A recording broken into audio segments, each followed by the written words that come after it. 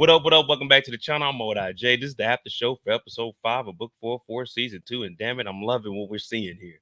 We're going to let the music play. I'm going to get some things situated. Now, I don't have anything to call out this week necessarily. I mean, it was a few things, but I didn't really see anything that I could be like, oh, how can I finesse this? Now, I did just finish rewatching the episode. You guys are going to have to remind me on some of the gang names and some of the names.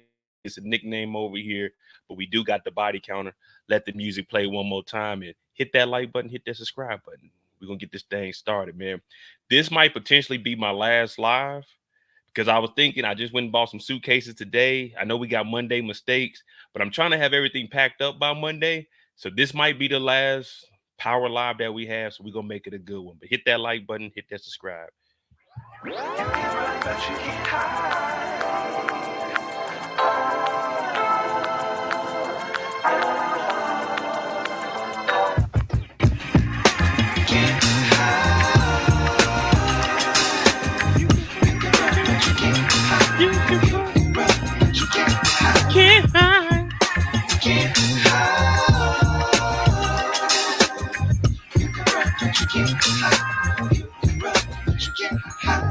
I'm not even built like that, Tommy. That ain't even me, yo.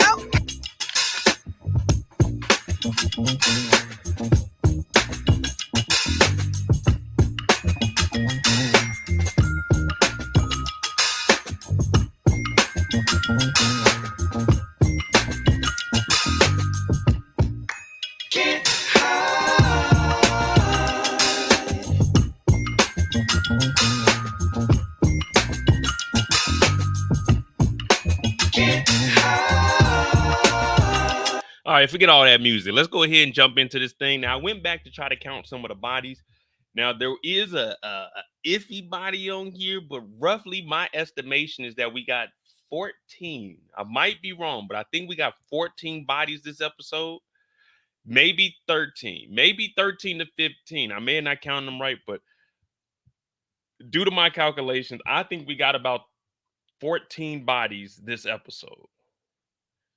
14 bodies this episode. Y'all gonna have to help me count them out. But you know, I went back to go find them. My name is J. This is the after show discussion. And damn it, hey, a lot of people talk that talk about Force. Man, Force gonna have to step it up. I ain't heard no complaints. The last 2 to 3 weeks, I haven't heard any complaints about Force.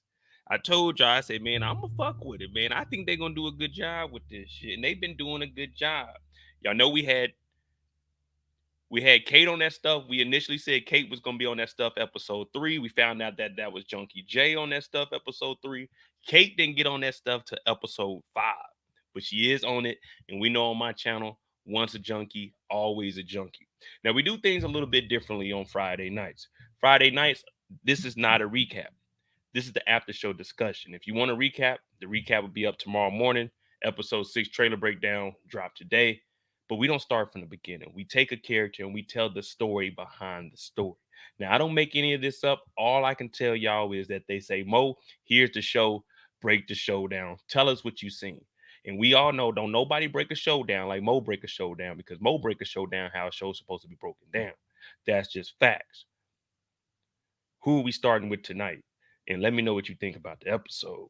Let me know what you think about the episode and which character are we starting with tonight. Jenard, hey, he should be on his way back up and out the game. You know what I'm saying? Hopefully, Jenard can get the help that he needs. We know that the task force, well, at the end of the episode, they got Vic. The end of the episode, they got Vic. Vic might be converting over. JP, he kind of has an understanding of what's going on in the streets, and he agreed to send them off to boys' school. Tommy, what is Tommy up to? Tommy ain't really doing nothing. Tommy's really been chilling. Last I heard, Tommy Egan was supposed to be getting revenge on Liliana. We still haven't accomplished that yet. The Flynn's, we don't know what direction they're going in, because at this point, Vic might be telling Claudia she just basically exiled herself away from everything. Walt, R.I.P. R.I.P. to Paulie. Damn, I had high hopes for Paulie, man. Who else is in this? Who else? Oh, Big Smurf. Shout out to my dog, Big Smurf. You know it's CBI business over here. You know it's CBI business over here. Damn, man. This is good shit, though. The quality of acting stepped up. The storyline stepped up. Just the overall production of the show. I'm like, all right, this is some shit that we could watch, man.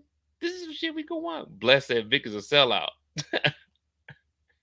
Bless number one said Vic is the number one sellout. I said, damn, not Vic. If you're in New York right now, please stay safe. I know it's flooding up there. So if you are listening to me, I appreciate that, because I know you got life situations going on right now. So if you're in New York, man, be safe. I'd advise you to get off of my live. Typically, I don't tell people to get off my live, but if you're in New York and it's flooding, get safe, get to safety, turn on the news and see what you need to do. You can always watch my shit tomorrow or next week. But hit that like button, hit that subscribe button. I seen Kendall said we're going to start with D-Mac. You know, that's my go-to. That's my moderator right there. That's my dog. You know what I'm saying? That's my dog. Me and Kendall. It's just like rush hour. You know what I'm saying? Push a goddamn button. You know what I'm saying? That's how me and Kendall are. We be tag teaming this shit. That's how we are. So we can start with D-Mac. Now, D-Mac's story is interesting because we realize that D-Mac's story really falls on the hands of all of the adults around him. Kate's an enabler. JP's not really a father figure. Now, he's a figure. He's a male figure. See, there's a difference between a father figure and a male figure. See, me, I'm a male figure. I'm not a father figure.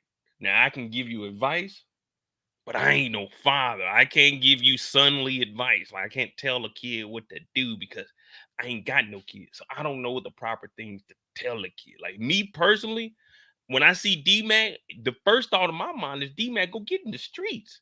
See, I'm a male figure. I'm not a father figure. See, JP wants him out of the streets.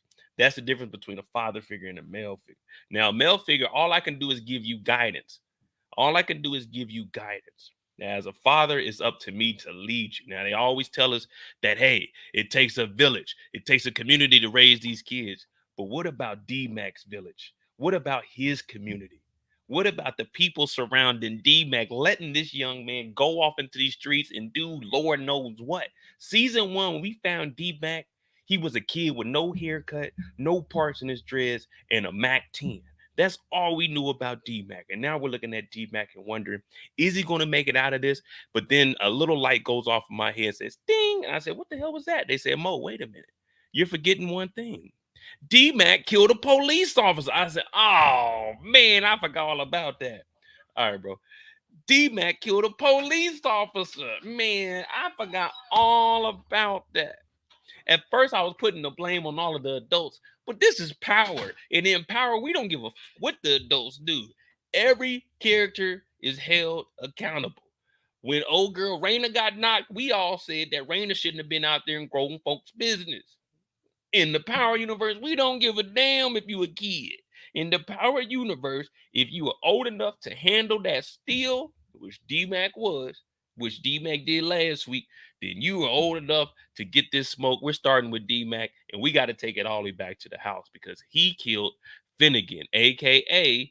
we labeled him a low-down dirty shame. Yeah, a low-down dirty shame.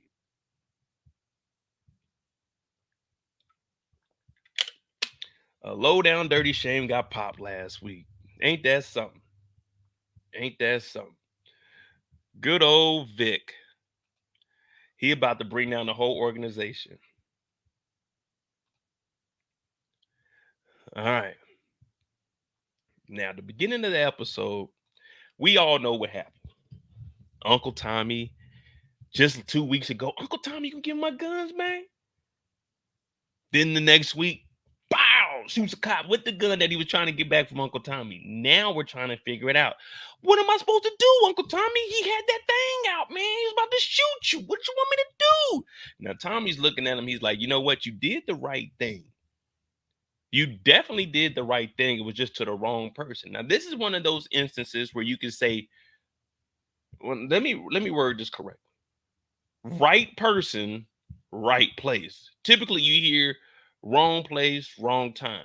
Well, in this instance, right person, right place, right time. See, the right person was Bennigan. The right place was in the barbershop. You see what I'm saying? The right time was when D-Mac needed to get a haircut to go link up for a date. Pink, pow, boom. Game over. Low down dirty shame is gone. Now, Tommy is part of the streets. Tommy knows what's going on here, and he's trying to tell D-Mac, calm down. But Uncle Tommy, what was I supposed to do? They were shooting, and he had a gun on you. I didn't know, Uncle Tommy.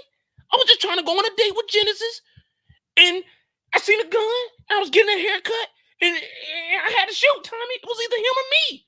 What was I going to do, Uncle Tommy? So Tommy's like, I understand, but keep that shit quiet. We know that JP be upstairs hating. JP be upstairs hating. He's like, just shut the fuck up, man. You run your mouth too much, your daddy upstairs. But I ain't even noticed this. There's a body on here outlined in chalk. Did y'all notice that? I just seen this. There's a body outlined in chalk on his shirt, on his hoodie. D-Mac is different. See, D-Mac falls into that category of being different. You know what I mean? He falls into that category, be different. Damn. Now, in this situation, looking at Tommy and how he's handling it, I'm like, all right, cool. Tommy understands that we can't overreact to this. This isn't the first time that Tommy's killed a cop. If you guys remember, Tommy Egan back in the day, I know y'all don't want to hear this. Tommy Egan back in the day once killed an unarmed police officer. You remember that? Tommy also killed an unarmed lawyer. Tommy also killed an unarmed pregnant woman. Tommy also killed his unarmed unborn child. Tommy has killed a lot of unarmed people. So he understands. Take a deep breath. Everyone listening right now, what I want you to do is just, if you haven't hit that like button, hit that like button. If you're not subscribed to the channel, hit that subscribe button and turn on your notification bell so you get something every time I upload. And right after all of that, I want you to inhale through the nose 2, 3, and then exhale through the mouth. You got to calm down in these situations. When you start losing it and freaking out, that's when everything goes haywire. Just always remember that in the power universe, if you take a step away, breathe, you can work your way through it. Now, D-Mac, he heard Marshall was getting money out here. He just called a body from a cop, but he still wants to be on the block. But Tommy's telling him to lay low. And we also get the text message from Diamond telling him, hey, we good to go. But Uncle Tommy, what am I supposed to do now? Just sit in the house? What about TikTok? Can I get on TikTok, Tommy? Come on, Unc. Tommy ain't trying to hear that. Tommy ain't trying to hear that. And D-Mac is sitting here, he crying. What up, DeMarcus? What up, Tamika? We just talking about D-Mac and the troubles that he done went through because his story is a nice one. But Tariq is, I'm trying to think, are there any teenagers in the Power universe that have done the right thing? Other than Lauren Baldwin, name one teenager that has done the right thing. Other than Lauren, name off one teenager in the Power universe. You can't name off any. Every teenager in the Power universe does some fucked up shit. Now, I exclude Lauren because she's a civilian. She did what she had to do because she didn't have the drugs. Yes, she wore the wire, but we get that. She's alive and she's better and she's out of here, but she held it down. Tariq, drug dealer. Braden, drug dealer. Kane, drug dealer. D-Mac, shooter. Marshall, shooter. Drug dealer. There's no teenagers. Well, Raina, how old was Raina when she got popped? Weren't they like 12, 13? She may be a one, but she was sticking her nose in grown folks' business. R.I.P. to Raina. I'm trying to think. Even Bruce Andrea. Well, yeah, they about 19. Shit, she set up Lauren. So what? We got Raina and Lauren. That's the only two? Raina and Lauren, those are the only two that we can that we can think of, right? Malcolm Lauren's ex? Oh, I forgot all about him. Man, fuck him though. He was in DC or something, wasn't he? And he wasn't really in the Power universe. They got him in and out. You know what I'm saying? He was in and out. It wasn't no, excuse me, it wasn't no sticking around for him. But yeah, we can include Malcolm. But for the most part, we know that there's 3 real niggas in the Power universe. Mo is one of them. We trying to find the other 2. D-Mac ain't one of them. D-Mac ain't one of them. When's the next time we see D-Mac? Oh, we see D-Mac. Wait. No, we see D-Mac when Tommy snatches him up. We actually see D-Mac talking to the police, but we don't know if D-Mac told the police or anything. Let me see. Yeah, D-Mac and them right outside. Now, let me ask y'all this. Do y'all think that D-Mac is telling the police anything? Cash, man, look, Cash was born into that snitch life. Cash was born into that snitch life, so we don't we don't know much about Cash. For all we know, Cash is telling right now. What Cash, about 14 now? Yeah, Cash was, man, we don't know about Cash. We don't know about Cash. Y'all got me on that. Y'all got me on that one. Cash, all right, we can go ahead and include Cash.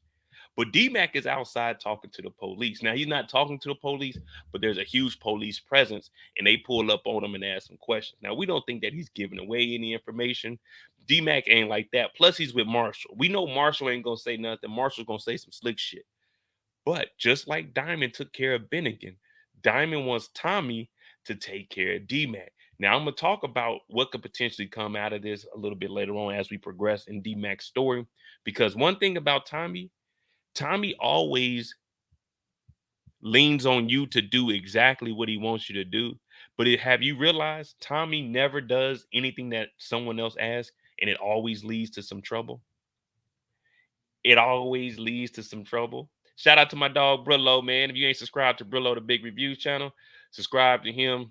Man, hit his Cash App up, man. YouTube then got him again. Support my brother, man. You know what I mean? He said Diamond was an MVP, and he's never been a Diamond fan. Not saying he wasn't a fan. He was more of a Jenard fan. But if he's showing love to Diamond, that shows you that Diamond did his thing. D-Mac is out here talking to the police, and Diamond handled Bennigan. He wants Tommy to handle D-Mac. D-Mac is out talking to the police, and Tommy didn't even know. Do you guys believe that he's seen D-Mac walking up? Is this Tommy looking at D-Mac? Is this Tommy looking at D-Mac when he walked into the building? Because remember, Diamond told him to handle D-Mac, and that's when he goes to the house next, and he, puts him against the wall, kind of like a Tariq St. Patrick, like my dog Brillo's thumbnail for today. He ain't Tariq. You know what I mean? He ain't Tariq.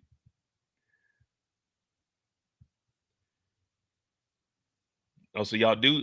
So do you think he recognized him? Or do you think he just thought, man, maybe that looks like D-Mac, but he had to go and talk to Diamond? Oh, Dre said the police. Well, yeah, the police were riding by, weren't they? They were deep out there today. Let me see. Do we got?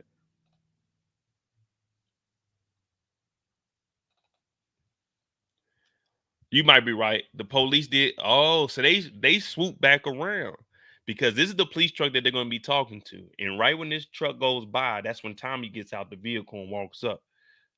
So he's probably looking at the police, seen them, and then they made a loop around once they seen D-Mac and Marshall, thinking that they were going to give up some information.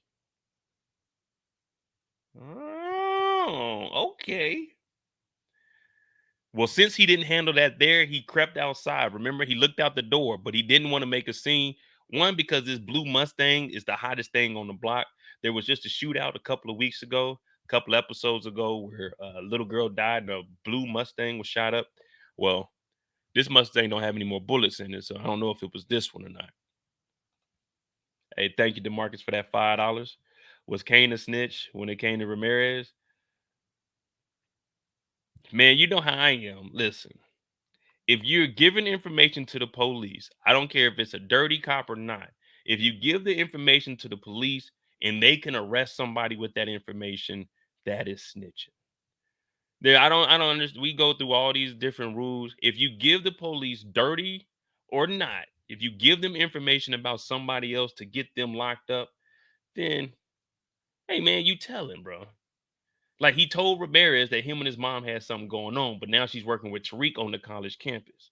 It's kind of the same thing that happened with Effie. Effie didn't directly tell the police, but she told the principal. Now there's a track record of Tariq in records. That's why in season one of Ghost, when he went to trial, Jenny Sullivan brought that up because it's documentation. And they always say if it isn't documented, it didn't count. Well, Ramirez had information about Tariq. Nothing came out of it, but he did tell a police officer on the opposition. Same thing with Raquel. I know she's talking to a dirty cop, but a dirty cop can still arrest people. You see what I'm saying? That's how I look at it. That's how I look at it. I mean, like I said, man, y'all see my paperwork. Well, it's not really paperwork because none of my shit, I never went to trial for none of my shit. I get up out of mine. I give me a lawyer. I don't say nothing.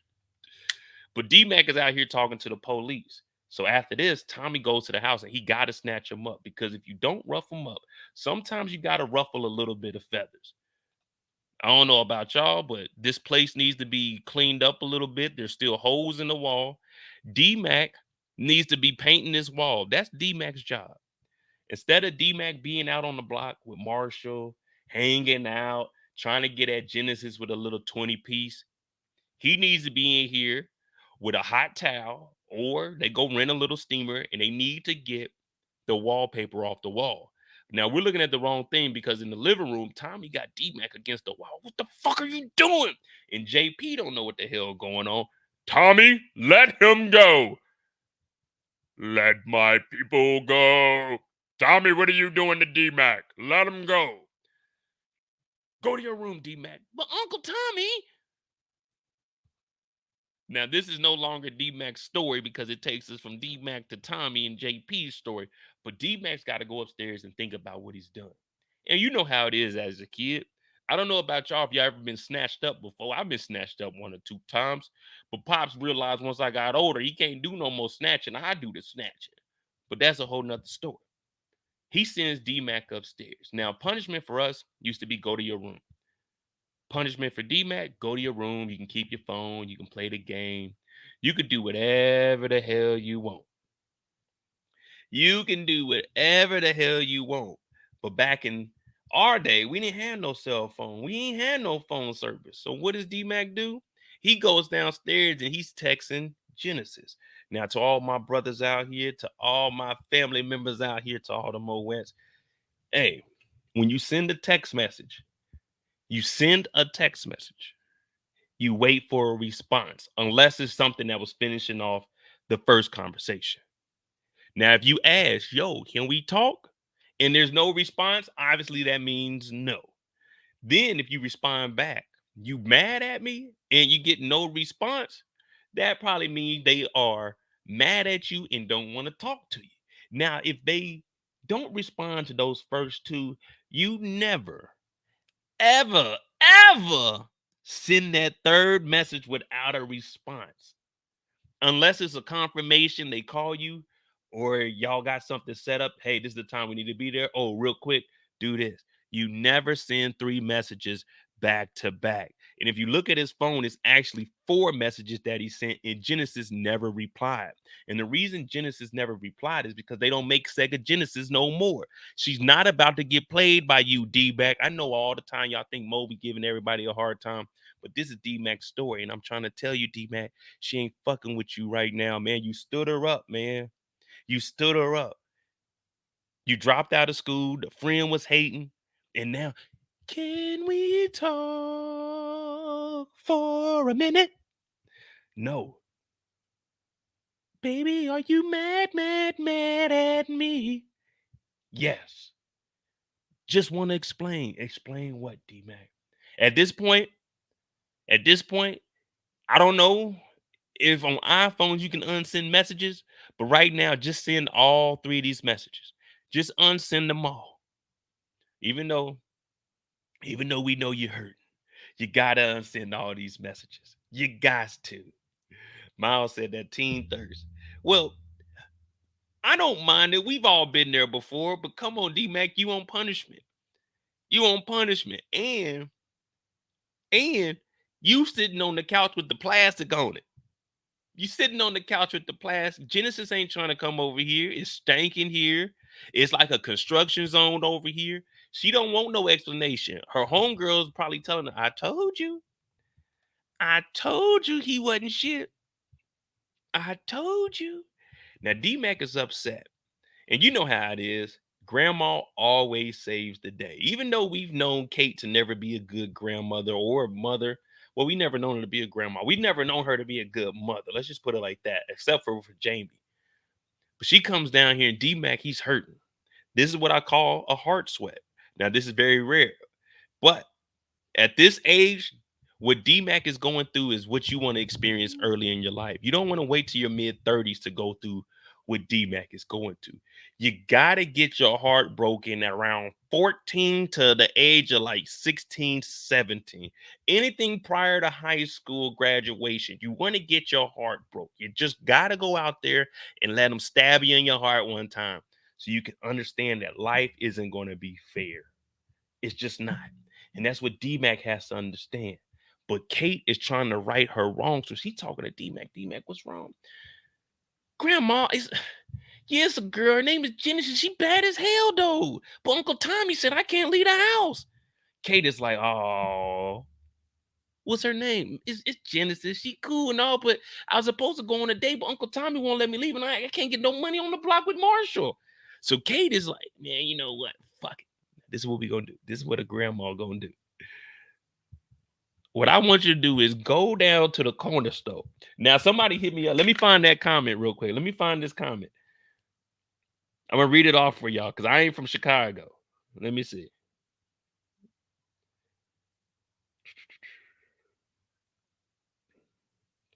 Damn, where's the mug at? So someone sent me a message last night from the live. Let me give them a shout out. Latest comments. Damn, where's it at?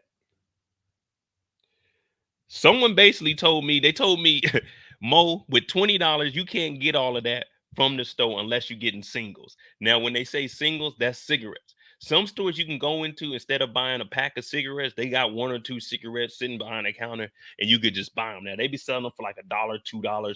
They be up in the price on them singles. But with a 20 piece, you already know what time it is. With a 20 piece, Kate says, listen, go to the store and take as much time as you want. AKA, take this $20, Bring me back a pack of cigarettes. Let's see what pack of Marlboro goes for. I guess. Oh no, she looks like she smoked Virginia Cools. Pack of Virginia Cools. Oh, Virginia Slims. We don't want a box. We just want a pack. Did they sell individual packs of cigarettes? Yeah, a pack from $7.29. All right, bet. Pack of Virginia Slims in Chicago.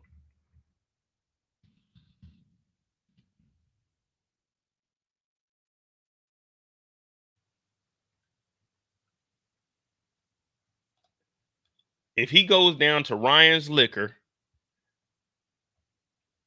he can get a 4-pack of Virginia Slims for $13. Now, Grandma don't need no 4-pack. We're gonna get. Ooh, we got some Crown Royal in here for 34. All right, here we go. Marlboro for $16.25. Camel for a carton. That can't be no carton for $16. $16 for a pack of cigarettes. Hey, Grandma, I might not be able to pick up those. Hold on. A pack of cigarettes, Grandma. I can't bust that down with the 20. I can't bust that down with the 20 and take the young lady out. Come on, Grandma. You got to break your boy off with a 50. It's me, Darnell, D-Mac. So D-Mac got that 20 piece. Now, as a kid, Newports, hey, I don't know. I don't know what people smoke. I know bomb barrels. I know fucking Newport. I mean, I know Newports, Virginia Slim. The only reason I know about Virginia Slims, I think my grandma used to smoke Virginia Slims. And the one with the goddamn camel. I don't know no cigarettes. But she gives him a 20 piece. What y'all think? What y'all think D-Mac was actually going to do with a 20 piece? Was him and Genesis going to be able to? You can't even get movie tickets for that much, can you? Well, I guess if you get student prices, but this is the evening, so they were going to have to charge regular price. Mm-hmm. Oh, she said the brand? I ain't know. I just thought she said, go give me some cigarettes. Man, you know, I don't be paying no attention like that. But $20, man, I can make $20 work, though. Shit, I got 2 new suitcases. I spent like $400 today, man. I ain't gonna lie to you. I was crying. I ain't want to spend that money. Came to like $356. Like, God, but shit, getting $20 when you ain't got no money. Shit, Mr. G, instead of buying some cigarettes for her, he went and bought her a pack. He went and bought her a pack of that cocaine. She asked for, she said, buy some rubbers, take what you need, and bring the rest back. Well, who is Kate fucking with? Oh, don't tell me. I know we off the D-Mac story. Don't tell me that Kate's about to get up with Jenard and them two have them a little matching session. You know what I mean? Hey, when I move, you move. Just like that. So D-Mac heads on out. $20 in my pocket. Behind the scenes, D-Mac doesn't know that Tommy is trying to handle this situation. Making plays. He already told Diamond earlier, hey, you handle Bennigan, I'm going to handle what I got to handle. So as D-Mac goes out to the park, he's looking for Genesis. Now, right now, you know, it's a kid. Back in the day, we weren't able to know where your friends were. You just had to get on a bicycle and go find where everybody was at. You know what I mean? I lived on the other side, so I had to go at least 3 or 4 blocks before I got over to where all my, you know what I'm saying, my whole crew lived. So I had to ride my bike over there. D-Mac doesn't have a vehicle at the moment. So he to go holler at Genesis. They in the park. This is a daily park. We done seen bodies drop in this park. We seen drugs dealt in this park. This is no place you want to be after, let's just say it's 8 p.m., 9 p.m. Let's say 9 p.m. Now, this park, we got the elderly. She's sitting here. She's kicking it. We got the lady over here walking. We got some of the gentlemen hooping. You know what I mean? So this looks like a friendly park in Chicago. Not like what you see on TV. This park here is nice. I won't say it's well lit, but it's lit. Genesis and them, I guess they're doing jump rope or something. I'm not too sure what teenagers do nowadays. But D-Mac sees it and he's like, man, I'm about to go over there and let her know. But shout out to Big Smurf, CBI business. He pulls up, hey, D-Mac, what's happening? Oh, what's up, man? What y'all been up to, Smurf? Everything good? Shit, CBI, man, I'm hearing y'all getting money, but I'm about to go holler at Shorty over here. You know what I'm saying? Grandma Kate gave me 20 piece. Gotta go pick up some cigarettes. Hey, you wouldn't happen to have none, no you? So I ain't gotta go to the store. Come on, Smurf. Smurf like, what's up, man? What's up? D-Mac like, man, what's going on, man? I'm about to go holler at these chicks real quick. Little does D-Mac know, they ain't here to let nobody do no hollering. Big Smurf hops up. He throws him in the back of the van. I'm like, what the hell is going on here? I don't know if she's seen the van. I know she heard some commotion. Come on, Smurf. What you doing, man? Smurf, man. I can't breathe back here, man. I gotta go to the store, Smurf. I was trying to holler at Genesis. Shut up. They put the little bag over his head, threw him in the back, and Genesis is looking like, was that D-Mac? Did that sound like D-Mac to y'all? Girl, I told you he wasn't shit. No, it wasn't D-Mac. Last I heard, he was on punishment. So Genesis, she's looking. D-Mac's missing out on a good thing. D-Mac wakes up the next day, and they up north. They up north. He said, man, what am I supposed to do out here with all of this, Smurf? Smurf said, shit, this is your home now, but answer this phone. So he pushed Tommy on the line. So shout out to Big Smurf. Big Smurf, he moving up the ranks. This is somebody that Tommy can depend on. Shout out to Big Smurf. We had him on here. I'm going to try to get a Smurf.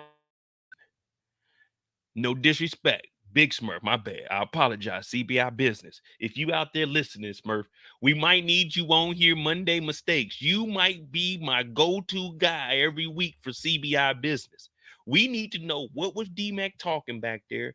Was he apologizing? Was he saying that he got in trouble for doing a little shooting? What information was D-Mac giving up in the back of that van?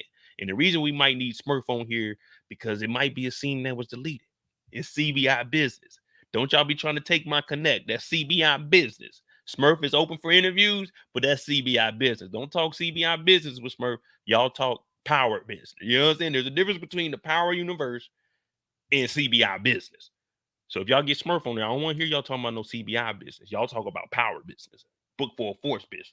But when it comes to the CBI shit, that's my end right there. Pause. You know what I mean? But Smurf, he's moving up the ranks. Other than Diamond, who has Tommy been working with directly? Smurf. Smurf is stepping up. Remember, Smurf was chilling in the first episode. Chewie got up out of here, but he took D-Mac up here. Now D-Mac's looking around, and Tommy's on the phone like, nah, this is your new life. You're going to make the best of it. Now, we got bales of hay. We got farmers. We got cows. We got goat. Ugh, goat milk is terrible. But we got goats. Basically, what we have to do is get some discipline. And there's nothing wrong with that. A lot of times people are misguided. D-Mac, unfortunately, he raised himself. So he doesn't really, he understands right from wrong. He knew he was wrong for killing the cop, and that's why he was crying so much, and he was nervous about it and scared. But this is Tommy's way of trying to get him right, because Diamond said, deal with it, handle it. That doesn't mean just send him off to go to school, because D-Mac, we already know he's probably going to be into some nonsense up here. He probably going to be fighting. He going to be running his mouth. D-Mac, what you up here for? Man, they tripping, man. My Uncle Tommy put me in here. My dad, JP, man. I don't even know why I'm supposed to be here, man. I don't get down with this cow stuff. They going to put, I was going to say they was going to give some, we ain't going to say it, but they going to be on his ass. This is basically a boarding school. They're going to teach him some trades and shit, but he's going to be waking up early. He's going to have chores that he has to do. Well, I won't say chores. He's going to have tasks that he has to do every day. He's going to get his education. So this is actually good for him. Sometimes you need that discipline. Great Shores Youth Academy, Residence Hall, founded in 1886. 1886. When was Chicago founded? Does anyone know when Chicago was founded off the top of their dome? When was the city of Chicago founded? The founding date of Chicago was March 4th, 1837. 1837. So this is what, roughly 58 years later, 59 years later? All right, bet. Great Shores Youth Academy. What y'all think is going to come out of D-Mac being up here?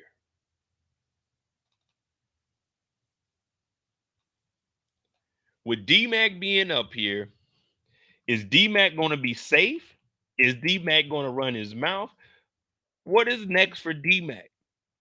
He didn't really have much in this story. So he didn't mess up. He should have stayed in the house. We get that.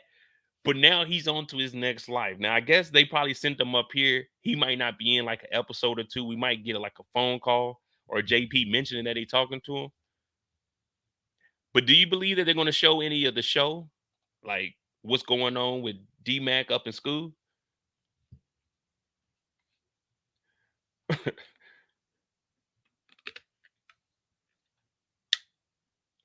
Big Smurf and Bones, huh? That's the thing I thought too, Kendall. When Big Smurf picked him up, I thought they were getting rid of him. I ain't gonna lie to you. I thought they were picking up D-Mac and they were about to get rid of him. But I know that Kate said that she got a grandson in Ghost. So I knew he wasn't gonna die. But at first, when the van pulled up, I didn't know it was gonna be Smurf in it. Because remember, Tommy sent the text message and said, "Hey Smurf, I need you to do something for me." Now I wasn't sure what he was talking about because I know Drake and 21 had a song where he was telling 21 to do something for him, but we ain't never see 21 do nothing for him. You know what I mean?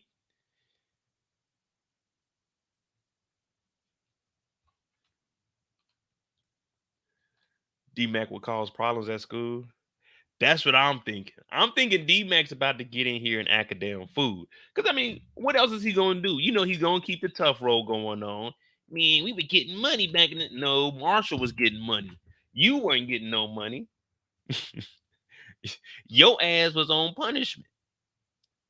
You were on punishment for nonsense.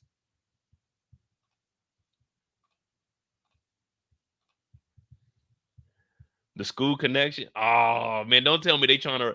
Elder saying that's gonna be the school connection. Don't tell me that they trying to run some of the business up through the school now. Don't tell me they trying to run some of the business through the school. You know what I mean?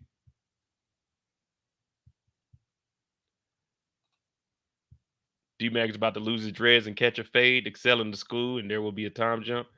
See, Monique, I could see that. I don't know. Hmm.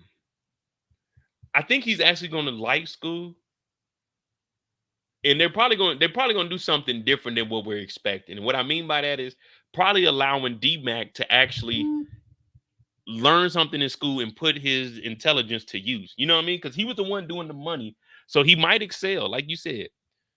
That's a good point, Monique. He might excel in the school and actually take it serious and help them out. He might be the one to turn JP around. Remember, JP was in debt. JP got a new club. Let's say this season they got D-Mac going here, episode 5. If there is a time jump, maybe in season 3 when we go back to Chicago, Tommy leaving from New York, we see either D-Mac on like a break and he's helping the dad help JP get the bar in order, get the numbers together. You know what I'm saying? So they can actually funnel the money because that's what Tommy actually wants them to do. So this might actually be playing out with what we've seen in the first season and him being out of the game, but taking care of the money side.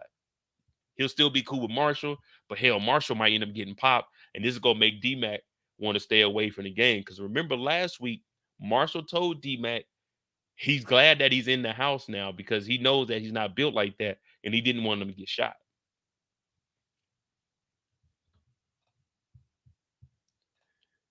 D-Mac going back to Chicago, dreads not cut, I promise. Hey, that I don't know, Trench. They gotta let maybe he'll sneak out one time and come back to Chicago. But I don't know, man. That's a little wild though. You know what I mean? That's a little wild. I don't believe he's gonna cut the dreads either. I agree with you on that. But if he breaks out, I don't think he's gonna go back to Chicago. If he does, Tommy's gonna send him right back. Or they'll start to explain exactly what I was just saying. Hey, look, get that education, man. If you get back, we'll have you running the bars and shit. Tommy's gonna have some shit set up for him because this is his actual blood. Unlike Tariq St. Patrick, this is real blood here. And you can see that Tommy cares. It's just there's a difference between that father figure and that male figure. Me and Tommy Egan, we male figures. James St. Patrick, JP, those are father figures. Now, sometimes the father figure is worse than the male figure, but hey, nonetheless, there's a difference between a father figure and a male figure. True story. I had this girl, her son was, I think I told y'all this. It's this lady that I talked to. She was in Dallas. She used to go to school out. Me and her went to school together. Well, she got a son that graduated maybe 2 years ago. I want to say 2021. She had hit me up during the pandemic. She said, Mo, can you explain to my son how it was like in the Air Force? Or could you talk to him about what he's gonna do next? Mind you, I've never seen this kid since the kid was probably like 4 years old. Now it ain't my kid. It ain't my kid. But she's like, can you talk to my son because he's rebellion and she don't know what he's gonna do after he graduates. So it had to be like 21. I had to tell her straight up, man. Like I can tell you my experience, but man, if your son ain't listening to you or his daddy, that nigga not about to listen to Mo. Some nigga named Mo. He don't remember me. Look, I don't know what this kid did, man. Wherever he's at, like, there's nothing I can do. Now I can tell him that the Air Force, if he gonna join the military, join the Air Force, the best branch in the United States military, the DOD. I know they call it the chair force, but fuck it. You get you a decent job, you get AC, you get the weekends off, you get the holidays off. Come join the motherfucking Air Force, or go join the Space Force. But I think you need a high ASVAB score. Nonetheless, sometimes you just need guidance, and this is the guidance and discipline that he needs. Now, my dad used to threaten me back in the day. Well, I don't call them threats, but my dad, like, I used to fuck up back in the day. I was a grade A fuck up. Season schools, grade A fuck up. My dad used to always say he's gonna send me off to a boys' school. In my mind, I was like, do it then. Do it then. But he never did, though. He never did. But that's D-Mac's story. He's up in school. So we do got some theories. We'll come up with something. He's either going to get in trouble down here or he's going to excel. Now, I think he's going to get in trouble first before he excels. But we should see D-Mac, saying, striving to be the best.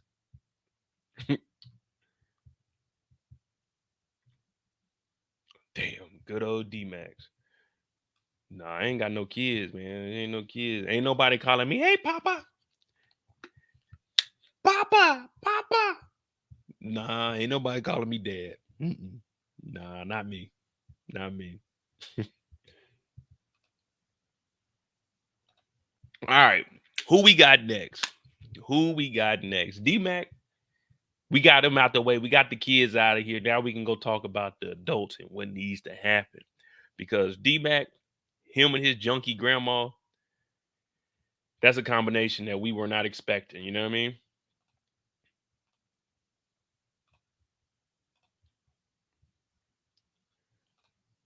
Elder said, I'm working on the script now. Well, I mean, shout out to my dog Detroit Kings. We were bullshitting today, going at each other in the in the Discord. They were filming season 3, but season 3 of Force, it was halted because of the strike.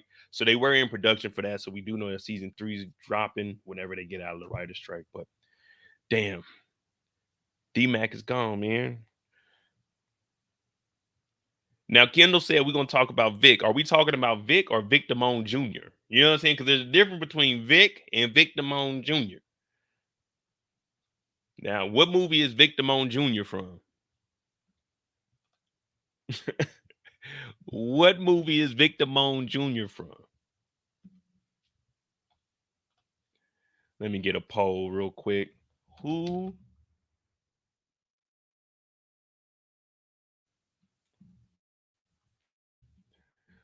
Yeah, Money Talks. That was my movie right there. Vic. When's the first time we seen Vic? The first time we seen Vic. Oh, Vic was walking over to Claudia's house. All right, hold on. Give me a second. Let me find that.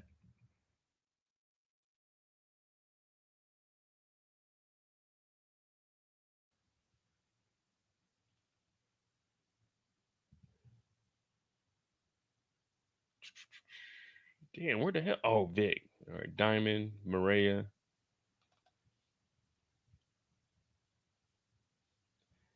Yeah, here we go. Vic Damone Jr. Matter of fact, this episode, everybody put a 3 in the chat. Everyone put 3 in the chat. Do we want to see Vic in season 3? Hell yeah. Put a 3 in the chat for Vic. Now, if they get rid of Claudia, cool. But we want to see Vic in season 3. I want to see how far will Vic get. I want to see Vic in season 3. Put a 3 in the chat. Kendall, I might have one or two. I got to go through my photos, but I didn't really see anything that stood out that I could call out. I know there was one in the prison, but the numbers were too faint, so I didn't want to do that. I was like, man, that'd be too tough.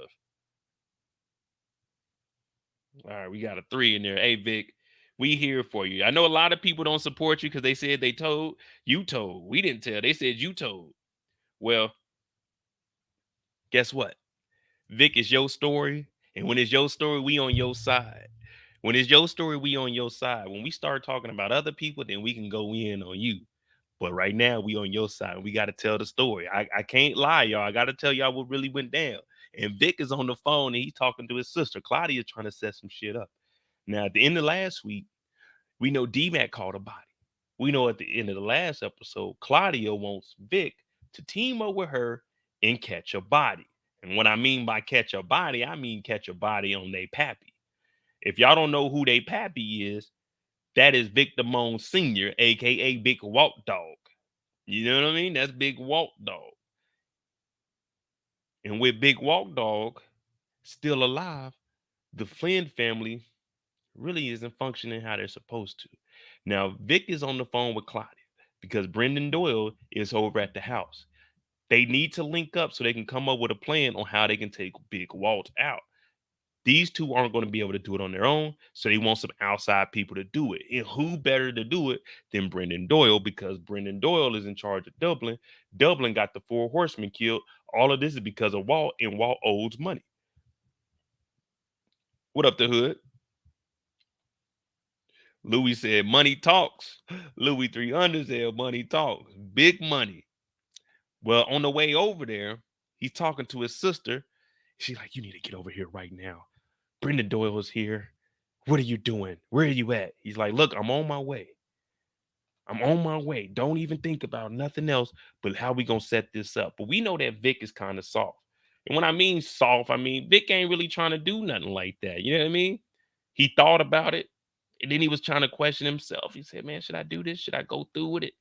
But he realizes the only way that he's going to be able to become the man that he is if he goes through with it. Now, unfortunately for him, the feds are doing their job. The feds are doing their job. They pull up.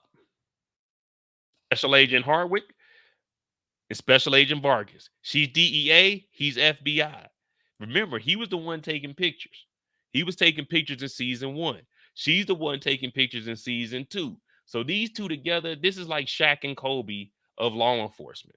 Neither one of them have dropped the ball in any case. Neither one of them have fumbled. Neither one of them have done anything except collect all evidence. All evidence is pointing towards Tommy fucking Egan. And guess what?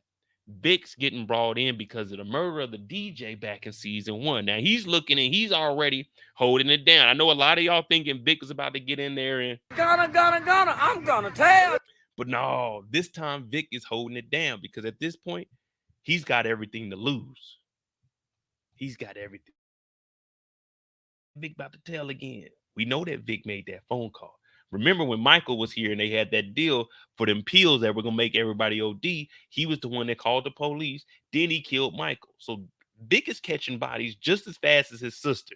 One thing we've noticed about the Flynns, they catch bodies and we kind of just let that go.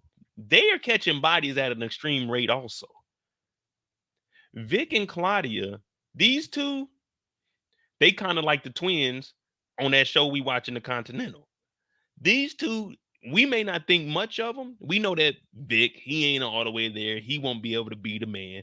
Claudia, she ain't all the way there. She's smart, but she's dropping bodies. Every time you look up, one of the Flynn family members are catching a body. The Flynns are one of the dangerous families. I told you, I have them ranked worse than the Tejada kids. These two are ranked worse than the Tejada kids. Now they take Vic ass down to the precinct. And who does he meet up with? Our number one go-to guy.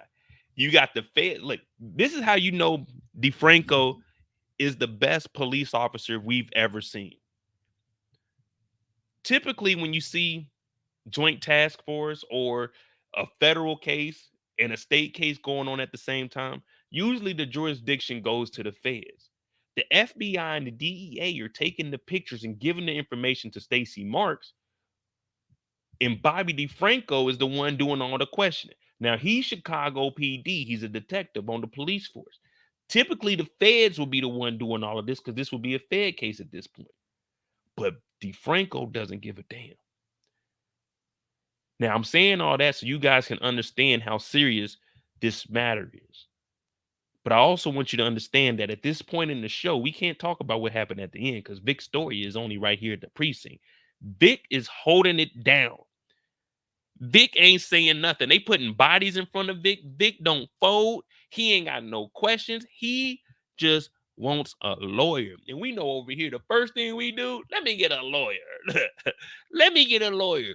Vic looked him in the eye. This is Stacy Mark's superior. He told him, nigga, fuck you, lawyer. La hoy, yeah, her. Or in better words, 1, 2, 3, 4, 5th. Yeah. I don't care what nobody's saying. At this point, I said, damn, Vic, that's a real one. I said, there's 3 real niggas out of 10. That means 7 or the lane. We know that Mo is 1. And at this point, 1 is Vic. Vic is looking at the law and telling them, get the hell out my face. I ain't telling you nothing. I don't know nothing. I ain't seen nothing. Matter of fact, I don't know my name, my age, my birthday, my relative. I don't know nothing. And they're like, you're going to answer these questions. Vic said, I ain't answering shit. Lawyer. Nobody know how to spell it. Lawyer. Loyar. Lawyer. That's what I want. A lawyer. Get them in here right now. I want my phone call and a lawyer. I know everybody was at the house. They mad too. People were hitting me up. Mo, man, I thought Vic was a snitch. I said, Vic ain't telling on nobody. Vic is in here and he's looking the prosecution in their face and tell them, I don't know nothing. I ain't seen nothing. I said, damn, Vic is a real one. Vic is a real one. Now, DeFranco, he tried to come over here and apply his tactics. And what I mean by apply his tactics is bullshit. You know, most of the time, they ain't got no information. They ain't never got no information. They just want you to talk. That's what they want you to do. That's what they want you to do. Like I said, I was doing my my investigation yesterday, my investigative interview that they gave me for my security clearance. They had me in this little room at the library. It's cold as hell. They thinking, I'm like, damn, man, it's cold as a motherfucker in here. But you got to stand tall. Now we're looking at this, and you know we got to do some digging real quick. So give me a second to get this up on the screen. Let's see what information the police actually have. If we can make out any of this. Please forward information to FBI mobile offices for processing. C. Harlan, B. Payne, typed by DBK. Who got a last name of K? Hardwick, Vargas, DeFranco, Marks. No, so none of them wrote this up. I can't read what none of this says. That's our body there. The DJ. Do we got any information up here we can use? Damn. They didn't want to zoom in for us. All right, bet. So we didn't get much information from this. But the reason I'm saying we don't get much information is because DeFranco doesn't either. Now, they have witnesses that says that Vic was there. You see DeFranco, the difference between him and Stacy, they're doing things complete opposite. He's doing it by the book. He's giving evidence. He's letting them know we have witness statements putting you at this crime scene saying that you committed this murder. Stacy Marks was trying to implicate Tommy. Now, he's saying that someone else was there and there's also a bodyguard. So Bobby DeFranco has the information. And with all of this evidence piled up against Vic, most people would get in there and do exactly what y'all want them to do. Gonna, I'm gonna tell. Instead, Vic takes the route that Mo takes. I want a fucking lawyer. He said he wanted a lawyer. They continue to ask him questions. Question after question after question. He gets out of here. Look how he's looking at DeFranco. Ain't no one looked at DeFranco like this. He looked DeFranco in the eye and said, fuck you, you. I said, oh, this nigga bad as hell. In the other room, on the other side of the mirror, we got Stacy Marks over there. Now, we know last week we were going in on Stacy Marks because this is a federal case. This is a joint task force across the CPD, the FBI, the DEA, the CIA might want a part of this. Homeland Security might get in on the action. We're not even sure. TSA might even get in because we know that the fucking Four Horsemen came over here and he helped with some of the killing. But that's a whole nother thing. We ain't open up that investigation. Maybe when we get on DeFranco's case, yeah, we might talk about that. But on Vic, I'm saying too much already. We don't know a motherfucking thing. Vic said it clear and concise. We don't know nothing. Did y'all think that Vic was gonna get in here and tell? Be real. When they brought Vic in here, did y'all think that he was gonna get in here and tell? Now I know when we were watching the teaser or the trailer, I don't know if this is the same room that we seen, because I assumed that it was Tommy in these photos, but this is Vic. So I thought this was Tommy in here. So I like how they did that. They cut that up, but we do know that Stacy Marks is going to pull up on Tommy eventually. So I got this wrong. That's on me. This is Vic in here. I thought it may have been Tommy because they showed them hopping out the vehicle. Hey, sometimes you miss, man. I was wrong. I apologize. I let y'all down. I'll just end the live here. It just hurts, you know. I get on here, I talk all this shit, and I be thinking I got the right answers. But sometimes we're always wrong. You know what I mean? We always have a moment in life where we're wrong. And I was wrong. I thought that this was Tommy. Now, I didn't think that Tommy was going to give up any information. So I will give myself 0.25 points because I said Tommy was going to be in here, but he ain't going to tell nothing. It was Vic, and Vic didn't tell nothing. I got 0.25. Always remember, y'all, at least try on a test. At least try, because 1% is better than no percent. Just always remember that. All I got right was whoever was in here wasn't going to tell, but I did think it was Tommy. But Stacy is looking at it as this. Hey, let him go. He hasn't gave us any information. Plus, you got to let him go because you don't have any solid evidence besides his eyewitness saying that he committed it. Now, we don't have any DNA or anything right now. So Stacy Marks, as the prosecuting attorney, well, she won't be doing it. You know, she's the DA, but she'll have lawyers up under her that will probably do this. But in this case, they might have her actually do the one to be on trial. But she's saying we can't legally hold him. He wants a lawyer. Plus, we don't have any evidence that'll stick. Now, DeFranco, he's like, nah, we can't let him go. We can't let him go. But this ain't that story. So Vic gets the fuck up out of here. This ain't their story right now. Vic gets the hell up out of here. Hey, Brillo, did you think that Vic was going to tell when they brought him in here, though? Like, be real. I know y'all don't like Vic. The way I watch the show, I do have my favorite characters, but I know to break the show down, I can't be biased. I gotta tell their story. And Vic held it down. At this point, Vic held it down. We knew he was a dick because he said he was going to kill his dad. But as far as right now, what'd he do? He held it down, man. We got to give him some credit.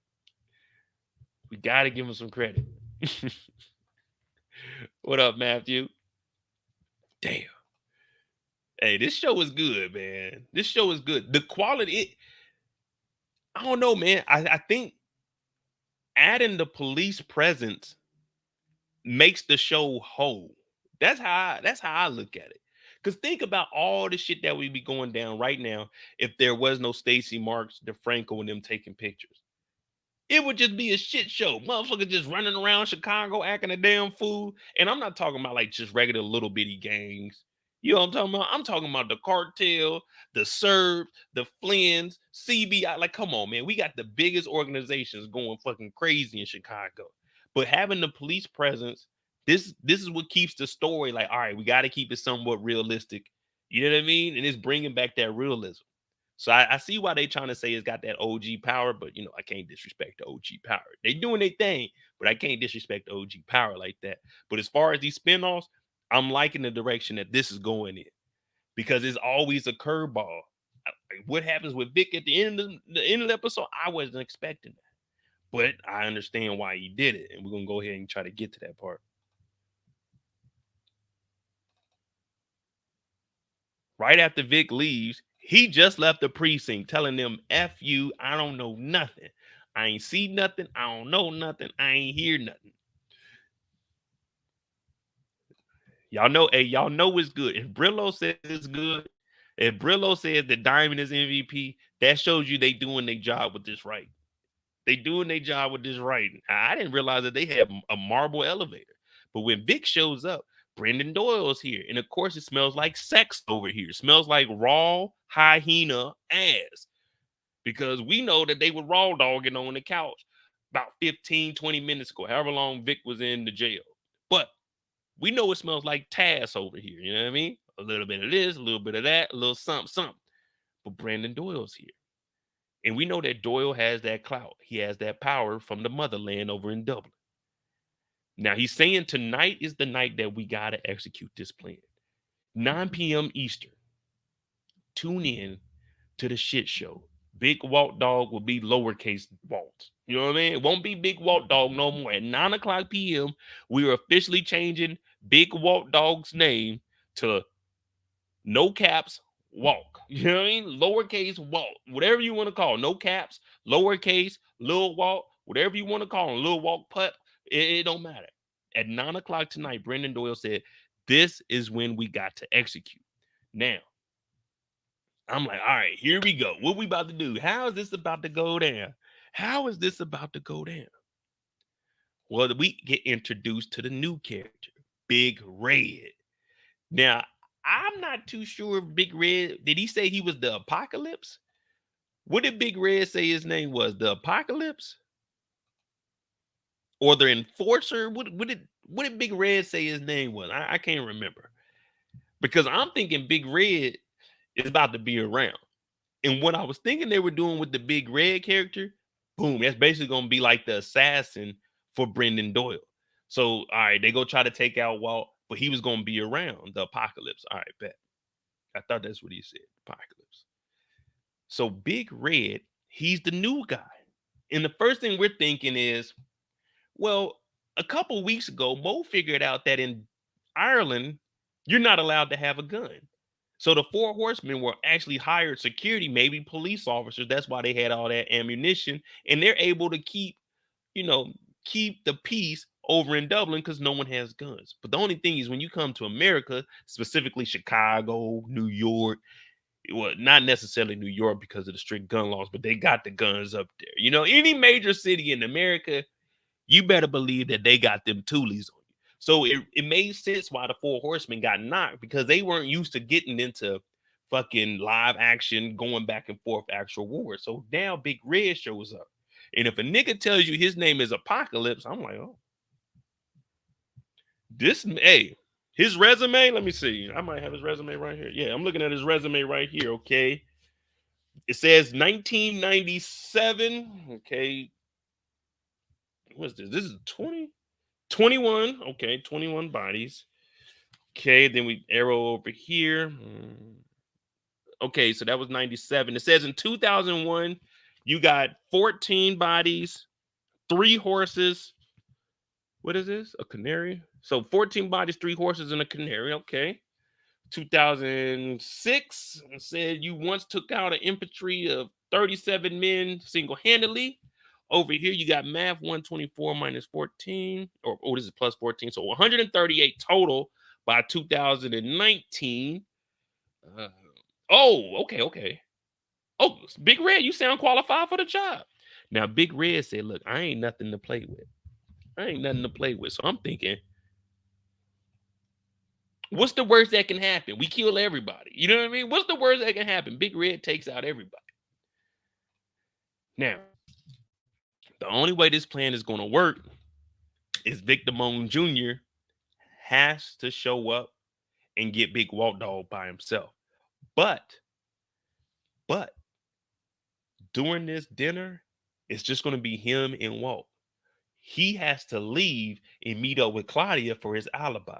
Now, the reason they're doing this alibi, one, we don't want the police to say that Vic was there. Yeah, I went to dinner over there, but I left an hour prior to when it actually happened. And also, they didn't expect Paulie to be there.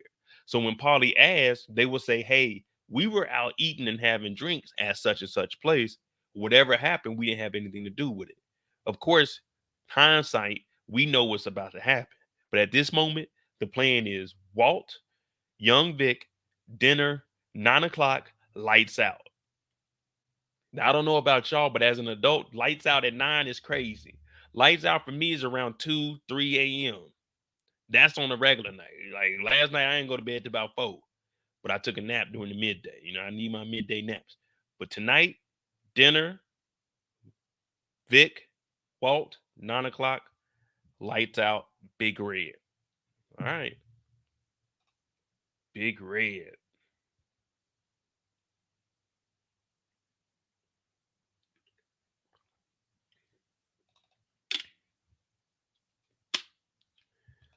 Now, what I'm about to mention is Doyle says that there's fog running in. Now, we're not going to get too in depth with this because this isn't Vic's story. Vic doesn't know any of this is going on. But we know that Brendan Doyle tells Claudia, hey, we're moving lights out from 9 o'clock to 8:30 because fog is rolling in. And once the fog rolls in, it's going to be hard to see, I guess, which in theory is a good thing. But for some reason, I guess Big Red, he ain't used to the fog over in Ireland. So he said, if there's going to be fog, let's go ahead and move it forward 30 minutes. Now, Claudia hears this, and we know that Claudia's storyline is no matter what, they're never going to believe her.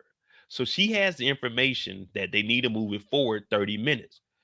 Vic calls and says, hey, I just showed up and Polly's here. Polly is not supposed to be here. It's supposed to be me and Walt Dog. Well, Polly and Big Walt, they squash their beef like men. Sometimes you have an argument, and there's nothing wrong with that. I argue with my homeboys. Shout out to my dog Detroit Kings. Me and Detroit Kings, we go back and forth all the time. We argue for shit. At the end of that argument, we just carry on with another topic and we just keep going. If we were near each other, we take a shot and continue on with life. Shout out to my dog OT. We talk a little bit of shit. That's my dog. Shout out to my dog Air. We talk a little shit. That's my dog. Shout out to my brother Brillo. That's my dog. We talk a little shit. They squash their beef. They get some nice whiskey. And hey, it's dinner time. Wow. Time to eat. Where's the pasta? Wait a minute. That's Italian. What the fuck the Irish say? Fuck it. Another drink then. So they squash their beef over drinks like men. Now, Vic, he's looking like, man, what the fuck? What the fuck? And remember, when he's talking like this, I'm thinking the same thing. We just did like a Monday Mistakes where we're saying we wanted Polly to actually help Vic out. Vic doesn't want anything to happen to Polly.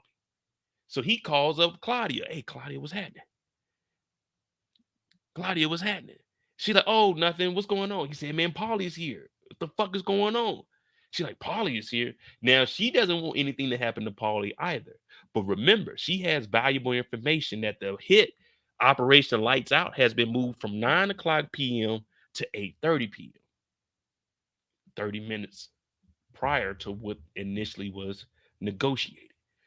But she doesn't tell Vic this information specifically so he could get killed too. Because Doyle already told her Dublin is not going to fuck with her as long as Vic is living. So the reason she withholds that information is because she wants Vic to get killed also.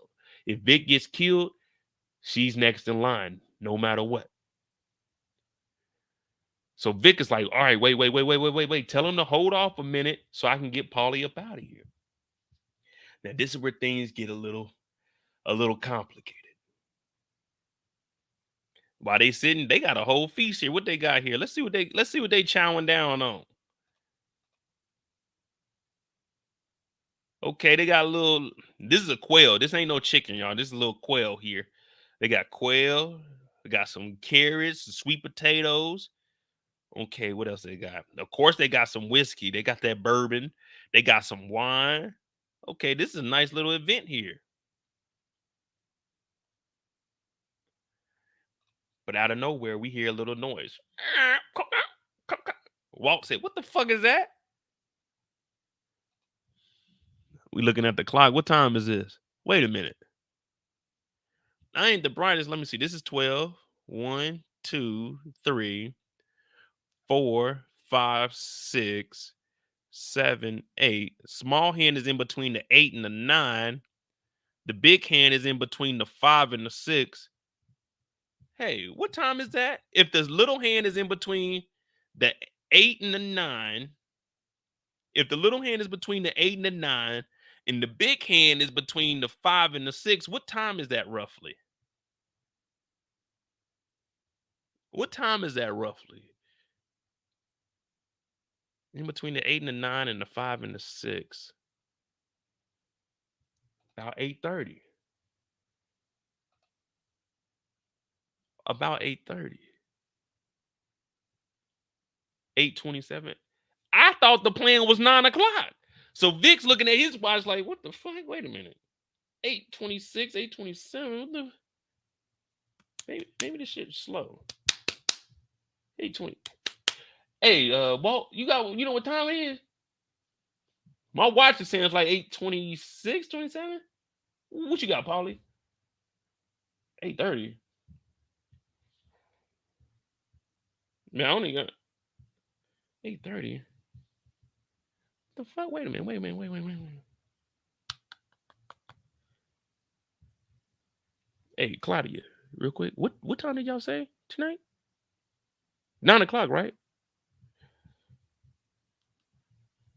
It's 8:30. We hearing some commotion out there. What the fuck is going on? I thought y'all said 9. Is Brandon Doyle trying to set me up? What the fuck is going on? So now he's looking at his clock like, what the hell? 30 minutes early. 30 minutes early. It's supposed to be 9 o'clock so I can have time to eat. 8:45, go use the restroom and get out by 9. Come on, man. The food ain't settled. Man, it's one thing to be in a shootout, but to be in a shootout on a full stomach, oh, Lord. That food just slouching around, you feeling sluggish, you're not about to get anything done. But out in the hallway, Big Walt Dog got that security camera. Let's go ahead and look at this motherfucking camera. All right. So East 1, we got 2. East 3, we got 3. East 2, which, oh, shit. East 2, we got another 3. So 1, 2, 3, 4, 5, 6, 7, 8, 9, 10, 11. Damn, I didn't even notice this dude right here. So just off the camera footage, we got 1, 2, 3, 4, 5, 6, 7, 8, 9, 10, 11. So we got 11 people just off the security cam footage. Damn, I ain't even noticed that.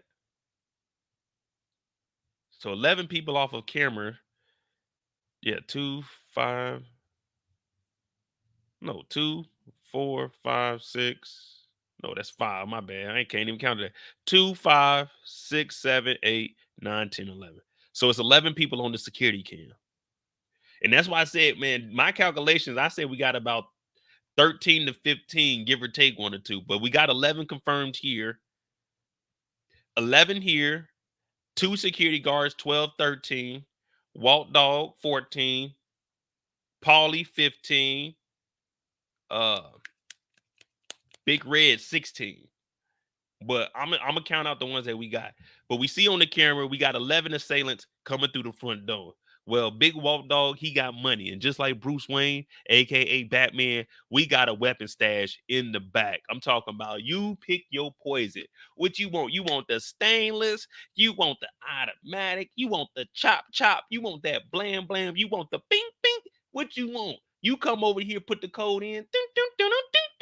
Zordon, page the Power Rangers. He opened his motherfucker up. He got a better vault than, well, no. Mecca had a better vault than Walt. Mecca's vault you could walk into, nigga, it was all kinds of shit in there. This motherfucker just was a little sliding door. You could reach your hand in there. Who do y'all think vault is better? The gun vault that was in Mecca's penthouse or this little vault that Walt got? Because Walt goes in here and grabs a shotgun. He gives Paulie the 2 pistols. And Vic is looking like, man, what the hell? But he talks to Paulie and he realizes that Paulie has that loyalty. Paulie has loyalty. And what did he say? You don't understand, man. I'll die for your dad. I'll die for you. I'll die for your sister. Anything pertaining to the Flynn family. And this is why you heard Brendan Doyle say Paulie is so respected. Everyone respects Paulie because no matter what goes on, Paulie is a part of this family, and it's his job to serve this family to the best of his ability at all times. So Vic is saying, why are you going out there after everything my dad did to you? He's fucked up out here. But Paulie wants him to understand that, hey, even though he did some fucked up shit, that's a part of life. I'm his assistant. Now, I know we always hear the word helpmate, the term, but that's really what he is. He's just that guidance. You know what I mean? You know what I mean? He's kind of like, what movie was that? Coming to America. You remember Prince Hakeem? Well, you're not the prince. He's the prince. He's like, no, me. His job was to serve your royalty, your majesty. And that's the same thing Paulie is saying here. And now we get into some smoke. Now, Paulie did talk a lot of shit, but if you watch closely, I'm gonna call Paulie out on some of his shenanigans. Well, as soon as we get the guns, we go outside. And now damn, man, what is this, out of order? Damn, it's all out of order. All right. So when they first go outside, here we go.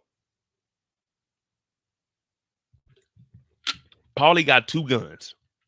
We call him 2-gun Paulie where I'm from. Paulie come out 2 guns like Tomb Raider. He goes up to the wall. He's like, all right, move forward. Now, unfortunately, he waits for this gentleman to get shot. This is victim number 1. This is one of Walt Dog's people. He goes out and gets shot. Hey, who's out here? Pop, pop. Number 1. Boom. Paulie jumps out and Paulie pops number 2. Number 2 is part of their crew. Oh, I gotta go to the steals because, man, I think this is out of order. This is out of order. It ain't gonna do us no justice. This ain't gonna do us no justice. Where we at? Hold on. I got him, man. You know me. Paulie goes out and kills the dude, this gentleman here, who just killed the agent. So that's 2. Right here. Pow, pow, pow. Double gun. So we got 1 on each side. It's 1 and 1. Then we got this gentleman. He's the first person to shoot Paulie. Paulie goes out to the pool, 2 hands, and he ain't ducking cover no more. When we just seen 11 people on the camera footage. We just seen that they were overtaking the compound.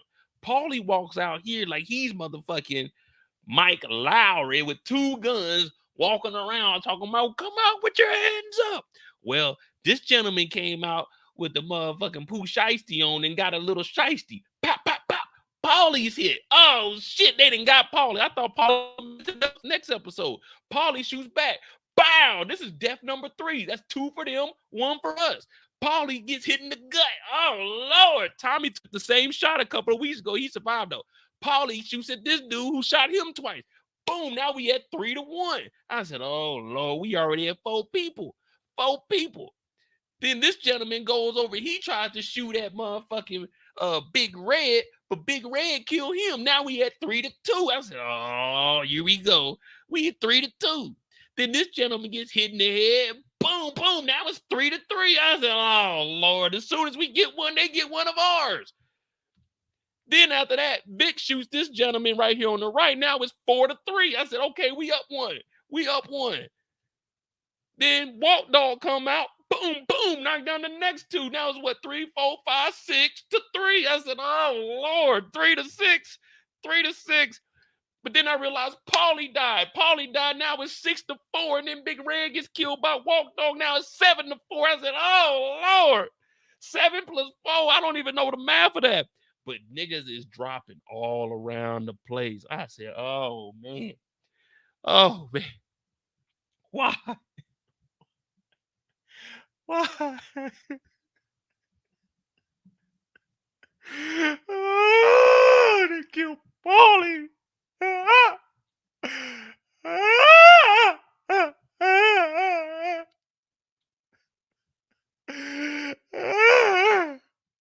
Walt goes over there, puts a bullet in Big Red's head. Bow! Oh, that didn't kill Big Red. Big Red ain't the apocalypse. Big Red ain't the apocalypse. Big Red. They got rid of Big Red. This is the second time in the last 30 years I heard of a guy named Big Red getting knocked. They done killed Big Red. Ah! It's 7-4. It's 7-4. I think it's 7-4. Even though we know that it's 11, they didn't show all of them getting shot. I only counted 7 of them plus Big Red, so it's 8-4. It's 8-4. We killed Big Red. Bow! Oh shit! They done shot Walt in the back. Oh, they done got Walt too. They done got Walt too. Oh Lord! It was 8-4. Now it's 8-5 because motherfucking Vic done shot Walt in the back. Oh, Walt. Big Walt. He said, pull the fucking trigger then, nigga. You bitch ass nigga, pull the trigger, Vic. Pull the trigger. I done seen everything but Christ, Vic. Pull the fucking trigger, Vic. So Walt is there here. He crying because he done got shot up in his back. Now, he's talking bad to Vic. And the reason he's talking bad to Vic is because he never believed that Vic was really capable of being in charge of anything. He never thought that he was capable of being in charge of anything. Well, just like in Baby Boy, when Jody told Snoop, turn your bitch ass over, he looks Walt in the face and says, Claudia didn't just betray you. It was me also. Walter said, you fucking idiot. It's Tommy fucking Egan. We was about, bow! This nigga Walt shoots, Vic shoots Walt.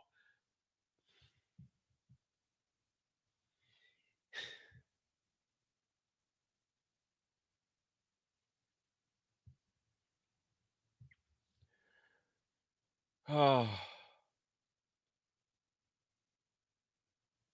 Damn. They didn't got rid of Walt, but they keep telling me, Mo, we ain't see nobody. Mo, we ain't seen nobody for Walt, so we don't know if Walt is dead or not. We don't know if Walt is dead or not. But hold on. So we got 7 Dublin that we've seen on TV. 7 Dublin. 7 Dublin hit us. Big Red, which is a Walt kill. Ollie, which was a Big Red kill. Walt Dog.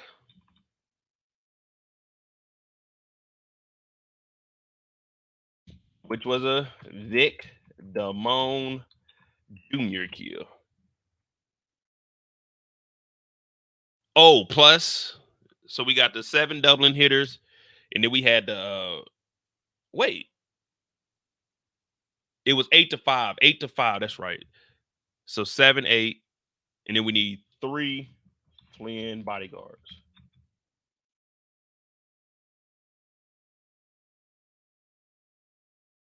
Damn. Damn.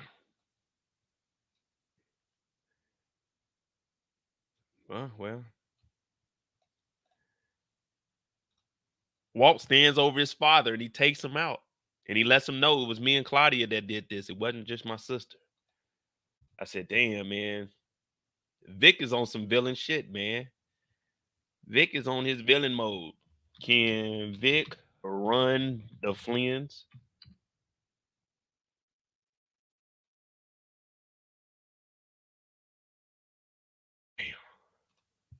Were y'all expecting Vic to actually be the one to pull the trigger? We got 100 people in here. Can I get 80 likes? Just 12 more likes. 80 likes ain't nothing. Hit that 80 like button for me. 80, 80, 80, 80, 80. Just like Vic Damone Jr. told his dad. He said, listen, it was me and Claudia. You never believed in me, and for that you shall pay. But if you listen to Walt closely before Walt dies, he tells Vic one thing. Your fucking sister ain't who she's supposed to be. She ain't who she says she is. All of this was really planned because of her. And that's why he excluded Vic when he said your sister set all of this up. Because Vic doesn't understand that Claudia is playing him. The whole move happened at 8:30. But we see right after this, Vic is starting to piece things together because he leaves from here and he goes to talk to his sister. And when he arrives at his sister's house, Brendan Doyle, who should have been an enemy, he actually tells her, wait, what the fuck is going on? It happened. Vic shows up and he's like, hey, I was at the dinner.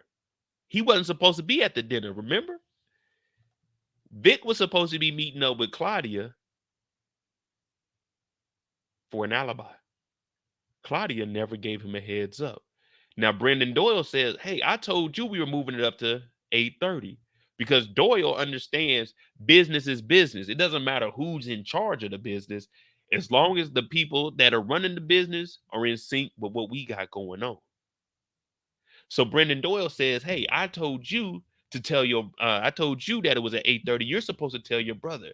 Now, you can't have all these communications going on between all these phones. So you tell her by word of mouth, and you're supposed to tell your brother by word of mouth, not via the cell phone, not via text, email, Instagram, none of that. Y'all got to get next to each other. Y'all got to talk, and y'all got to let each other know 8:30 is the new plan. But Brendan Doyle is exposing that Claudia actually set this up by not telling him that it was happening 30 minutes earlier, which put Vic potentially in danger. That's why you seen Vic and Big Red shooting at each other, because Big Red told him whoever's in the house, he's getting rid of. Big Red doesn't want any witnesses whatsoever. That's why you seen Vic and Big Red going at it, because he thought that Big Red was setting him up. But Big Red, he already made it clear that this is what I'm going to do. It's just miscommunication happened between Claudia and Vic because she wanted Vic to die. So when Brendan Doyle says, nah, I told you, you're supposed to tell your brother, Claudia catches another body. Bow! Oh, Lord. He ain't did nothing to nobody. He ain't did nothing to nobody. Now we got to put another person on here. Doyle. That was a Claudia kill. Damn. Brenden. Brendan Doyle. Damn. Claudia kills Brendan Doyle because she doesn't want the truth to get out that she knew at 8:30 the plan was supposed to be in effect, Operation Lights Out. But Operation Lights Out was moved from 9 o'clock to 8:30. Vic didn't know Polly was there, and Vic had to catch some bodies and kill his dad. So now Vic is looking at it like, wait a minute. You killed Doyle, who was supposed to help us. The whole reason we were doing this is because we were going to partner up with Brendan Doyle, but he doesn't say nothing. All he is in disbelief. He's like, damn, my own sister. My dad was right. So now it's starting to make sense while Vic is about to go down there to that precinct and do what he does. You see what I'm saying? Vic, this was survival mode for Vic. Did he have to kill Walt? No. But he thought in his heart of hearts that his sister was right and they're going to partner up with Brendan Doyle. And then she hugs him with that gun. I thought she was going to shoot Vic, but she's crying because she knows she fucked up and she knows that Vic really ain't that dumb. Vic actually knows more than what he's leading on. Damn.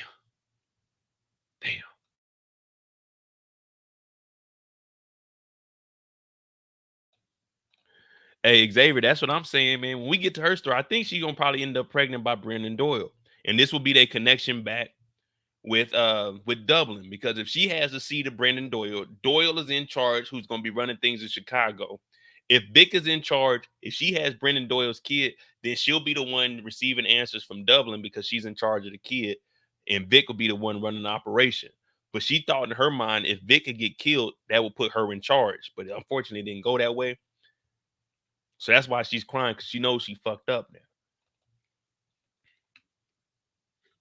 And then we got Stacy Marks. Man, she being there with that maroon on. United States Attorney's Office, Northern District of Illinois. I know that's right.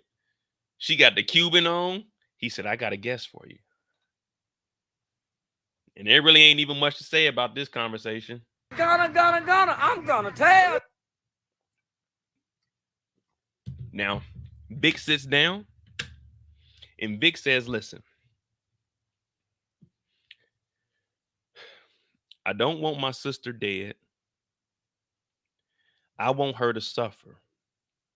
She killed my father and set it all up. I can give you information on my sister if you're going to lock her up. But I want full immunity. I want full immunity.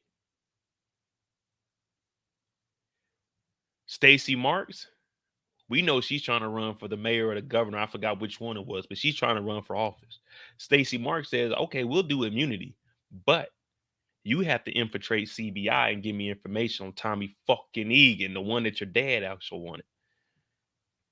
Now, with this immunity deal, It's the same thing with Keefe D. Y'all know Keefe D. He was the one that got in the vehicle, admitted that his nephew was the one that shot Tupac. He admitted that he gave him the gun.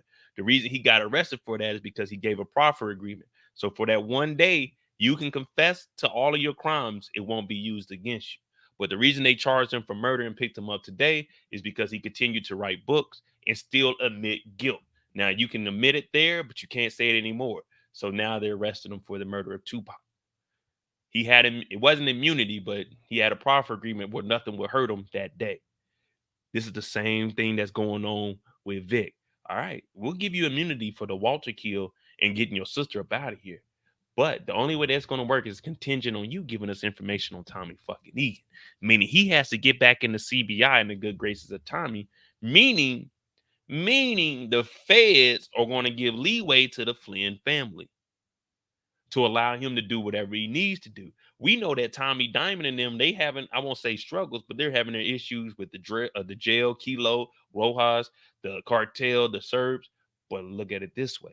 With the feds helping out Flynn so he can get this information, this is going to be inviting and enticing for Tommy to actually work with Vic.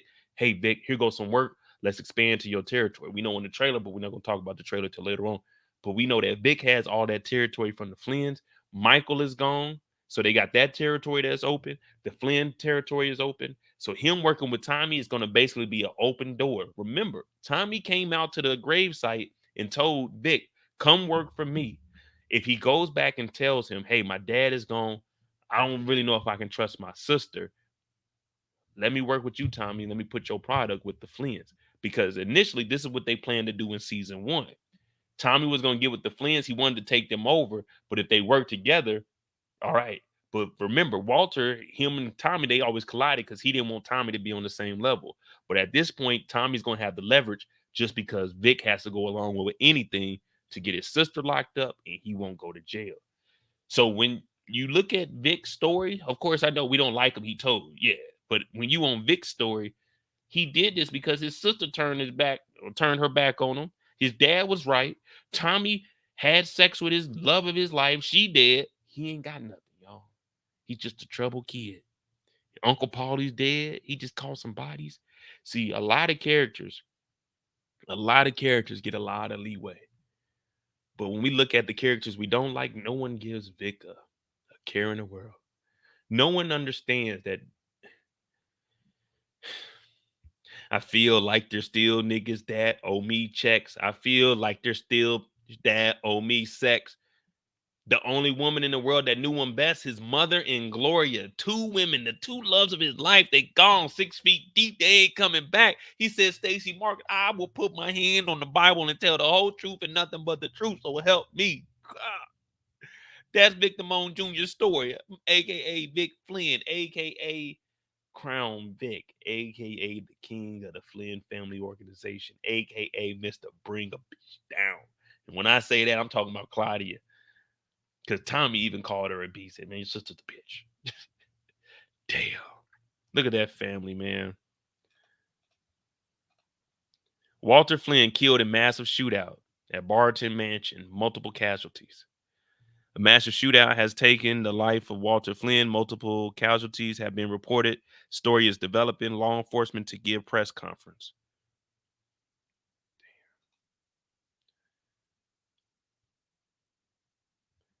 Wait. Is that Caitlyn Jenner? I wish we would have been able to see the mom. Look at her. She done got everybody killed. Damn. R.I.P. Walt Dog. R.I.P. Mama Dog. Damn. R.I.P. man. All right. Who we got, y'all? Who we got? Who's next?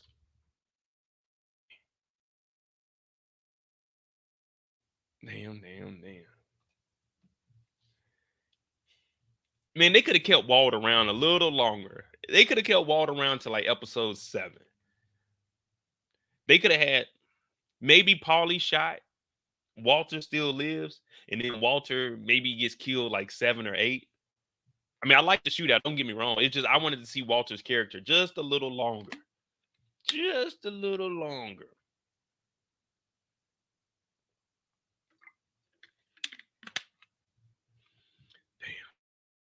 R.I.P. Walter in here. See, sometimes characters didn't deserve to die. Walt didn't deserve to die. He ain't did nothing to nobody, man. He ain't did nothing to nobody.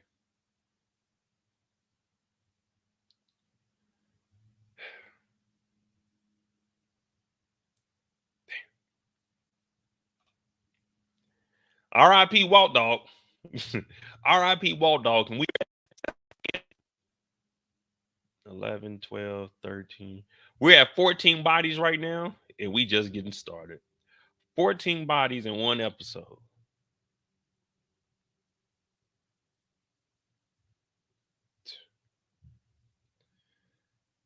$14, 11. So that means 7 doubling hitters.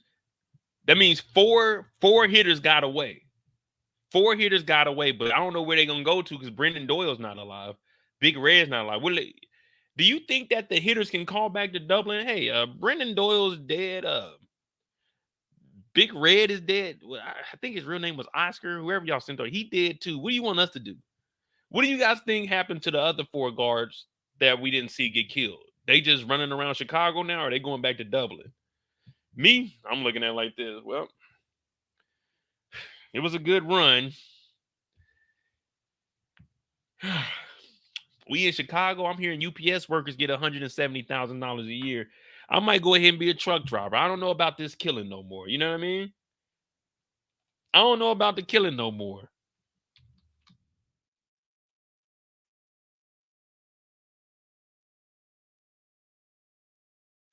Yep. This is what's next for me. If I'm one of the Dublin hitters, this is what's next for me on my list. UPS says drivers make $170,000 in pay. Man, come on, CBS. We trying to apply for jobs. UPS says drivers make $170,000 in pay and benefits. Yep, I think we're good. We're good on this. Dublin.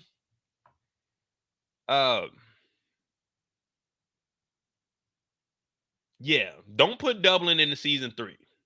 We don't need anything else to do with Dublin. It's been back-to-back seasons. Dublin has to be the worst. Dublin has to be the worst. They killed 2 security guards in Paulie. Vic killed Walt. Yeah, we don't. Dublin is over. Dublin is officially a dub. You know what I mean? We're going to just call it a dub. No more mention of Dublin. Now, I know they're going to, think about it. What could Dublin do to come back for this? Oh, Brendan Doyle's dead. Big Red is dead. Who else are they going to send over here? We just seen 7, 8 of them get knocked. 3 of them ran away. 3 or 4 ran away. Last year, we seen the 4 horsemen get knocked. We seen motherfucking Apocalypse get knocked. Man, they had Apocalypse running within the first 3 seconds of shooting. He shot Paulie one time, ran and jumped behind the fireplace. Man, Big Red wasn't no Apocalypse. He was a pocket full of bullshit. Man, he didn't do a damn thing, man. He wasn't even the one to kill Paulie. Paulie was already shot up.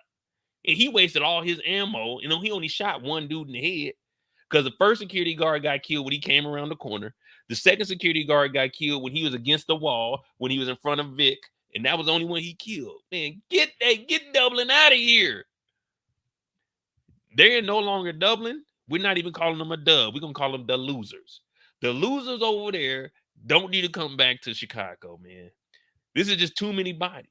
And mind you, this is only a couple of weeks, if not a month or 2 after what happened in season 1. You see what I'm saying? We're done being hitmen from Dublin. We're done hiring from over there, all right? Y'all give me another country we're going to hire from because it ain't working. It ain't working. It ain't working. I seen y'all said we're going to talk about Jenard, so cool. Let's do that.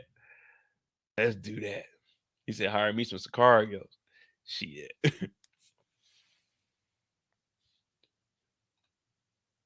I thought he ran out of ammo. I thought that was him running out of ammo. I didn't know it jammed. I thought he just ran out of ammo. That's on me. Damn. All right, we got Jenard's story. We got Jenard. Damn, man. Victor went in here and said, Hey man, I'm gonna tell you everything. I'm gonna tell you everything.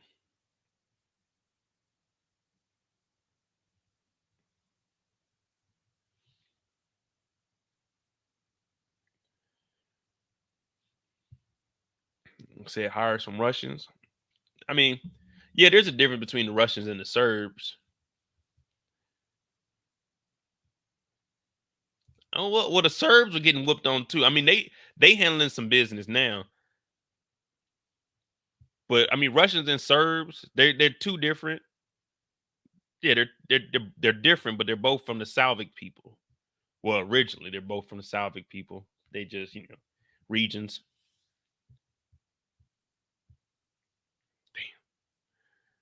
That would be cool to see some Asians. If we had like an Asian gang or something, that would be cool. Because one thing we've always realized about them is, man, they don't be fucking around. They don't be fucking around. Well, right now, let's let that die down a little bit because with Vic in here sitting down, um, Vic is gonna tell on everybody. So we don't need them in here right now until we can get Vic off the street. Once we get Vic out of here, then we can start introducing new crews. Because right now it ain't looking too good, man. Damn, bad, bad. Hey man, I appreciate y'all rocking with me. I'm trying to make this entertaining. I know I got some stuff to do in the morning, but I'm gonna still try to knock this out. Give each character at least 30 minutes. 30. I might end it a little earlier instead of like a 6 hour live like we normally do. It might be like a 4.5, 5 hour. So we might be picking it up because I got some shit to do this weekend. But I'm definitely gonna make this entertaining. If you can hit that like button for me, we got 100 people in here. We getting back in the algorithm now. It's crazy, man. Right before I get ready to leave, we started to get back in the algorithm. We got 100 in here. We had like 110 last night. Hit that like button for me. I still ain't got that 80 likes. I don't ask for much. I mean, the Cash App is at the bottom of the screen. Or if you look pinned in the chat, you can just click on it. And if you want to, it costs a little more than hitting the like button. But if you can support the channel, Cash Apps, and you know what I'm saying, in the chat, you know what I'm saying, pinned in the chat. Or you can just hit the like button, the like and the subscribe button. That works better for me. You know what I mean? You know what I'm saying? Of course, I appreciate all the donations, but y'all just being on here supports me enough. But yeah, you want to break your boy off with $1 or $2, holla at your boy. We about to talk about Jenard and his crew, because Jenard and his crew, they need to shake back. Now you remember over on my channel, it's been CBI business. I almost accidentally joined treason. The first episode, I ain't gonna lie. If we look back and go over all the old shit, man, we look back. I'm like, man, I should have joined CBI. I mean, not CBI, but treason. I know everybody. Shout out to my dog Brillo. Shout out to my dog OT. But it's CBI business. Not that treehouse shit. Not that treehouse shit. Now, if we go back to the very beginning with our boy Jenard, now I'm kind of liking what they doing with Jenard's character. Now, did I expect him to be a junkie? Definitely not. That was not in my book for this year. But there's nothing wrong with a good junkie on a TV show, but it has to be a good junkie. And one thing I can appreciate about Jenard, shout out to Kris Lofton, because he stood on what he said. He came in here the week before we started and said we didn't have to wait till episode 7 or 8 for action. And everything he said has came true. He didn't give no spoilers or anything, but he said, hey, this season is going to be different. And let me tell you something. Kris Lofton is acting his fucking ass off. This dude, in between scenes, he's changing his emotions. He's going from joking to, oh shit, let me try to figure some shit out, to crying. Dog, he got a lot of range, and they're showing it in this season here. So I appreciate that. I know I was on, I think it was his Twitter. It's either Twitter or his Instagram. But I think he's doing a voiceover for Family Guy, I think it was. So he's working. He's working. Now, I think this was back in when they were recording this, because he said he left the set of Force and went to go do some voiceovers. So he's not working right now. It was back in the day or last year, whenever it was. May have been for season 3. They did record season 3 and stop, but Kris Lofton is doing a hell of a job on here. Thank you, Cheryl, for that $1.99. Thank you for that. Happy Friday. Oh, yeah, man. I had this buffalo chicken wrap before I got on here. Oh, man, I'm telling you, man, that place was grade A. Grade A.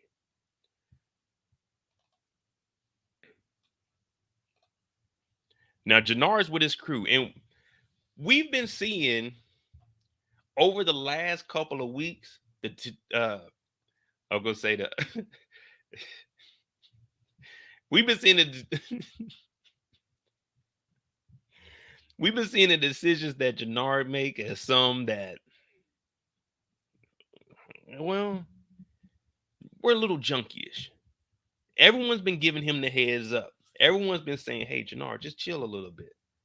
Take a second. Mo said before we started this episode to do what? Breathe in, 2, 3, and then exhale. The only thing that I can say that Jenard didn't take my advice was, instead of just inhaling the natural oxygen in the world, he started inhaling some other stuff. Some white girl, some H-Town. He started inhaling stuff that I don't think your body's like. Whew, ain't nothing better than high quality H2O. And, you know what I mean? You get you some good water, you got some good oxygen, can't ask for anything else. He's been taking some other shit. He's been taking CH2O, you know what I mean? Cocaine, heroin 2 times, you know what I mean? CH2, you know what I'm saying? That's what he's taking, CH2, coke, heroin 2. He's taking coke and heroin 2, CH2. At this point, he's back against the wall. He's committing crimes. He's committing murders. He needs to get that work out there. He owes every single person in the power universe. You name a person, he owes him something. Now his crew was like, hey, Jenard, bro. Boss man, we ain't got nothing. And Jenard in there talking about, look, man, we good, nigga. The cartel, who said the cartel don't fuck with me? Huh? They said, man, everybody know on the street the cartel don't fuck with you, man. McDowell ain't fucking with you. I heard they had you in the headlock last week, Jenard. They had Jenard in the headlock last week. Y'all remember? That nigga was in there. They had him like this. I'm like, damn, Jenard, I heard they were choking you out last week. Old boy that had the pistol that saved his life last week. He's over here like, dog, we ain't got no work. Oh yeah, Torian, we gonna get to that. Yeah, he gone now. He ain't no coming back. He gotta. Every time you see Jenard, this is how they should have his character.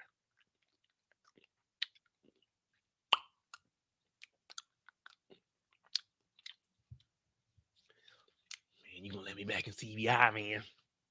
You really wanna hang with Jenard Sampson? Night like this, I wish McDowell gave bricks. Let it rain on me. They like, damn, Jenard, what's wrong with you? He said, man, you saying we can't get no bricks? People in the streets, they testing us? What the fuck you talking about? Jenard's like, man, nah, I can get some work, man. Give me a second, man. You know me, it's me, man. I can bounce back, man. I can shake. I mean, I can make something shake. But everyone's looking. They like, man, Jenard, you might be too far gone. You might be too far gone. He's like, all right, look, I'm going to go get that work. Oh, Mr. Bear, don't say that, man. We can't have Jenard out here like that. We can't have him messed up in the game. We can't have him messed up in the game. So he's got to figure out a way to get some work and give it back to the crew.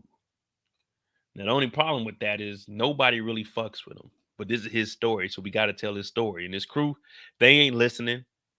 Now, this, I ain't going to lie to you. This gentleman here, he is loyal. No matter what's been going on, he's had Jenard's back. Does anyone know his name? Because we've seen him a couple episodes. And if they do join back up with CBI, I can see him working. This could be, well, no, Big Smurf already got him a crew. He might be exiled also. Get rid of him. But he's loyal, no matter what. Raheem, I do DeMarcus would know. All right, so Raheem, he is the loyal one. Remember, in the beginning, he wasn't saying much. He was trying to calm down Little K. Little K said, nah, man, we got to go do this. And he's like, nah, let's not do that. Let's listen to what Jenard got to say. So Jenard does have some people in his corner. He has people in his corner. It's just, at this moment, he's too far gone. You got to remember all the shit that Jenard's been going through. These last couple of days have been hell for him. I'm talking about H, cocaina, caught a body, Lamborghini stole, choked out. A lot of shit's been going on for Jenard. It's nonstop with Jenard. He's never had a chill moment. You know, we had moments where JP was chilling, where he was just talking to D-Mac. We had instances between Tommy and JP just having a casual conversation. Tommy and Diamond and his dad. Jenard has been on go since the beginning of the season. There's never been an episode where we've seen Jenard just doing anything relaxing. He was fighting Gray Skull last week. He was getting choked out. He got the car stolen. He had to kill little K. Grandma knew about him. Every episode, someone was on his ass. Every episode. Shanti even seen that he on that stuff. She trying to help him out. She trying to protect him. But he ain't had a chance. Oh, yeah, Kendall. He put the baby powder into work because he needed to stretch it. It's a lot of shit going on with Jenard that we keep forgetting about. We laugh about it. Ha ha ha! Junkie J. But this is Junkie J's story. We got to call him by his real name. It's Jenard Sampson, the leader of the treason crew. And he needs to go get these bricks for the organization because Raheem knows this might be the last leg. And we know that no one's fucking with us. But Jenard don't care. Jenard is on go. So for Jenard to get up and go out here and do this, like my dog Trench just said, he probably took a little whoo and got the day started. From here, Jenard leaves. Now look, everybody looking like, what the hell is Jenard doing back in the hood? What is Junkie J doing back in the hood? Now you know Jenard on that shit. You know, hey, you know Jenard is on that shit. From this picture to this picture, tell me why you know Jenard is on that shit. From this picture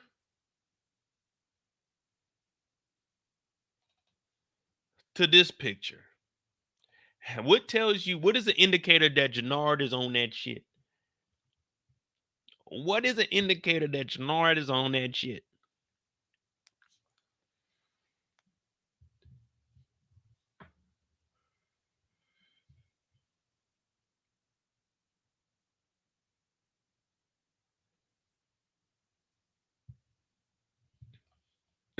Jenard look like a weed head. The mouth crooked. Nah, hey, it's right there in your face, man. It's right there in your face. I know when I say it, Kendall gonna be hating, but it's right there in your face.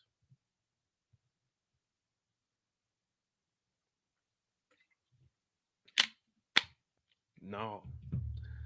This nigga went from the the off-white. He went from the off-white with a regular tee to putting on his finest designer for one purpose and one thing only. Tamika pointed out, this nigga put on a Gucci jacket. Everyone else is out here in shorts, t-shirts. This nigga put on a Gucci denim jacket to go steal with the Gucci sweater on. This man does not have a conscience. He only went over here to steal and rob these bricks. He put on the finest designer he could find. This nigga is a junkie for real. He said, I'm gonna wear my good shit for this. Everybody looking like, man, you ain't supposed to be over here. He know he ain't supposed to be in the hood. This nigga came over here with the finest on. Hot as a motherfucker. Who got a long sleeve sweater on with the Gucci denim on top? I ain't never seen no shit like this, man. He on that H again. Hey, Jenard on that shit again. Hey, Jenard on that shit again. Oh, Jenard, man, we all knew something when Jenard showed up. I said, why this nigga got this coat on? This nigga got this big ass jacket and a sweater on. I said, why'd he put this Gucci on and he going back to the block? And then Big Smurf tells him, you don't belong here, man. Hey, man, what are you doing here? But if you watch Big Smurf said, hey, you ain't supposed to be here. Big Smurf think he's slick, but I called him. You know what I'm saying? I don't care who you are. I'm gonna call you out. Hold on. Let me see if I got the steal. Hell no. If you watch closely, look at Big Smurf. Hold on. Shout out to my dog Smurf, man. CBI business, but you ain't fooling me, brother. You ain't fooling me. Look, what did he say? What did he say? What did he tell Jenard, y'all? He said, what are you doing here, Jenard? You don't belong here. But guess what? After he checked Jenard and told him he don't belong here, old girl pulled up. Old girl pulled up and started talking to Big Smurf. He didn't even care that Jenard was there no more. I don't blame him. I don't blame him. Hey, Jenard, you don't belong here. What's up, Smurf? Oh, shit, what's happening? Fuck what Jenard is doing. We can see Jenard. He's the only nigga with a coat and a sweater on. Look, girls got the thighs out. Look, they back here, old lady in the shorts. You know what I'm saying? She got the thighs out. She got, whoa, wait, look at this one over here. Oh, my God. But look, she came up. What's up, Big Smurf? That nigga Big Smurf forgot all about Jenard. He said, fuck it. Just fuck it. Jenard is in the building. Damn, Big Smurf. Ain't no, hey, I seen that. She tapped Big Smurf. He didn't even say nothing else to Jenard, man. Jenard continued to go over there and commence to robbing. Not only is Jenard robbing, he's robbing bricks from Big Smurf and them. This is their territory. The bricks that Jenard goes to steal are part of the organization that Big Smurf works with, that CBI business. But when business is business, that means when she came up and started talking, hey, Jenard, can't you see two adults are talking over here? What's going on, baby girl? You good? You good? Hey, Jenard, get out of here, man. You stink, man. Oh, man. Damn, Big Smurf. Okay. I don't know, man. This might look like the block I need to go visit. Hey, Smurf, is the block open on Saturdays? Like, is it, you know what I'm saying? Can people come over there and go on excursions? You know what I'm saying? I'm trying to see what the block look like on a Saturday. Look warm up there. Looking good, ain't it? Looking good. So, word to the wise, fellas, if you go to the block, do not wear a jacket and a sweater because none of the girls hollered at Jenard because he didn't come dressed to impress. He came, I don't know, he came as a junkie. He came as a junkie. He said, you don't belong here, man. This ain't your territory. That girl touched his shoulder. That nigga said, fuck it. And then at 248, nigga, payment is due. Nigga, y'all took my Lamborghini truck. What payment do you want, man? Tyrese said, what else do you want from me? Goddamn, Americovich, I gave you the cartel money. You took my Lambo. I don't have anything else, man. Quit texting my phone, Americovich. Damn, Miriam always on some bullshit. Hey, man. Then we got the Yukon sitting out here. Oh, boy, hop out with the motherfucking tank top on. You already know what he on. You already know he done bought. Let me get a thing of that H. I got body.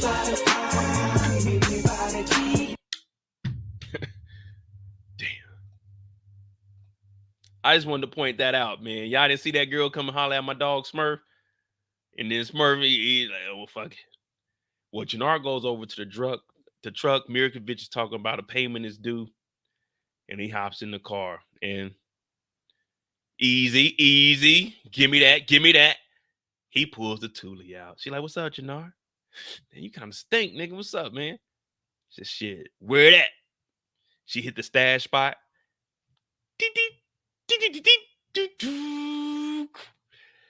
Got the motherfucking drugs in there. My dog got 2 bricks out of there, and he took her gun.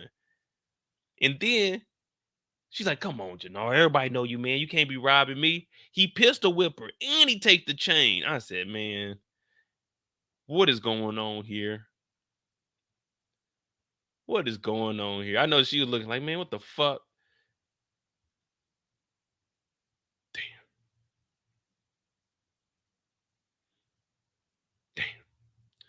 Little pistol whip action. I wonder if she had the AC on. Well, she got a jersey on, so it's probably cool out there. Probably cool inside the truck, man. That's a guy. I thought that was a girl. There ain't no guy. Man, she got a bra on. This is a girl. This is a girl, ain't it? Or is this a guy? I thought it was a girl the whole time. My bad, Manny. No disrespect. I thought it was a girl. I apologize. I wasn't being funny. I legit thought this was a girl. Oh, Manny is a girl. That's what I said. I thought this was a girl. Now we gotta go look at the cast now. I like no disrespect. I thought this was a girl.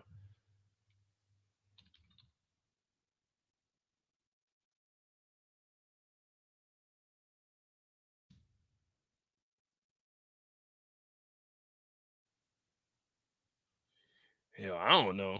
All I know is whoever it was, they got pistol whipped and they got their chain took. That's disrespectful too, man. If someone take this chain, man, y'all can have it. I ain't even coming to look for it, bro. You got it. You got it.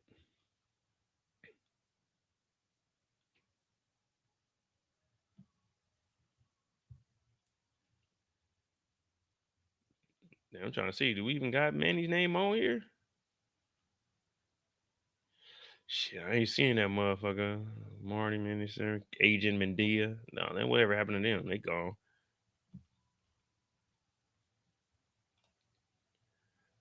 Oh, it is a girl. All right, bet. I wasn't being funny. I thought it was a girl.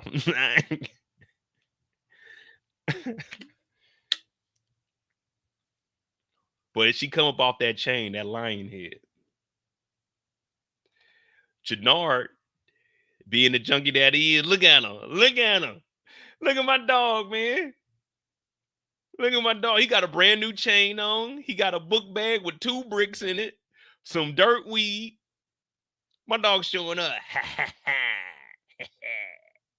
Party over here. Who ain't got that work? Who ain't got that work? I got that work for the LO. Right here. Who want that work? Who want that work? Just for the laws. There ain't no work in here. Ain't no work in here, law. This is just a prop. Who ain't got that work? I got that work. Who want them bricks? Line up. Who want the bricks? Who want the... My name is Jenard, nigga. McDowell fuck with me. The streets fuck with me. He showed up with 2 bricks talking about who can't get no work from McDowell. Who can't get no work from McDowell? I got that. Hey, I ain't even gonna play the song. Y'all, I already know what y'all on. Y'all hating right now. What you mad cause you pushed down? Jenard said wait, nigga. Jenard said wait. Hey, look, old boy in the back, he talking about yeah. He talking about, yeah, nigga, we own. Oh, man, this dude ain't selling nothing right here. This dude right here, we know exactly what he's going to do.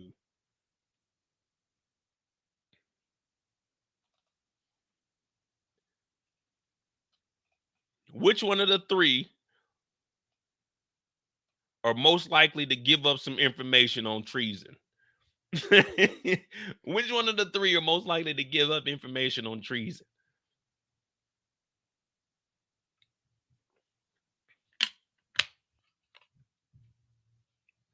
They over here, they fighting over them bricks. But Raheem is looking like, wait a minute, ain't that Manny's chain?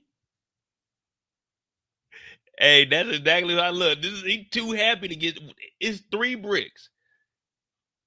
Was it 3 bricks? I seen it 2. I think it was 2 and some marijuana. But okay, 2 bricks. 1, 2, 3, 4, 5. That means either one person selling a brick and y'all breaking the brick down into 4s, or we just gonna break down 2 bricks down into 5s. It's too many of them. It's too many of them, man. The whole crew in the back, man. The dude with the glasses definitely don't even need to be there. The dude with the glasses, I don't even know how he got into treason. They must have just had opening application day, man. You walk in, you hired. Because these 3 don't look like they about to move no work. Now, Raheem and old boy, top shotter, you know what I'm saying? He the one that saved Jenard's life. These 2 could probably move some work. The other 3, when CBI takes in these scragglers, the 3 in the back, we're not gonna let them into CBI. We're gonna have a cutoff. We're gonna have some standards moving forward, especially with me being a part of CBI. We're gonna have some standards moving forward. And you 2, 3 are gonna have to prove to us that you really about that life. But Raheem notices the chain. Jenard talking about, oh no, this ain't that chain, man. This ain't that chain, man. This is me, baby. My name is Jenard, man. My name is Jenard. Y'all think I would take you? Why would I want Manny's chain? Be real. Be real, y'all. This is Jenard Sampson. I know y'all call him Junkie J, but this is Jenard Sampson, the leader of treason. He's getting money. Mr. I drive a Lambo. Mr. Gucci down to the socks. Why would he need to steal somebody's chain? Because that's what I was looking. When Raheem said that, I said, why would Jenard need to steal somebody's chain? He said he got the bricks from McDowell, didn't he? Jenard got the bricks from McDowell, correct? I mean, from McDowell, correct?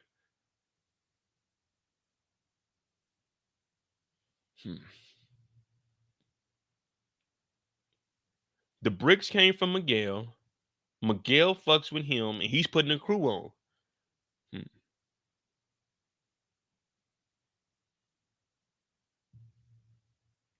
So he leaves today. He goes pick up 2 bricks, and he comes back with a new chain. So that means he must have got 3 bricks and sold 1 brick because he got a new chain. Damn. But the crew ain't listening, and they already didn't trust him. We know they haven't trusted him for a couple of episodes thanks to Shanti. Shanti's been on, she's really been legit and in his corner. No matter what, he shows up on that shit, she's still gonna be there for him. Now, I hope she don't get into some nonsense. I know, what's the name? Diamond contacted Shanti. Now, I don't know what's gonna come out of that, but he did contact her. But this is Jenard's story, so we don't know none of that at the moment. He shows up to talk to Shanti.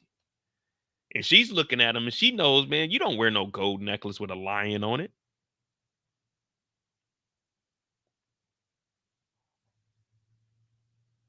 He's like, nah, I'm good, baby. She said, Jenard, you all right? He said, yeah, man, I'm just a little hot, man. You know how I can get out here, man. It's the windy city, man. The humidity's fucking extreme today. The sun's out there beaming. You be careful when you go out there. Yeah, I'm just a little lightheaded, might need to lay down. She said, are you all right? He said, yeah, I'm good. She said, why are you sweating? Oh, man, I told you it's hot outside, man. She said, what you got that little twitch for? He said, man, it's just this jacket, man. This is wool. It get kind of itchy. The tag's still on this motherfucker. Itch. Are you on that stuff? That's the worst thing you can ask a junkie. I know you're trying to help them, but when you ask a junkie, are you on that stuff? It's like a triggering, it's a triggering effect. You on that stuff? No, man, me? Rhonda, I thought this was the 5 o'clock free crack giveaway. It wasn't me, Shanti. She said, are you on that stuff, Jenard? She grabs his hand because she don't know how he's going to act. But she wants him to know that she is here for him. No matter what. It ain't nothing better than that woman's touch. Oh. You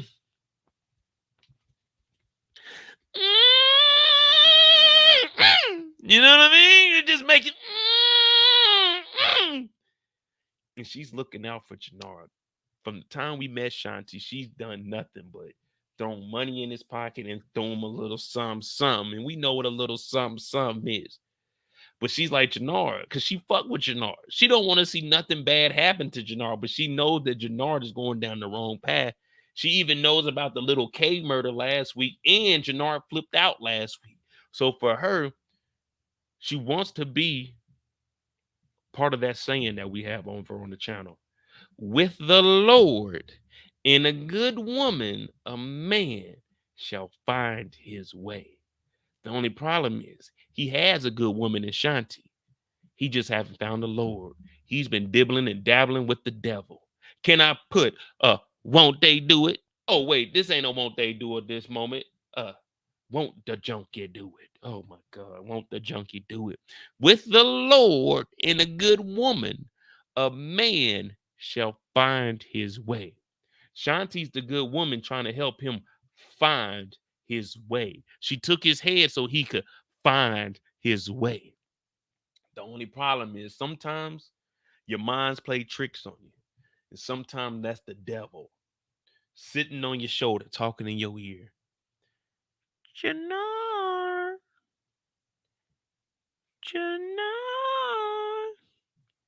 Smoke us. We're your friends. Come on, Jenard. Come out and play. We know you want to re-up. Just a little H. Come on, Jenard. Jenard. And it's just in Jenard's head. He's like, shit. God damn it, that bad motherfucker. Wow. That's what's going on in his brain. That's what his brain sounds like right now when he's thinking. Because she asked him, is he on that shit? And that was a triggering question.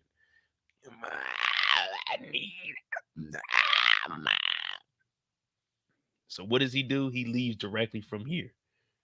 And you already know where he's going.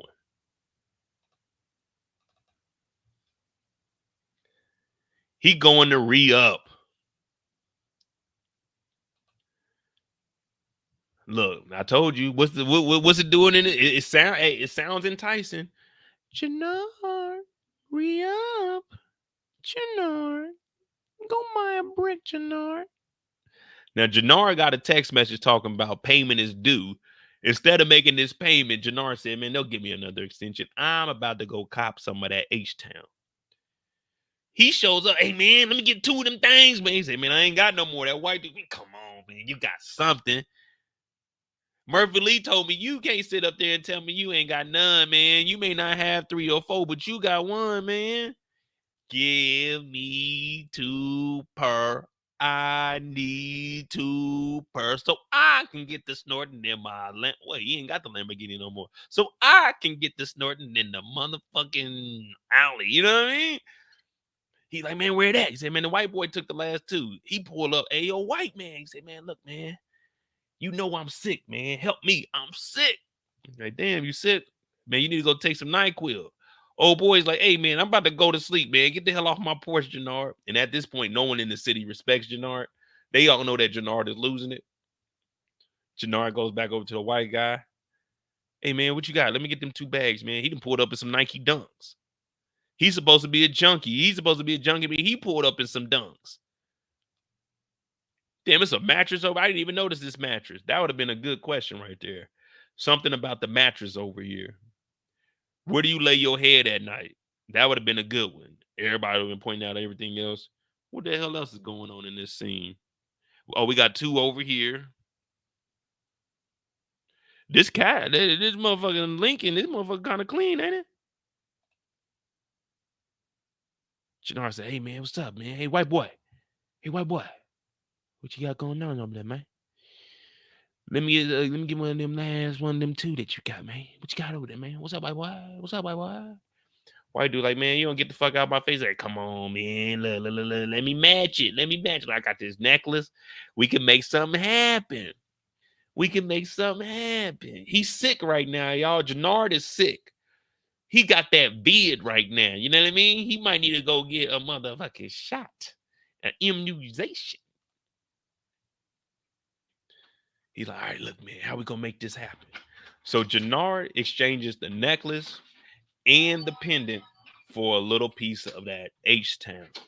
I told y'all he was usually doing that C, but then he went to that H 2 times. So he's on that CH2. Now, I don't even know what that chemical makes, but CH2 is what he's on, that H-Town. And one thing about H-Town, what is in H-Town? Houston, prepare for takeoff. You get beamed up in Houston. He's about to take off on the H-Town. That's why they call it the Houston Rockets, because NASA, we take off. And he on that H now. That's why I've been calling it that H-Town, because it gets you out of there. Now, Jenard exchanges the damn chain and the pendant, and we see that this H has 140 calories. That was the only one that I pointed I was going to do. I was going to say how many calories is H. It was going to be 140. But I was like, man, I don't have enough to do it. So I didn't put them together. But this was one of them. So he gets to boiling it up on the bottom of a top, or on the bottom of a can. Jenard's over there snorting. Now he's saying, hey, you're wasting it. And the reason he's saying he's wasting this, now I'm not going to go into too much, but injecting it, it's a quicker high, and you don't use as much. So that's why he was saying that he was wasting it for snorting, because you don't get as high as you could. But Jenard says, nah, I don't mess with these needles. But remember, he just took a hit of that H. So he already got, boom, he got that contact. So when people were saying he didn't turn this down, you got to remember, he just took a line of H. He already said he was sick. So he was having withdrawals. So once he got that high, it relaxed him. And that's when he sat back. Remember, he leaned over towards the door for a second, and a guy grabbed his arm. But you got to remember, he on that shit now. He ain't thinking properly. So when we said, damn, Jenard got on that needle, why didn't he stop that? He ain't really had no control, because we know what the devil is saying. Jenard, shoot that shit up, nigga. Fuck all that weak shit. Shoot that shit up. You want to get high?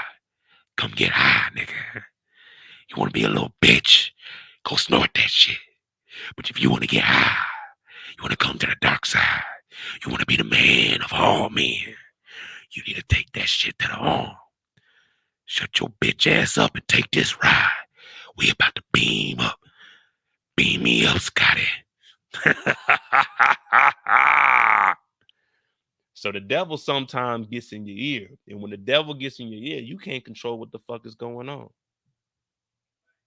And that's just facts. We got to remember, he took the line first. He said, he hit the H. And at that point, it was over with. I said, damn, he really is a junkie. Damn, he's really a junkie.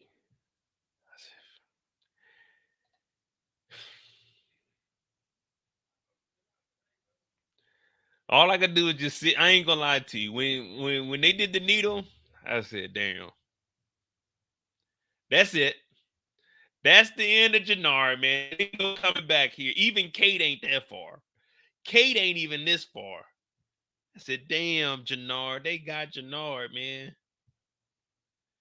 They got Jenard.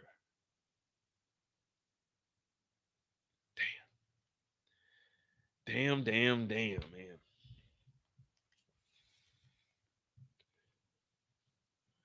Well, wait, there's more. Now this nigga, he didn't went to injecting. Now that goes straight to the bloodstream. Now, usually you'll look for tracks, but a lot of junkies in real life, they try to cover their tracks. So you don't, not as much as you did back in the day where you would see the tracks on their arms from all of the needles. They sometimes do it in between their knuckles. A lot of times, like functioning junkies, they do all of that in between their feet. And that's why you start seeing their feet and stuff swell up. That's one of the reasons. But they do it in between their feet and like the bottom of their foot, so you won't see it on their everyday appearance. And that's why you say, oh, you got a big vein over here. Because Jenard, you know, he ain't never did nothing like this.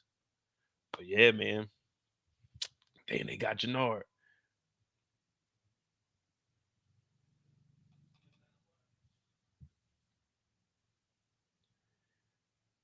Well, he heard about Big Sid, my bad. Then he left his jacket too, man. He gave old boy the chain and the jacket. Imagine being a junkie walking around with a Gucci jacket on. Well, Jenard doesn't know anything that's been going on, but he pulls up to the hospital because, of course, the streets are talking, and we heard about Sid. Sid is in the hospital. Well, at this moment, he's not in the hospital. We don't know where Sid. Well, Sid's down in the basement now. They got rid of Sid. But he shows up and Diamond's in here. And if you watch, he initially came to the hospital earlier, but Diamond was in the room. Remember they showed Diamond? He was sitting down, and we also know he was talking to Sid when they put their differences aside before he passed. Jenard seen Diamond, but he turned around because he didn't want to be involved with Diamond in there. Because at this point, remember, it's still CBI versus treason. But it's never been that serious for Diamond. That even goes back with Chewy. Once Chewy flipped, Diamond was upset, but he wasn't really tripping off of it. Tommy was. But Jenard finally shows up. And as I was mentioning with Diamond, even though they weren't on best terms with their dad, it was still their dad. So both of them respected him enough to show up.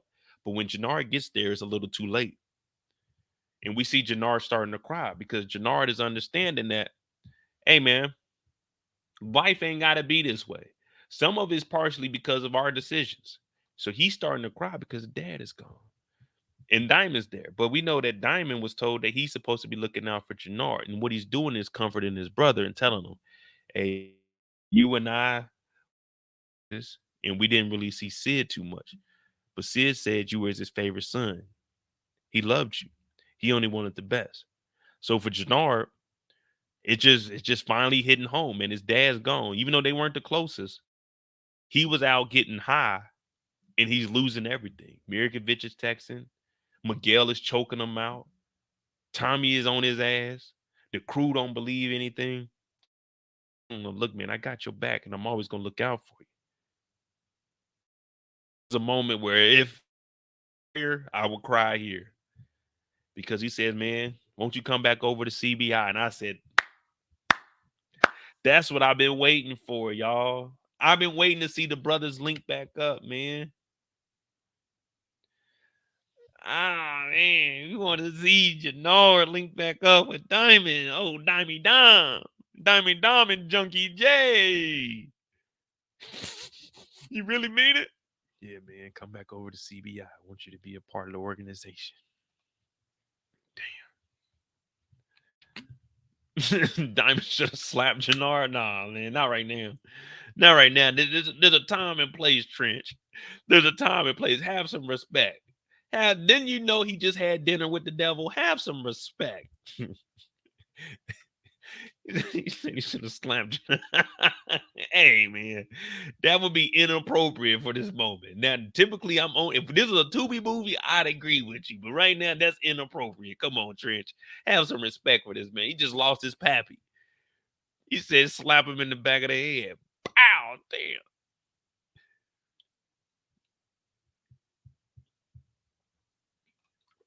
Diamond showed Jenard so much grace. Exactly. And that's what he did at the end of season 1, giving him his territory and allowing him to start treason. Told him you could take your half.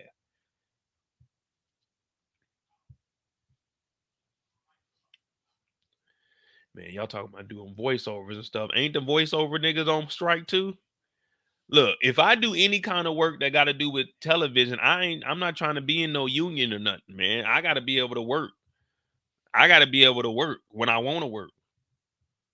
You know what I mean? Shout out to them. But yeah, if I do voiceovers, I can't work right now. Like technically, right? If you're a voiceover actor, I guess I couldn't work at the moment.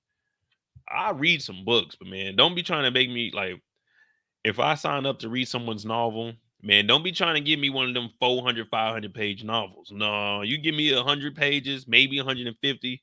I can do anything up under 149 pages. I'm not about to be reading all of that shit. I ain't that interested.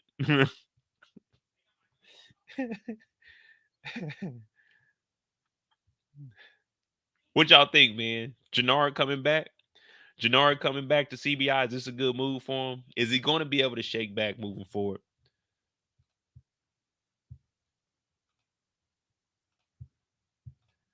I like this move. Now, the only thing is, Jenard back with CBI. Is him and Tommy gonna?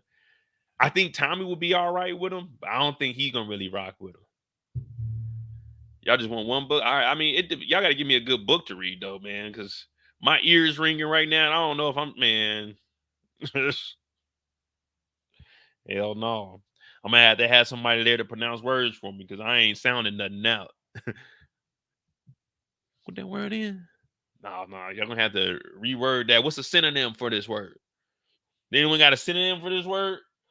Cause I can't pronounce that one right there. No, that no. What's that? 13, 14? Oh, hell no. I can't read that shit right there. Now y'all got some Dr. Seuss books y'all need read? Let's get it cracking. You know what I mean? I'll read a Harry Potter book, but I'll read that shit in my head. I'm not about to read a Harry Potter book out loud.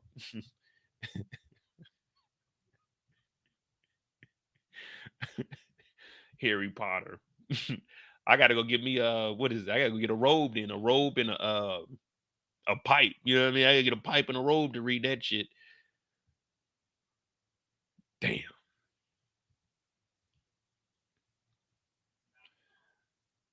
I don't know, man. Like, to be honest, where I'm at in life right now, I'm comfortable.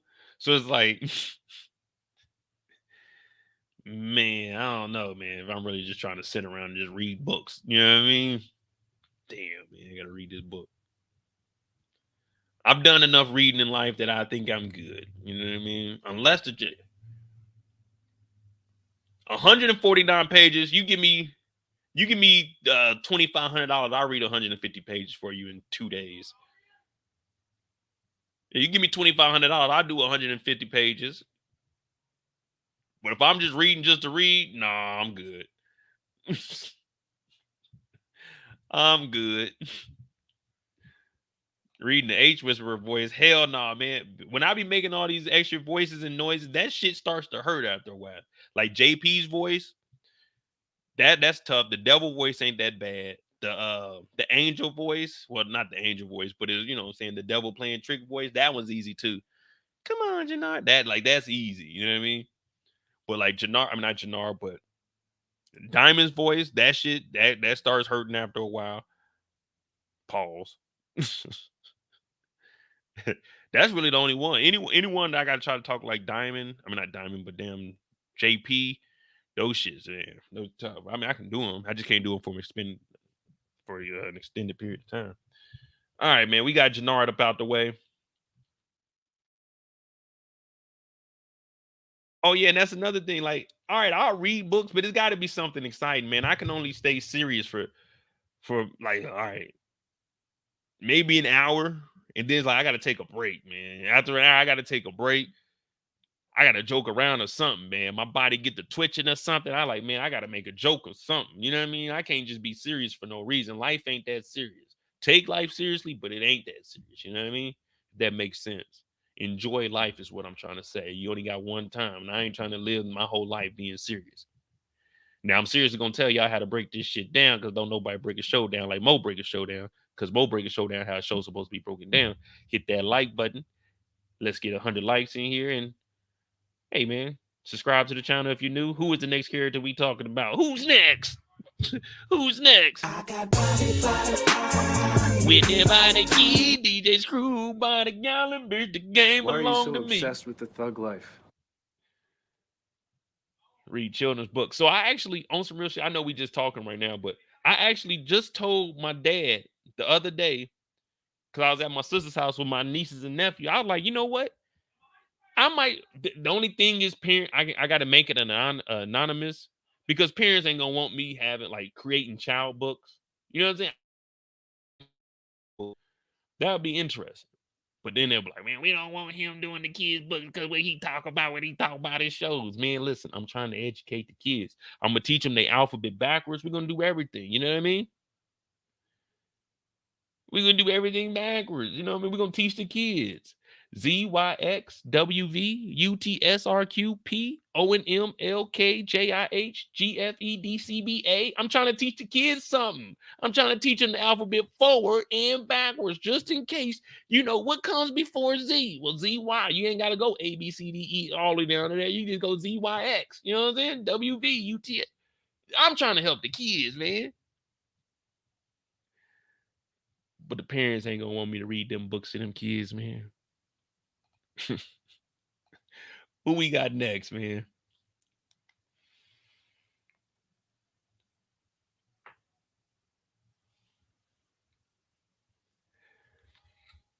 Oh yeah, man. Kendall know it. Kendall know it, man. I look, if you send me a text message, if it's over like 3 sentences, I ain't reading the whole thing. You have to break that up into key points for me. Claudia. Yeah, we can do Claudia's story. Yeah, we do Claudia's story. Let me see. We got Claudia, Tommy, Diamond. JP ain't really got no story. We'll put KP. I mean not KP. Kate and JP in Diamond. I'm not Diamond. Tommy's story. We'll do the administrative group, Claudia, Diamond, and then Tommy with all of his family. All right, bet. So we'll work it like that. So we'll talk about Claudia.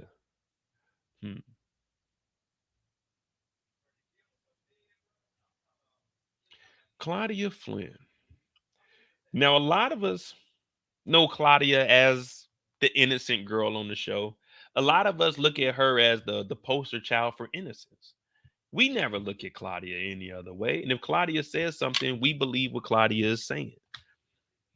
We know that Claudia is only going to tell the truth. What else can Claudia do? You know, she's not going to lie to us. I don't believe Claudia is going to lie to us. And if she does say something, we got to believe her, right? Because Claudia is innocent. She's daddy's little girl. She just got cut off from daddy. Her and her brother, they have a close relationship. So she's living the American dream. There's nothing negative about Claudia from what I know. Because right now we're telling Claudia's story. And from her perspective, she's Miss Right. We know that she killed Stank Butt. We know that she killed Milet. We know that she killed motherfucking Brandon Doyle. Yeah. We know that she killed Liliana. But in her mind, nothing she does is wrong. Nothing Claudia does is wrong.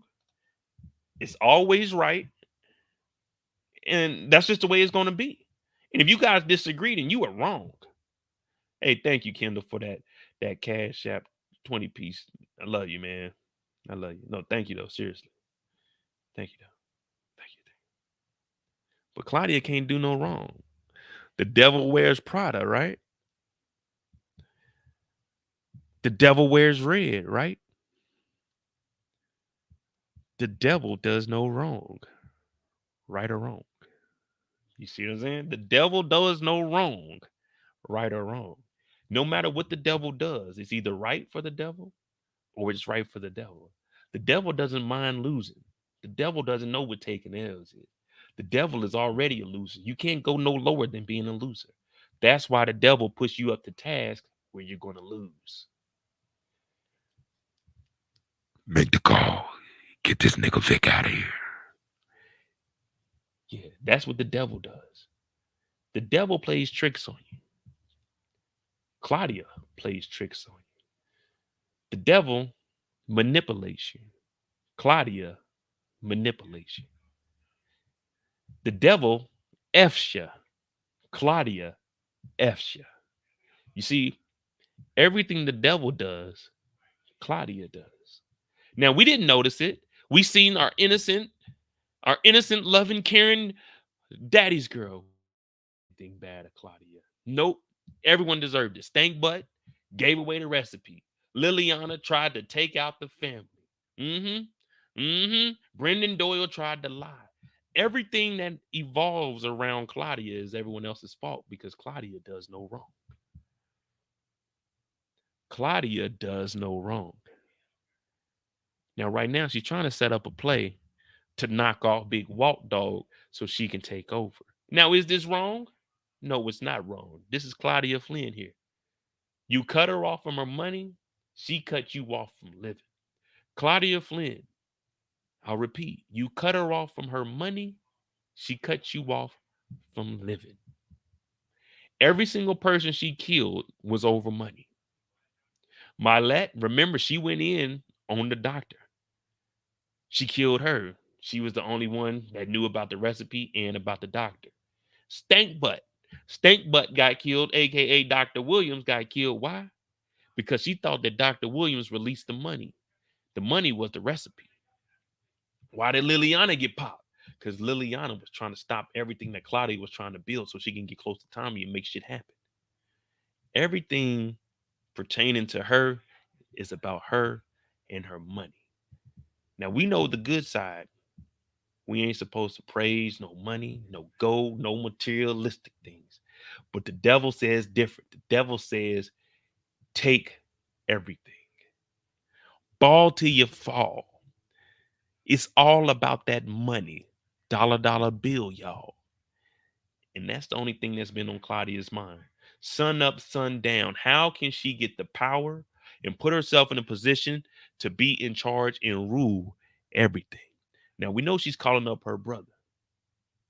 And her brother got picked up by the police after she told him that, hey, you need to meet up with us.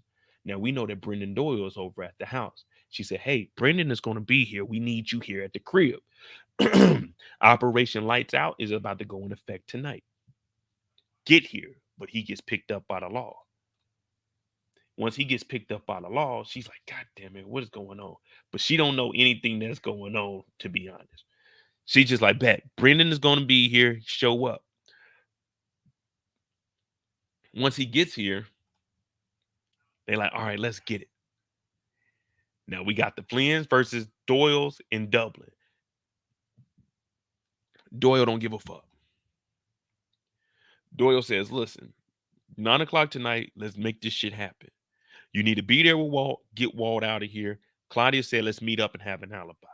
Now, Claudia and Doyle, they've been getting close. And this is one thing that Vic has called out in previous episodes. He said, man, you fucking Brendan Doyle. He said, don't worry about what I'm doing.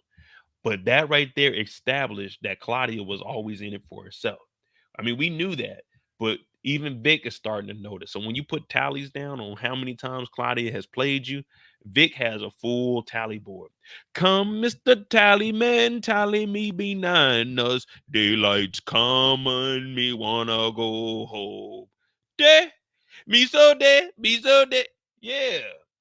Come, Mr. Tallyman, tally me bananas, daylight come.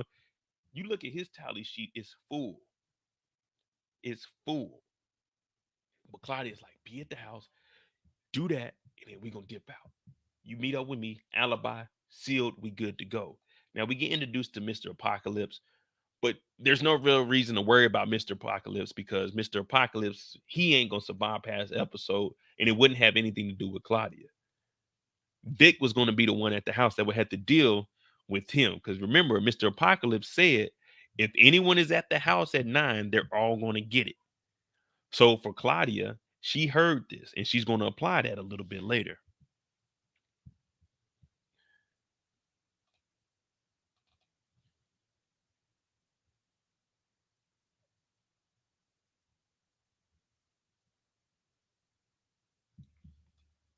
Well,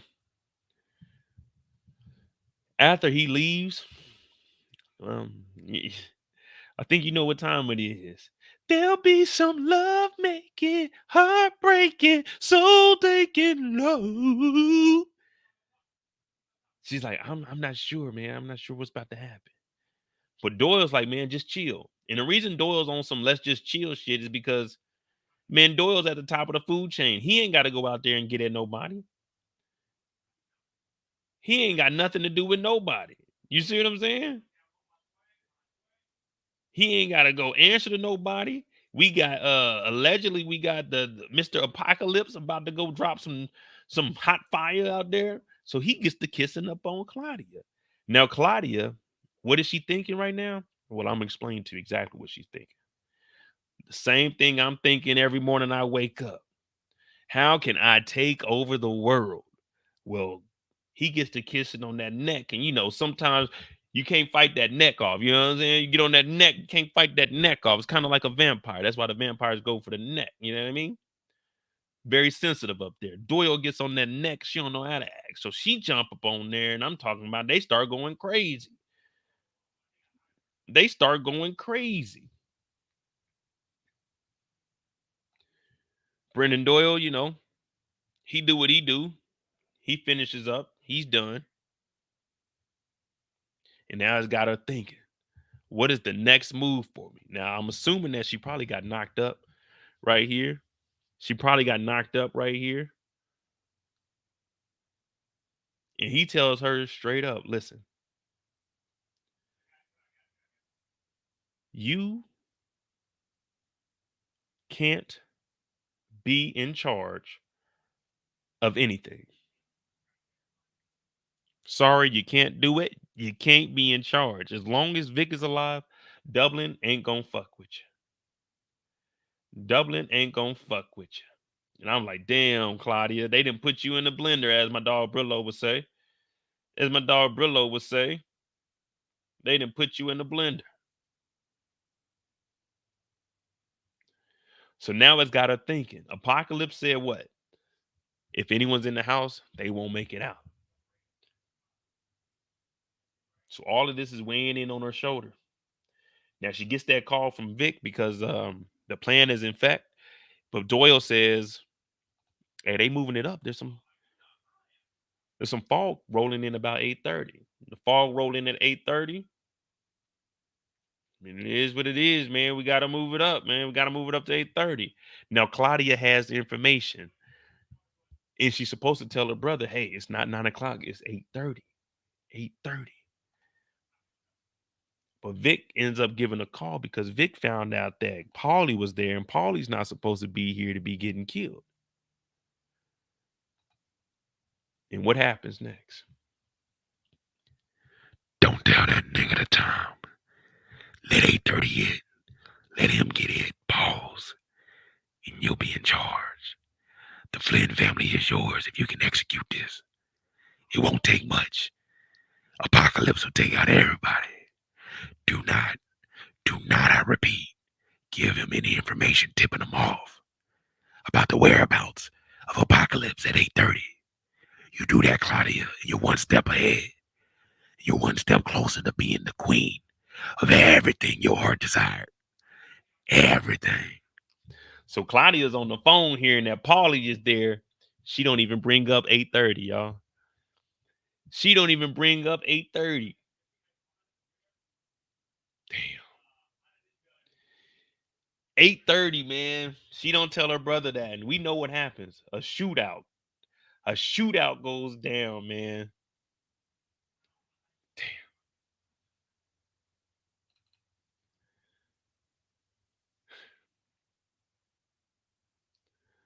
She got that little pea shooter on the couch. Vic shows up and she's surprised. You remember? This is the same face on Scarface. He said, Tony. He said, who's that on the phone? Pick up the phone. Hello? He said, it's done, man. We got him. He said, wait a minute. He said, whoever said you was a cop. Claudia was in disbelief that her brother survived. She believed that Apocalypse was going to actually take him out. She believed that Apocalypse was going to be the one to get rid of Vic, and now she's going to be in charge.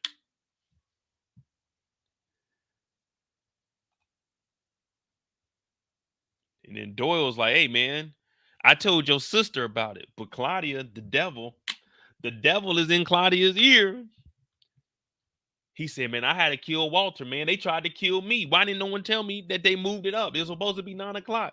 Claudia is saying, I don't know. Doyle said, I told her. She said, well, you didn't tell him. He said, it's your brother. You're supposed to tell him. And the devil took a quick second, and the devil said one thing in Claudia's ear.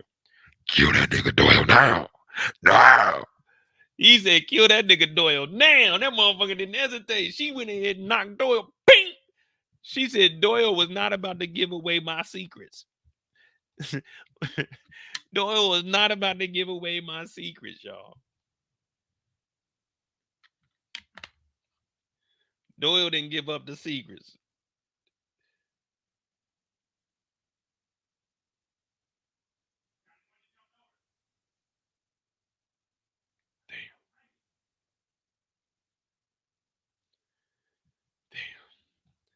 And then she started crying because she knows what she did is wrong, man. She fucked up in the game, man. She played her brother. She played her brother for real, man. That's messed up. That's messed up for sure. Damn, man. Who y'all think's in the worst situation? Is it Claudia or Vic? Vic is technically in charge. He hasn't gave up any information, but Gloria did catch a body. Doyle, now they got to answer to that. But remember, Vic is in charge. So when Dublin, if they ever come back, hopefully they don't. Hopefully they just say, hey, it's all done in the United States. We can't fuck with that no more. But Vic ain't gave up no information. Claudia, when Dublin comes back, they're going to say, hey, man, we seen Vic out there shooting like 3 or 4. They seen Vic out there shooting. She didn't kill Doyle, the connection over there. So if she is pregnant, that'll be the connection with Dublin. But they might be like, hey, we'll let you survive if you get rid of your brother, which is he's going to be in CBI and he's already trying to work. Oh, okay. But that'll be further ahead, though, because he has to get information on CBI. Oh, well. The Flynn family is crumbling. At least the Tejadas had 3 seasons together. Well, they got rid of Lorenzo. Yeah, they got rid of Lorenzo. Yeah. They'll be all right. They the Flynn's. They'll bounce back. They'll bounce back. Who we got? Oh, let's do we'll do Diamond's story. Diamond. Yeah, Diamond, Tommy, and then the administrative group. But the administrative group didn't really have nothing this week. So we'll do Diamond, JP, and Tommy's story. All right, bet.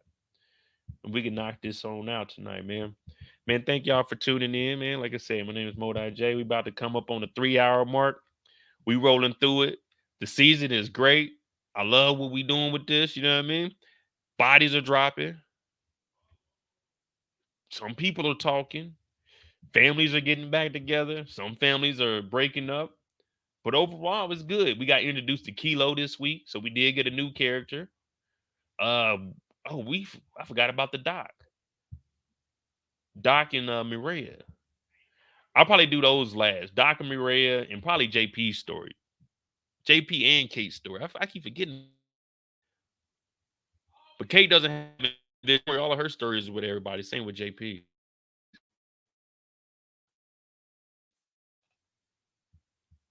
No, I haven't. Which one are you talking about?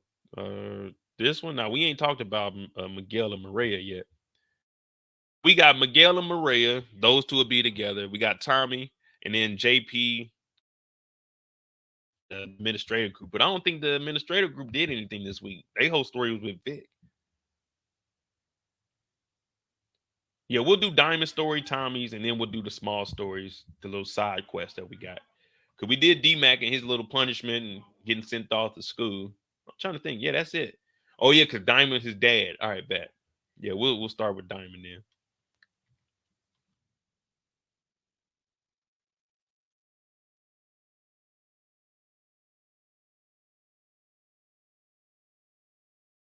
DeMarcus said Vic is a snitch. Vic has never given up info. He could have told Stacy everything and Tommy she killed Liliana, but he didn't. He values her as a sibling, and she could care less about him as a brother. She's selfish. Yeah, well, he did tell Stacy, I want her to go to jail. Killing her would be too easy. So he wanted her to suffer in jail. Now, I mentioned the trailer, but I try not to talk about what's happening in the next episode as far as the trailer until towards the end. But we do hear Vic talking to Tommy about torturing his sister. Since we didn't already went over their stories, it's fine. So damn. I mean, he got information on Tommy, but he don't know the ins and outs. So I think when she's saying give up some information, you can't just tell me Tommy's working with the cartel. It's more of, hey, you got to tell me when is the drop? When can we catch Tommy with some money or some drugs on him? Because they want these crimes to stick in order to be able to press the charges.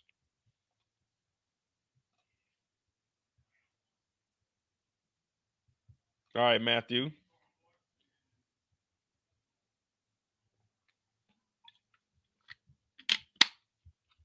Diamond, yeah.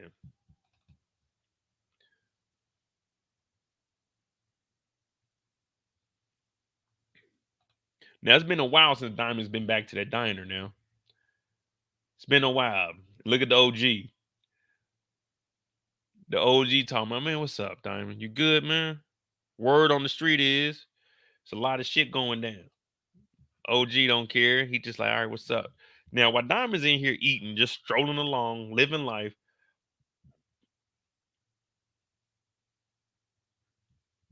some young gentlemen run in. Diamond, some coffee. Y'all see this lady? She seen them too. Look, her and Diamond in unison. They both said, oh shit.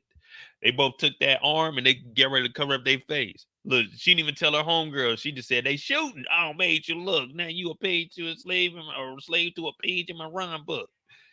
Said, oh. She didn't even tell her homegirl. They came in, jumped up on the table. Well, they come in here and they get the bucking. Ow! Ow! He didn't even come in with a mask. Neither one of them did. Neither one of them came in here.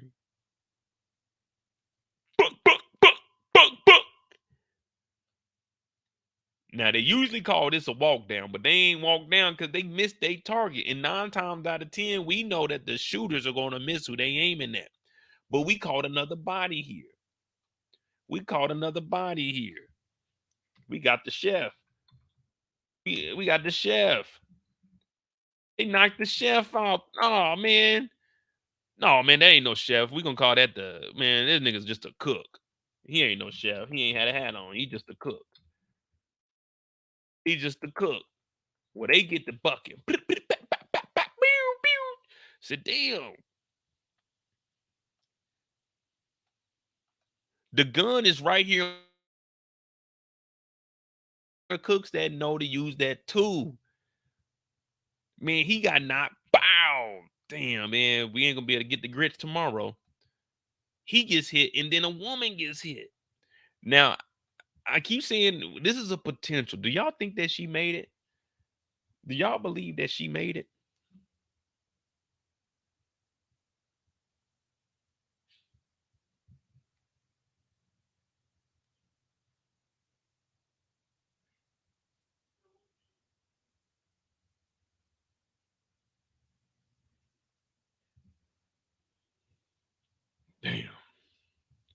Got him the hell up out of here. Well, the young lady, well, she's not a young lady. She said she was older than Miriam. But Diamond leaves up out of there. Diamond goes to the barber shop. Mind you, it was just a shooting at 7 this morning. He goes straight to work after. He don't even give a damn. Man, if I'm going to work after dudes and came in here and shot at me, I'm not going to work, first of all. And secondly, if I did go to work, people aren't just walking in my barbershop. Like, when you want a haircut, come knock on the door at your appointment time. Don't show up 20 minutes early. Show up 5 minutes early. No early. I'll let you in.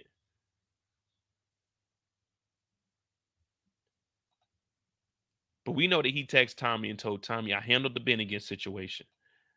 Don't even worry about that. Now, he doesn't give Tommy any information about the whereabouts of the body because he knows that Tommy can easily get into some bull. You know what I mean? He could easily get into some bull. At any given moment, Tommy can awaken the dragon, kind of like a Cisco song.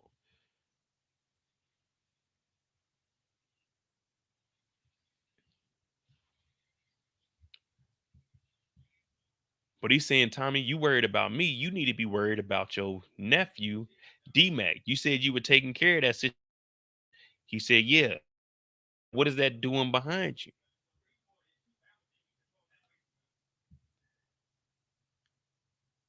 What is D-Mac doing out the house? Now, from Diamond with you, why?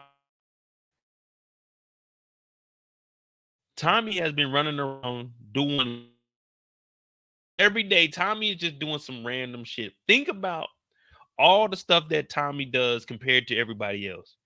Yeah, Tommy gets into action, the nitty gritty every now and then. He might hit the chicken head, you know what I'm saying? But other than that, Tommy be bullshitting sometimes. Remember, Tommy was on a date, teaching her how to drive. This nigga Tommy went on a date to the zoo. Tommy is always doing some wild shit. Tommy pulled up to Chicago, stopped to get some soup at 8 in the morning. Tommy is always on some wild extracurricular shit. Everybody else got jobs. Everyone else got places to be. Jenard's getting chased around the city. Diamond got people shooting at him. Tommy got shot at, bought a new truck, got his Mustang out the shop, riding back around in it. Tommy does what the fuck Tommy wants to do. But Diamond is like, hey, man, get this shit together, Tommy. You keep telling me that you were capable of doing all of this, but every time we look up, you into some shit, man. Why is your nephew out on the block when I just told you we had to kill clean up a crooked cop that your nephew killed? Tommy don't understand that, but Tommy does go out there to look.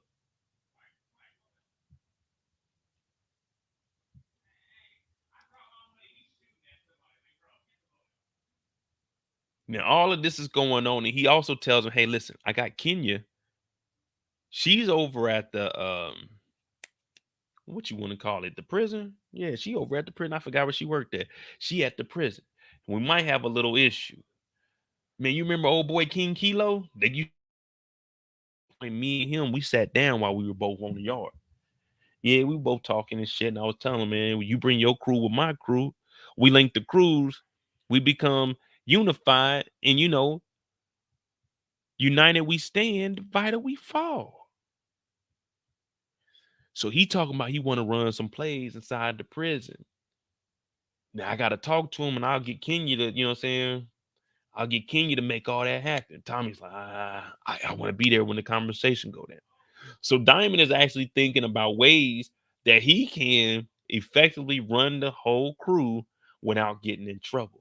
As long as the dope is moving through the prison, he ain't got no ties to that really unless Kenya gives up that information. But this way he can keep his hands clean. Tommy's running the streets, giving the bricks out. Remember, Tommy pulled up with the bricks, but the whole prison play, this is Diamond's plan. So what Diamond is trying to do is take the easy route. I just had them bring it into the prison. I'll never have the money and the drugs on me at the same time. We should be good. Plus, I should never be around the drugs, even though he is in the basement. I don't know why they're working out of the basement. Diamond needs to move this, but I guess this is the safest spot, especially with everyone in the city knowing where Diamond potentially lives. But now we got to set up the Kilo play.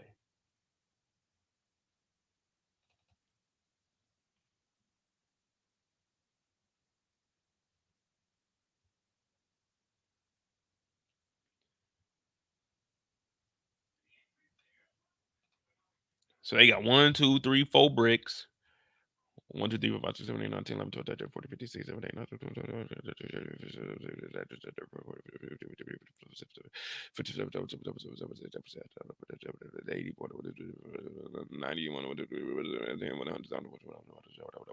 they got about 80 racks over here. They got 80 racks and 4 bricks. And they get that phone call from Kilo. Now Kilo's in the jail. He's like, "What up, man?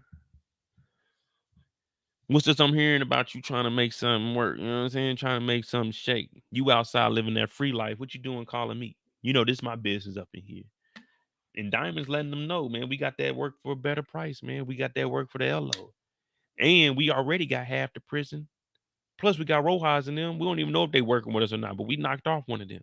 So it's either you get down or you lay down. And he's thinking, listen, I might go through with this play. The plan sounds good. Now the numbers don't sound good. And what I mean by the numbers, he says, I'll work with you, but everything we make, 50-50. So not only does Diamond have to get the work for the better price, he has to get the work into the prison and then split 50-50. So that doesn't sound right. Of course, Tommy isn't going to go for that. But as of right now, it's established that we can work together at least moving forward. But the 50-50 split don't sound good. The 50-50 don't sound good at all. Diamond heard that. He was just like, all right, bet. Sometimes you just got to take, pause, the opportunity that's presented. Sometimes you don't have enough time to delay, install, and try to wait for a better deal. Yeah. And that's why we see a lot of people when it comes to these contracts that they get into, they may have not read the contract fully, and you'll hear them complaining about the contract that they signed. Well, this is kind of one of those moments right here.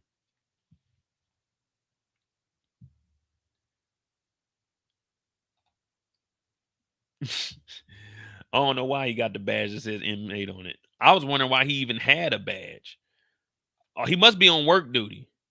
Yeah, he duty or something. Scan to keep the location on work duty somewhere. Hard day at work. When you lock down, man, a hard day at work shit. Give me that badge. If you get a badge, that means you get to move around the prison.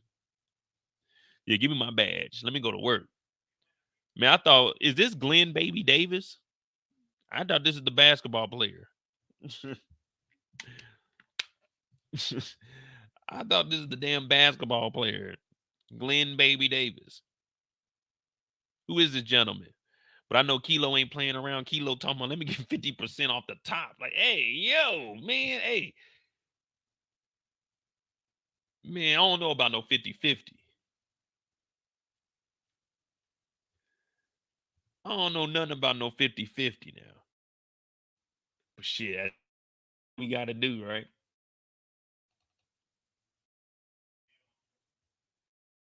James tells Diamond after he comes from upstairs, I know you and old boy, I know, Big Sid, y'all ain't talking like that, but it is your pops, man. And the streets is brutal. The streets can sometimes consume you alive.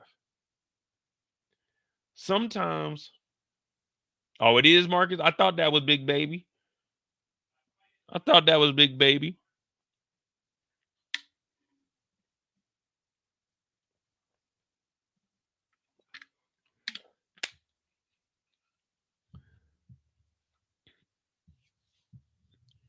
But OG's letting them know, hey, man, I know you don't talk to him, but he's still your dad. You need to go show some kind of respect. You need to go show some kind of respect to this man. You know what I mean? Even though y'all got y'all differences, it's still that closer. You can still be mad at him, but he calls Jenard first. Then he hangs up because he's like, man, I don't know if I should be talking to Jenard. And I wanted to see who was all in this cell phone.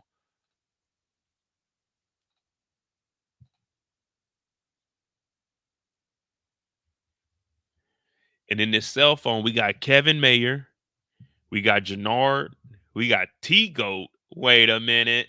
Who is T-Goat? That better not be short for what I think it means. That better not be short for what I think T-Goat means. Wait a minute. I know they didn't just throw that in there.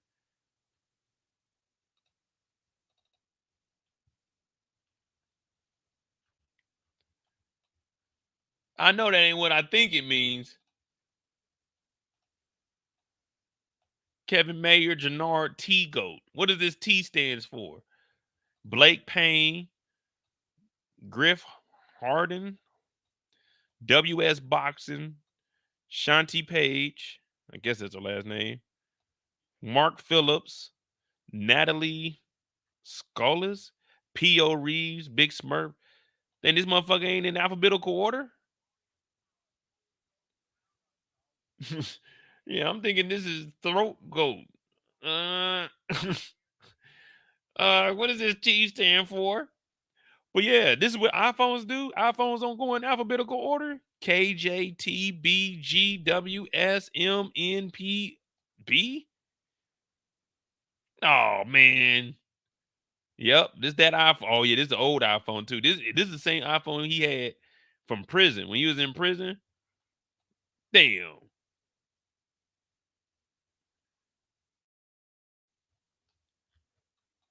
No, that can't. T Goat can't. Tommy's number saved in his phone because in the text message, I think it was episode 2, he got a text message that said Tommy. He has Tommy's name saved in his phone. Hell no, T Goat somebody else. T Goat is T Goat is Kenya in the prison. Oh, that's why he got her name. Okay, I see you, Playboy. I see you, Playboy. I see you, Playboy. Nah, don't judge me. This is his phone. This is not my. This is his. Look at the names in here. This is his phone. This ain't got nothing to do with me. He got Shanti's name and the boxing gym, but he didn't talk to Shanti though. He called, but he didn't actually talk to Shanti.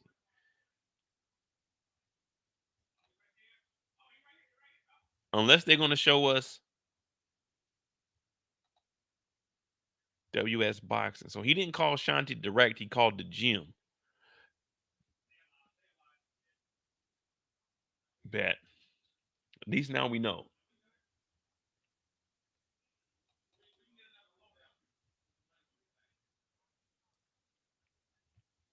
Then we see Big Perm. I mean Big Skid.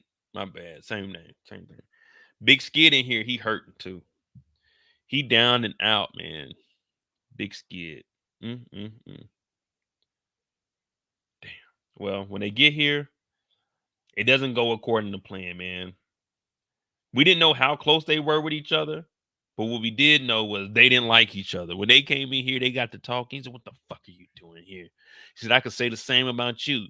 Surprised you dead, and not dead yet." So they going at it, but they never been around. And we realized that Big Sid was never there for his kids. He was never there for his kids, y'all. He was never there. He was the dad that went to go pick up the milk.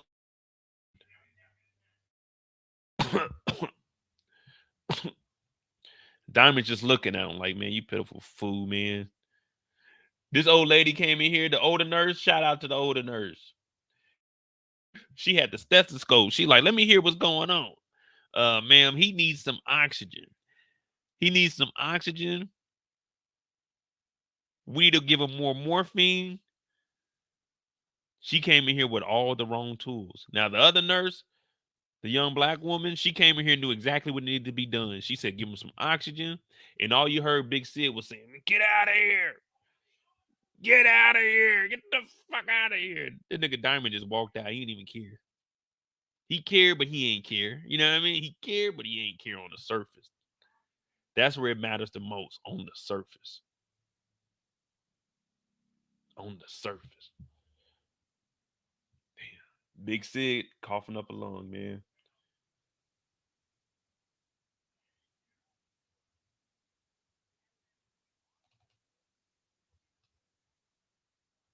Well, everything doesn't require bad times.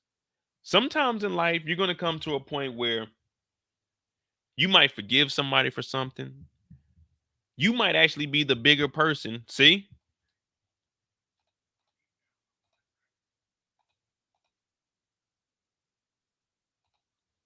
T-Goat is not Tommy. Tommy's number is Tommy's number. T-Goat is somebody else. They didn't think that we were going to see that. We need answers, Power.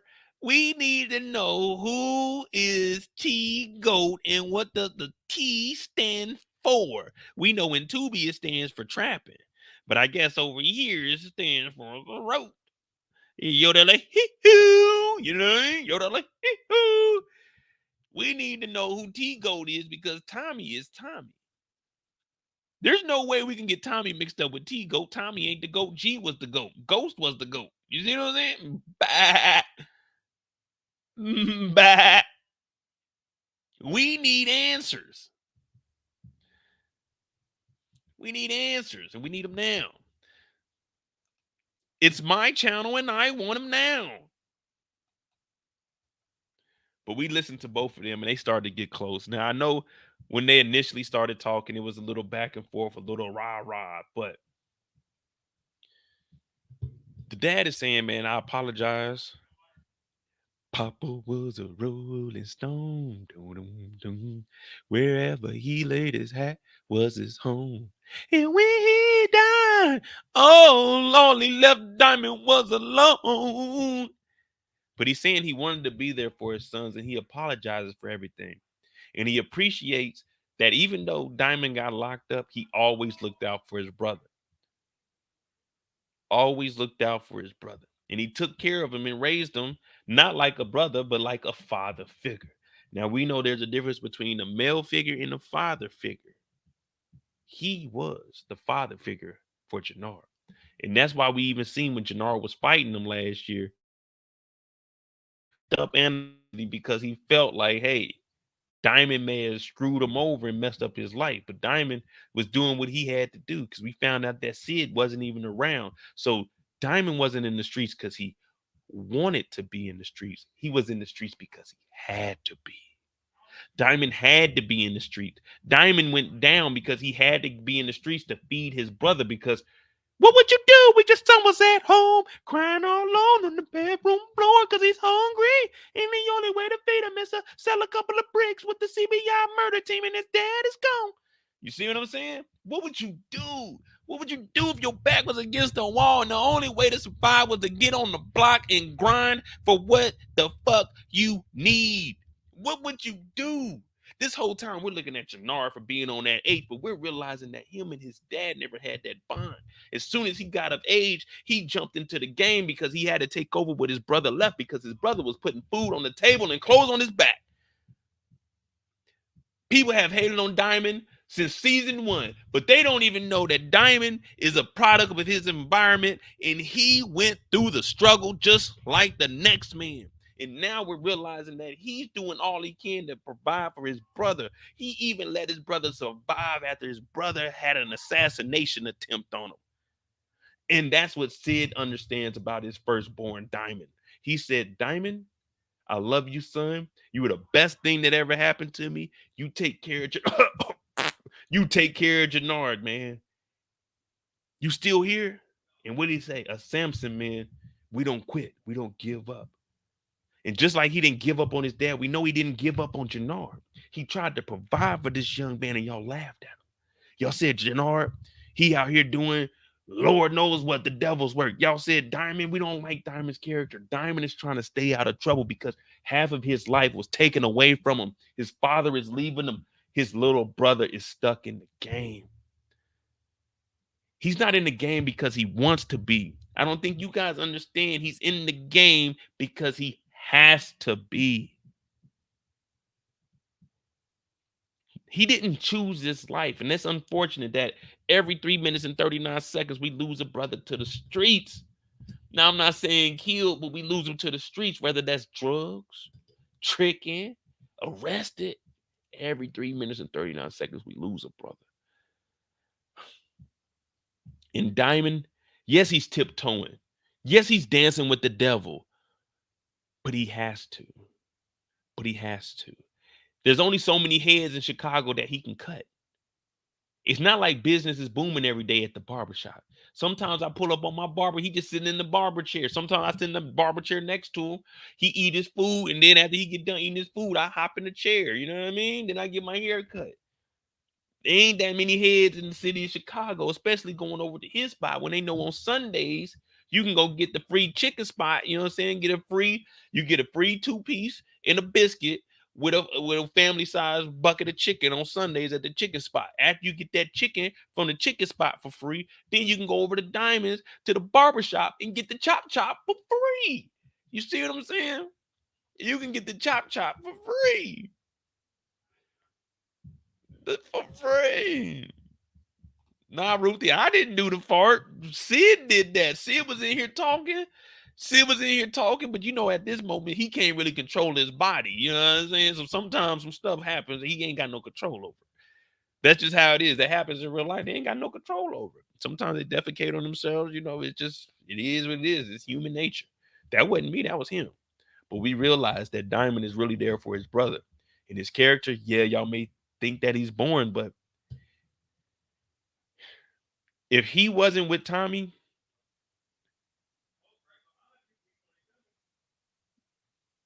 CBI would be way worse than it. Well, it wouldn't even be no CBI. It'd just be fucked up. It would just be fucked up.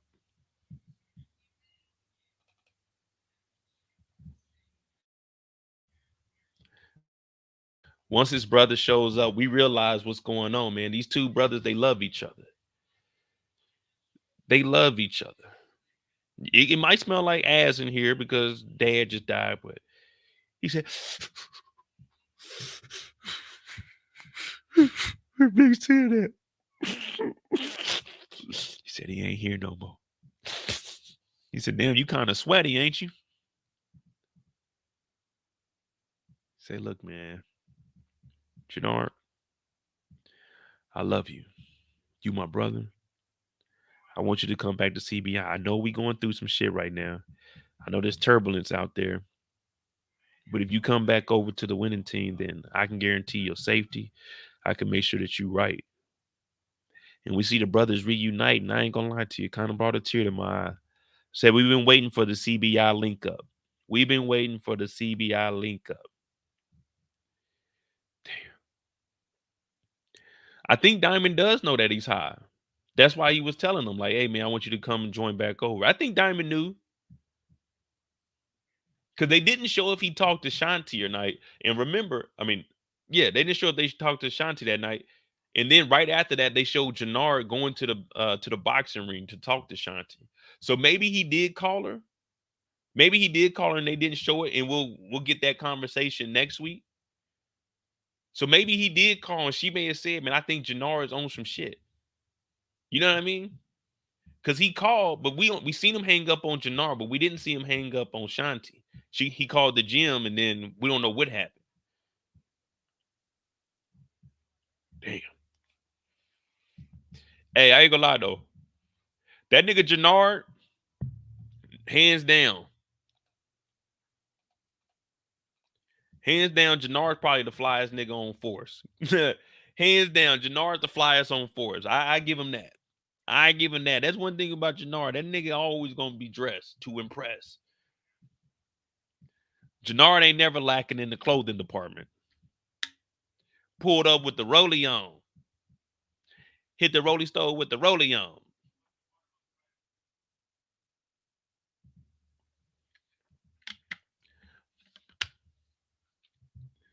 Oh yeah, I know. Hey, I didn't say he was the cleanest. I said he the flyest. That nigga probably smell like shit right now.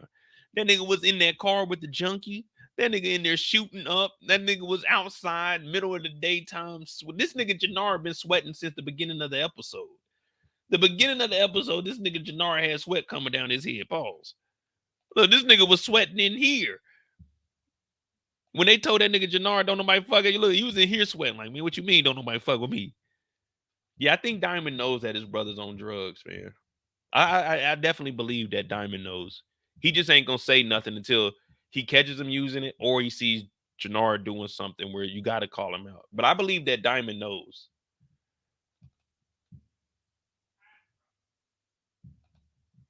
Yeah, I could see him knowing. That'd be good if he knows. Like, that's his little brother. And we just heard Sid say how close they were and him taking care of it. So he can tell there's a difference in how Jenard is acting. Plus, word on the street is Miguel, if the crew know that Miguel don't fuck with him, everybody in the city know that Miguel don't fuck with Jenard. So I'm pretty sure Diamond knows everything that's, well, not everything that's going on. Not that he owes money to Mirkovic and Miguel. But this works out though. Jenard back with CBI. They could use Jenard to set up Miguel. I'm not Miguel. Well, shit, they could use Jenard to set up Miguel with the insulin. Oh, they could poison. Oh, they could poison him. But they can use Jenard for the insulin, or they can use Jenard to set up Mirkovic and get rid of the Serbs to show the cartel Chi, hey, look, I can get rid of the Serbs. And they use Jenard, set up like a meeting to get the money. They go ahead and kill Mirkovic. So it's a couple of things they could do with Jenard being part of CBI. I just don't know what direction they're gonna go in. And I do want to see if they're gonna let Diamond take over something. I know Diamond is running the prison operation, but are they gonna show that storyline? Or is it still just gonna be every now and then we'll mention the prison? We got King Kilo in there with a kilo.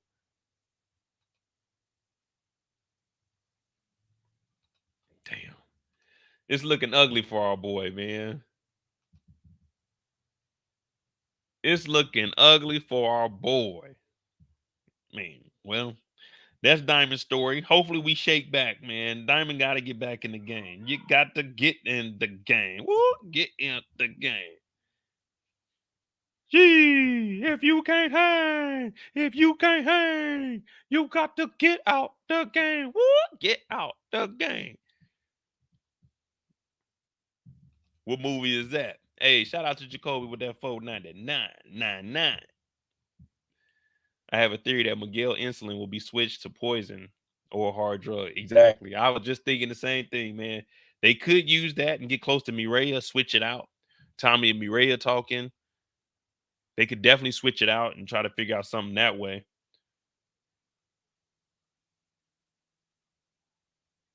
I don't know. We're going to see, man. But it's definitely avenues that they can go down with this.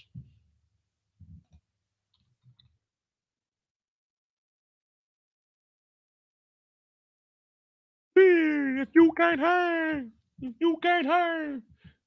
All right, here we go.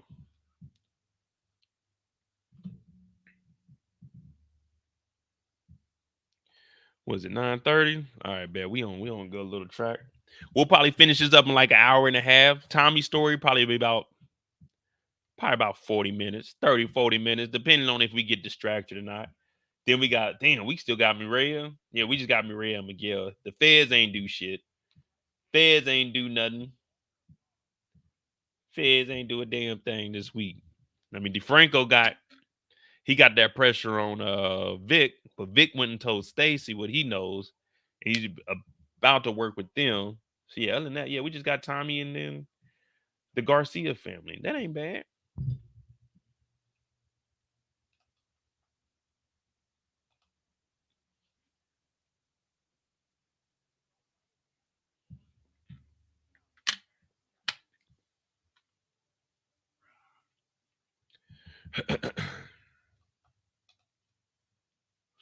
Tommy. All right, man.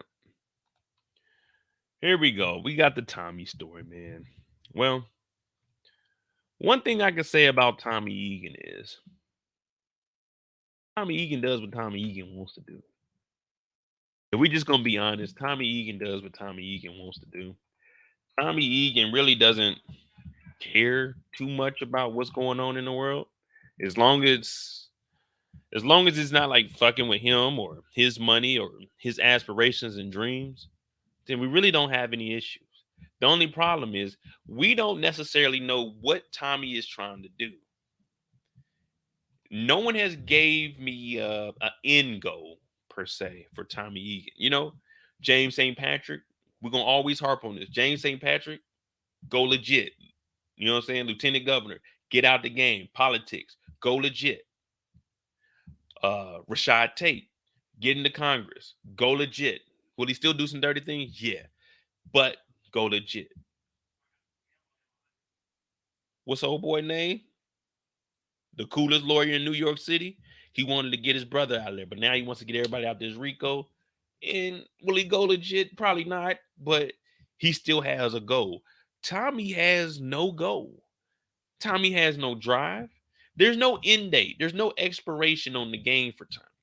You know, you go buy milk. You always move the milk and you try to get the milk in the very back. You want to see whoever got the longest expiration date. You don't ever want to grab that first one. First of all, you don't know if somebody opened that mug up. I never grab the first of anything. I always go to like the second, the third, the fourth. You know what I mean? You got to always get the one in the back. But you got to check that expiration date. You might go up there and buy some bread. They always put the bread that's going to expire first in the front to get it up out of there so it don't expire while it's on the shelf. Now, you might go up there. What's today, the 29th? It might say it expires on the 6th. But you go into the back, you see one that expires on the 13th. Why am I going to pay the same price for something I can only use in the next, 7 days? When I can go get something in the back for the next 14 days, 2 weeks. I got 2 weeks. I don't want to eat a sandwich every day of the week. Who wants to eat a sandwich every single day for 7 days straight? No, but when in that 14 span, I might eat a sandwich today. I might chill tomorrow. There's no rush.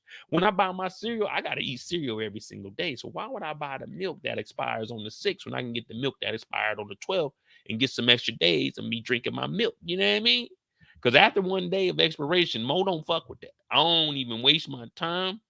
I always felt like when I was younger, I ate something that was expired and I threw up. So ever since then, if something is expired by 1 day, hell, even the day of, I'm hesitant on eating it. Ever since I was a young boy, playing with my toys, I ate some expired food and I ain't been right since. Whenever I see something expired, I cry. I go to my parents' house. I look in the pantry. I cry.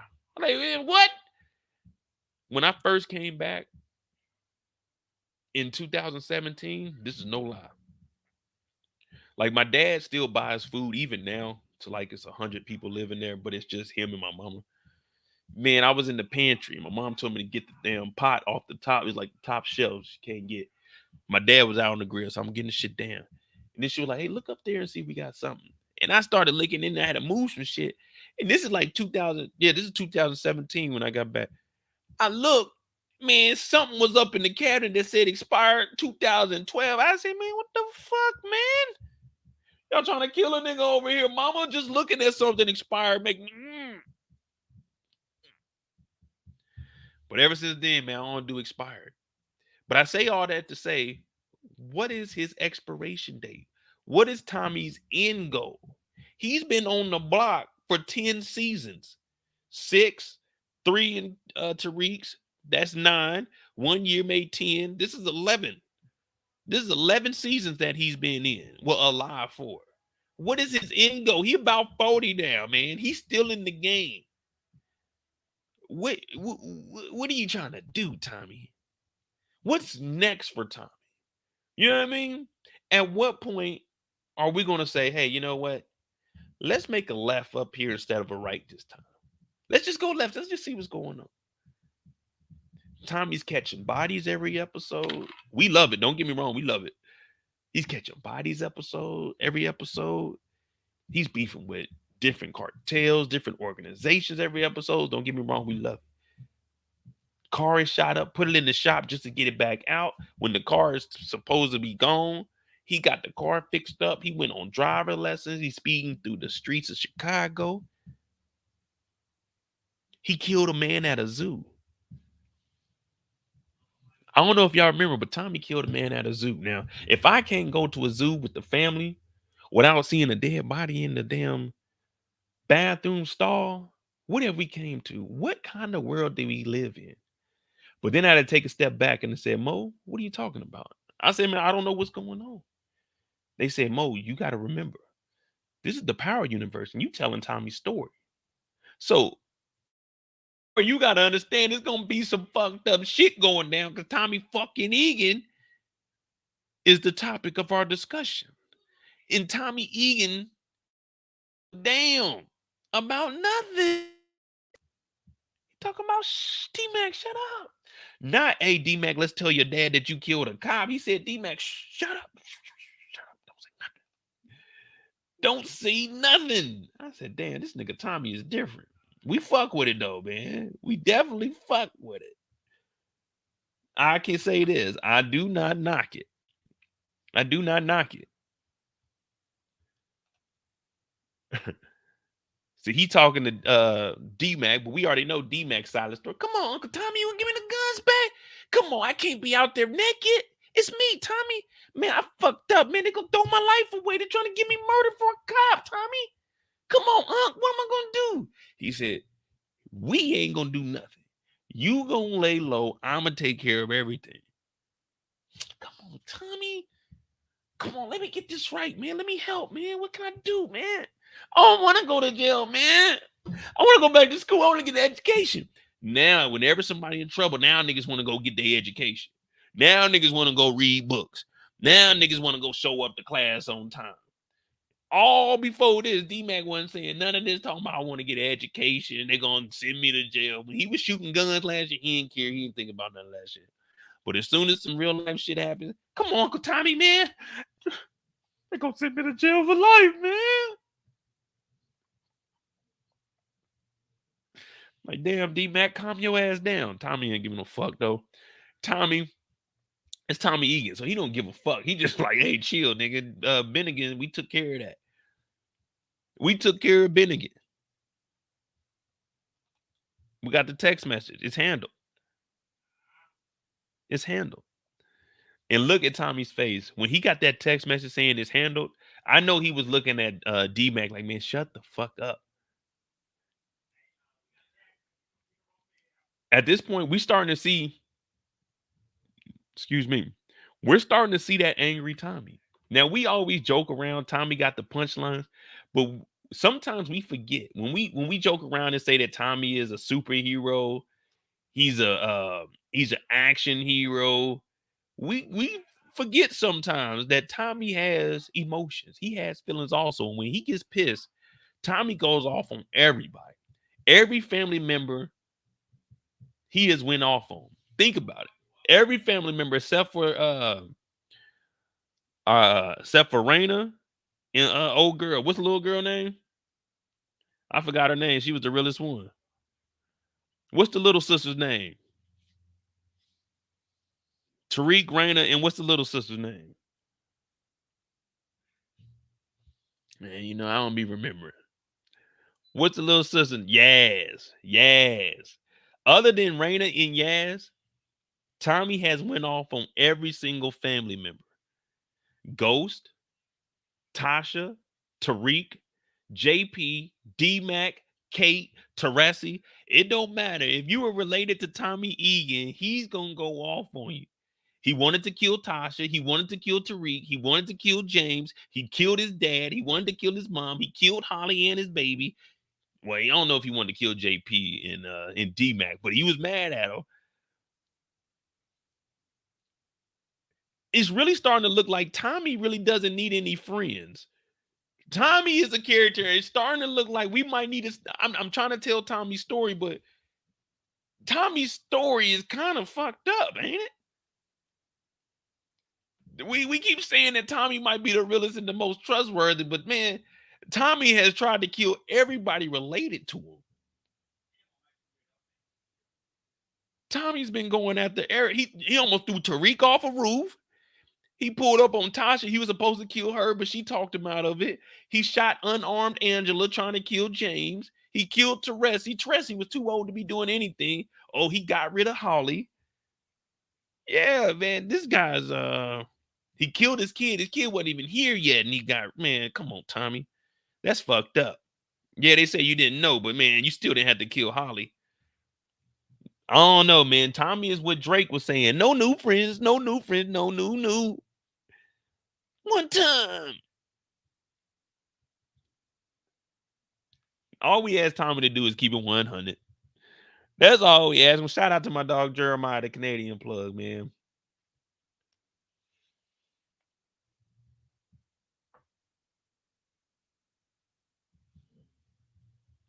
The Canadian plug, my dog Jeremiah.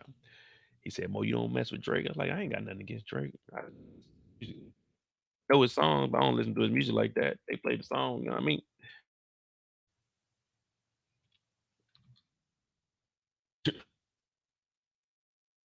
Yeah, Tommy over here, he handled the situation. He talks to Diamond.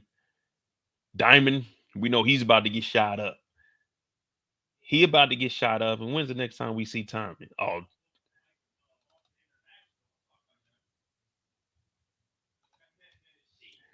Tommy show up and he got that Mustang fixed. Hey, shout out to Brillo. Brillo said it's gonna be he wouldn't be surprised if it was one episode. It's been what, two episodes? So Brillo was right. He said I thought they was gonna get rid of it for the whole season, but Brillo was right. Nah. That Jeremiah, that's my dog, man. Damn, if he's in here, if anybody got Jeremiah's link to his YouTube, you can go ahead and post that for my dog, man. You know what I mean? That's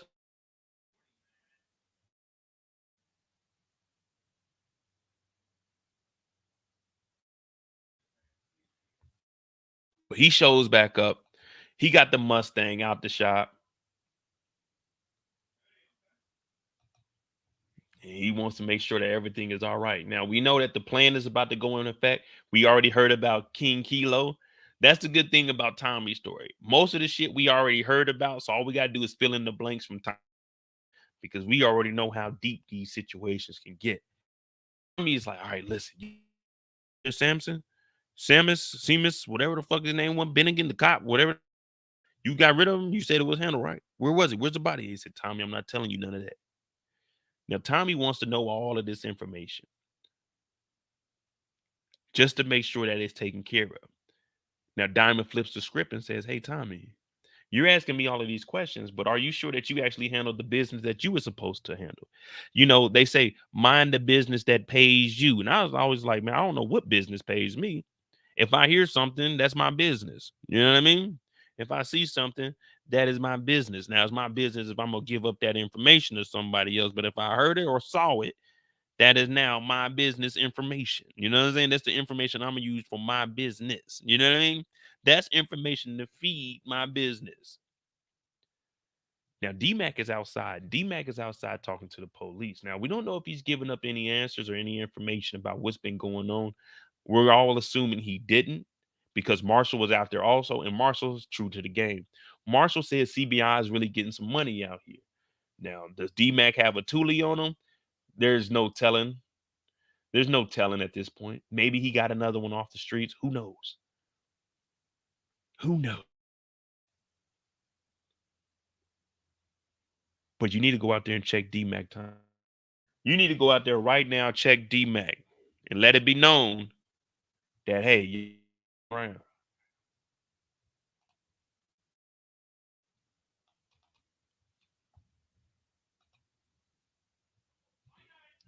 He snatches D-Mac up. What the fuck are you doing, man? The fuck are you doing out here? Hey, Tommy. Mac. Tommy, what are you doing to my boy? Tommy, let him go. D-Mac, go upstairs. What's going on here? You're not going to touch my son like that, Tommy. And Tommy's like, D-Mac, get upstairs. But Uncle Tommy, I wasn't doing that. I wasn't talking to nobody. Tommy, get your hands off him. Like, damn. Damn, he on his ass. He said, what the fuck you want, man? You sound like that, Tommy. I'm trying to be a good Flynn. You don't need to talk to him that way. That only hinders his growth in his thought process. His self-conscious is going into the shit because of you, Tommy. All of this is because of you, Tommy. And Tommy is like, oh no, don't you even dare put this on me. You were gay and your wife left you. Don't you put this on me. If you were in your son's life, then we wouldn't be having these D-Mac problems. D-Mac wouldn't be running around the city. Oh, that's a low blow, Tommy. That's a low blow. How can you use me and my wife not being together against me?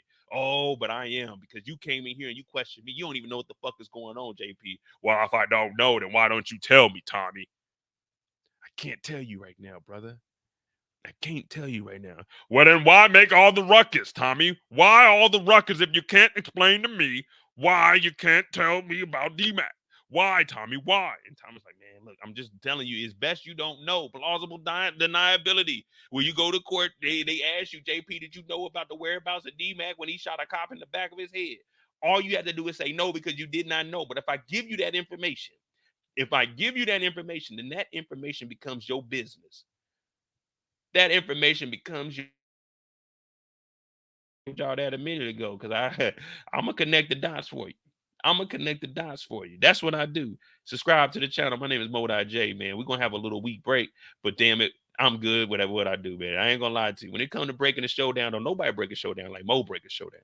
Mo break a show down how a show's supposed to be broken down. And all I'm gonna do is give you a little bit of facts. You ain't gotta believe me, but I'm gonna show you on screen and back everything with some evidence.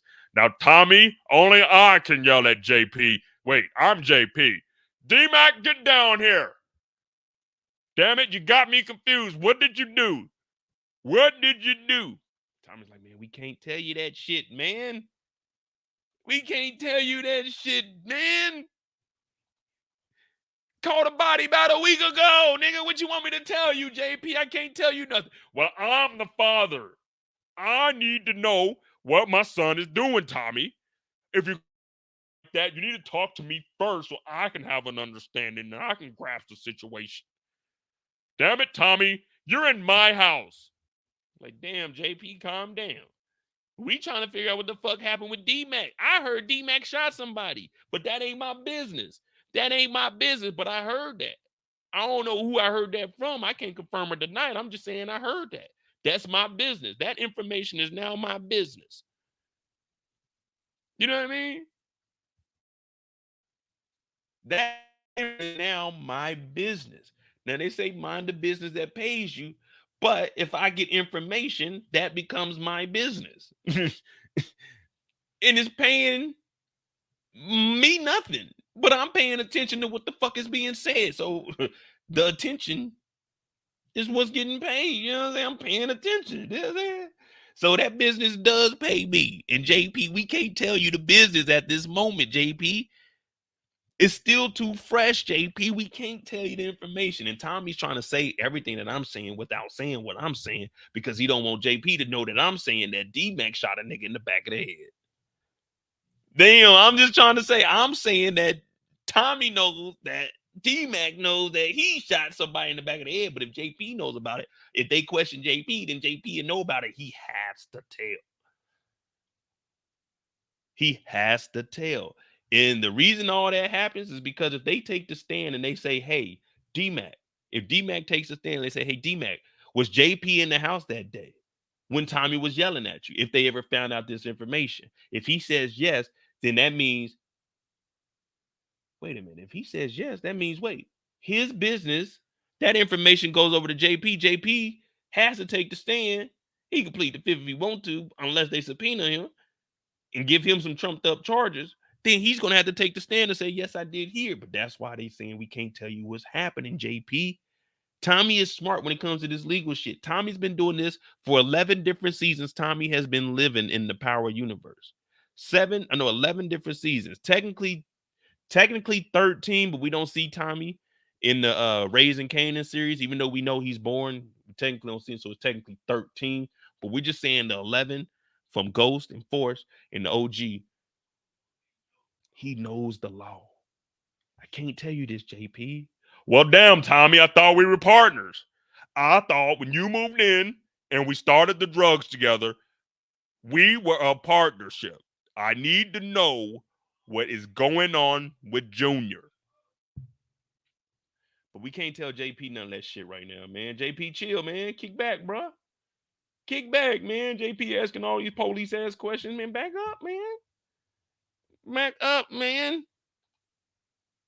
The fuck out of here, JP. Got that hair slicked back like a motherfucker. JP ain't did shit. Wait a minute, JP.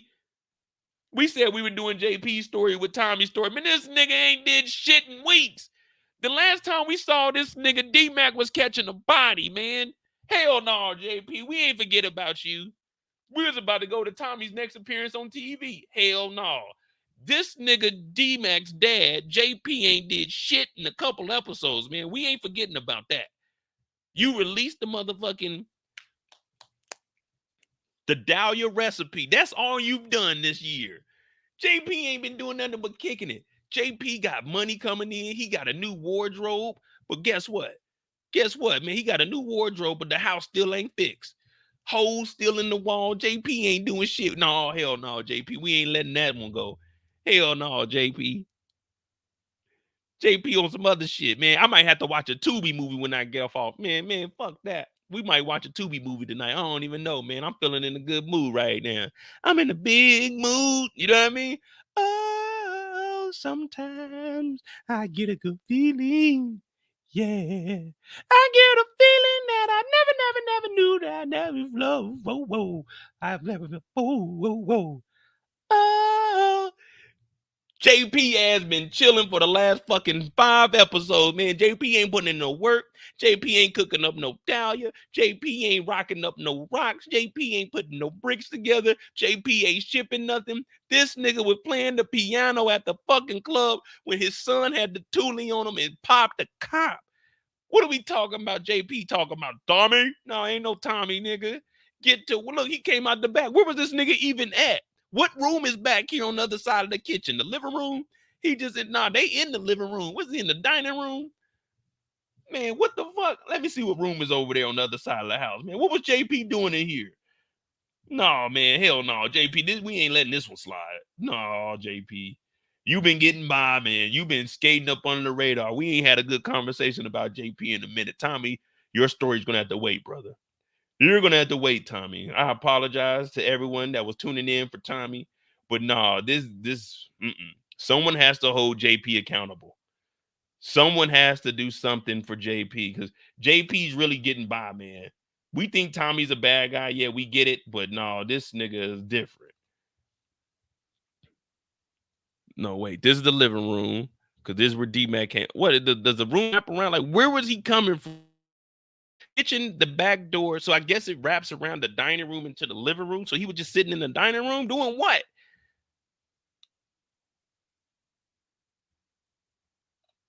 Man, it's a hole in this wall. Man, it's kind of drafty in here, ain't it? It's kind of drafty in here, ain't it?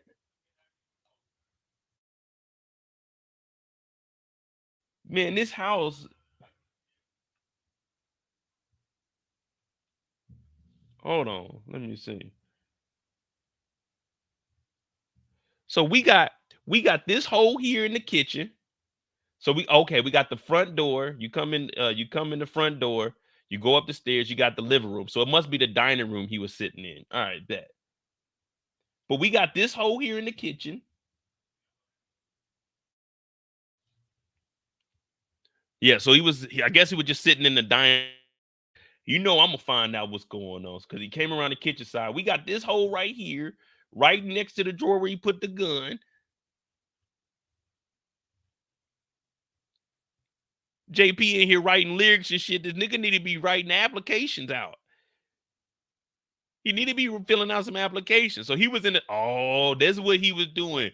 JP was in the damn dining room playing the piano. We done found him, y'all. We done found where JP was in there playing the piano. Oh, it makes sense. Kendall, I have no idea where their dad is. I thought he died last season. I don't even know. They threw his ass in the basement. They said, Grandpa, you gonna stay in the basement. JP was in here composing music. Oh, okay. We found out.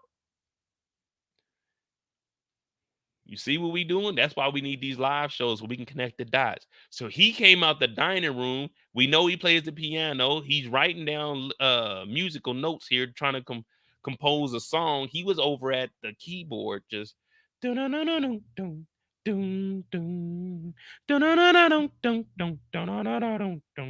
please stay with me tonight. Don't leave me, girl. Uncle Tommy, man, what? Hey, what are you doing? This nigga was in here playing the damn piano, man. Big Wolf said no hat on the table. You don't put hats on tables and you don't put hats on beds. Hats on beds is good. I mean, not good luck, bad luck. Do not put hats on beds. People don't believe in luck enough. Something that I don't never put a hat on a bed. But yeah, JP ain't did shit in weeks, man. Playing the piano. He don't know what the hell's going on in D-Mac's life.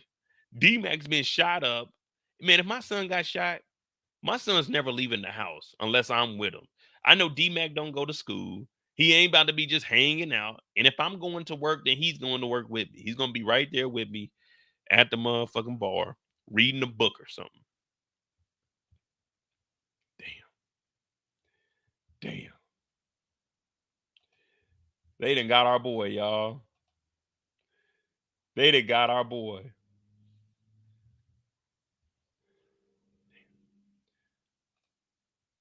Next time we see Uncle Tommy, damn, I don't even know. It's a while before we see Tommy, ain't it?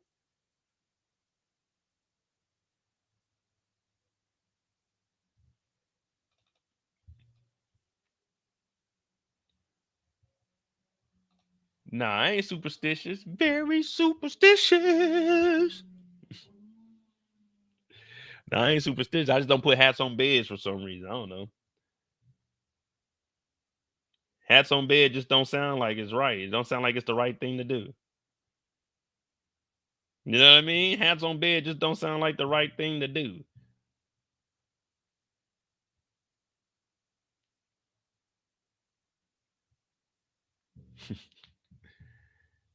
Well, Tommy finally folds and he gives JP that information. He tells JP, I don't know any other way to tell you this, but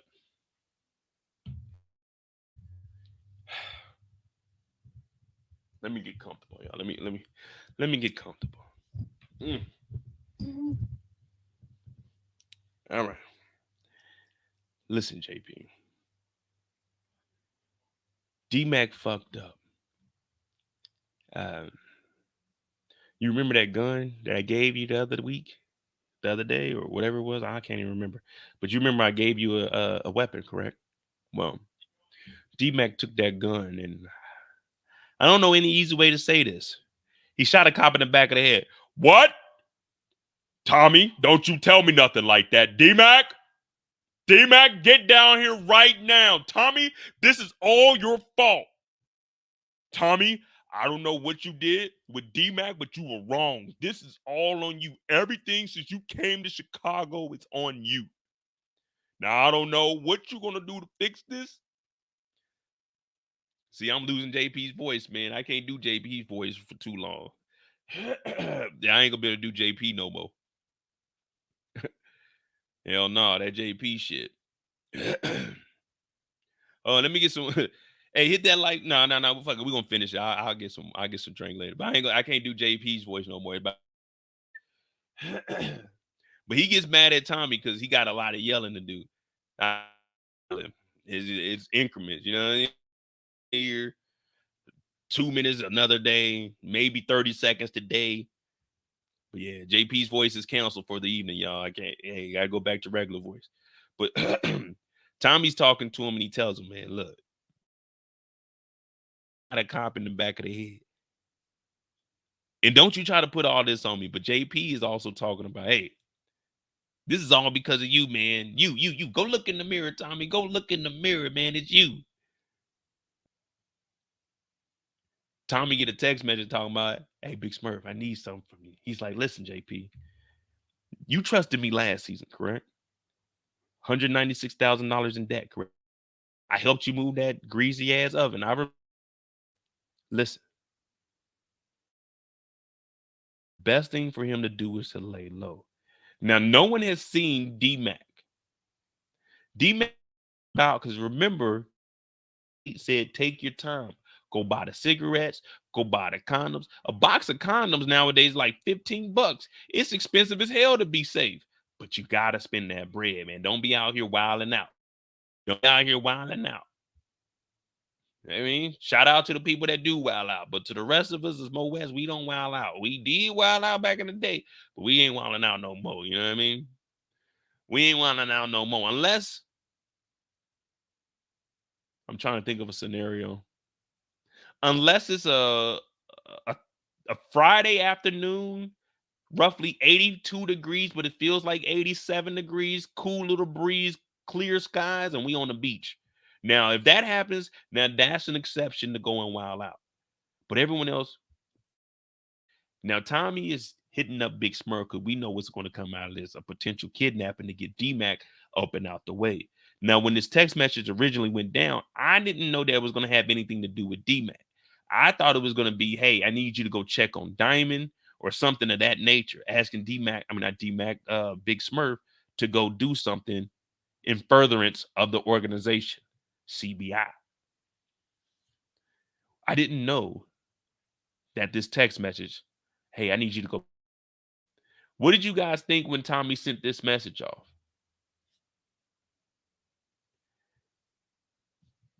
When Tommy got this message sent, he drafted it up and sent it after telling JP, I got your back. I'm going to make sure nephew is fine.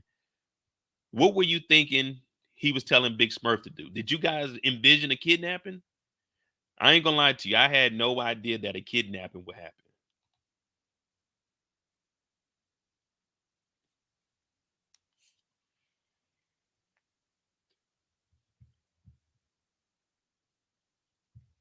Hey, Big Smurf, I need you to do something for me. I'm like, what? As long as it's something I can do, I'm all over it. Hey, man, I did not tell Google. The phone gonna say, as long as it's something I can do, I'll do it. Hey, man, let me close this motherfucking phone because I was not talking to you.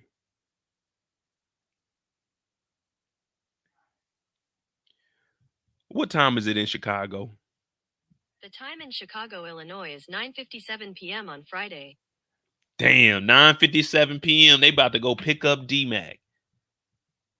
Damn. Hey, let me ask y'all something.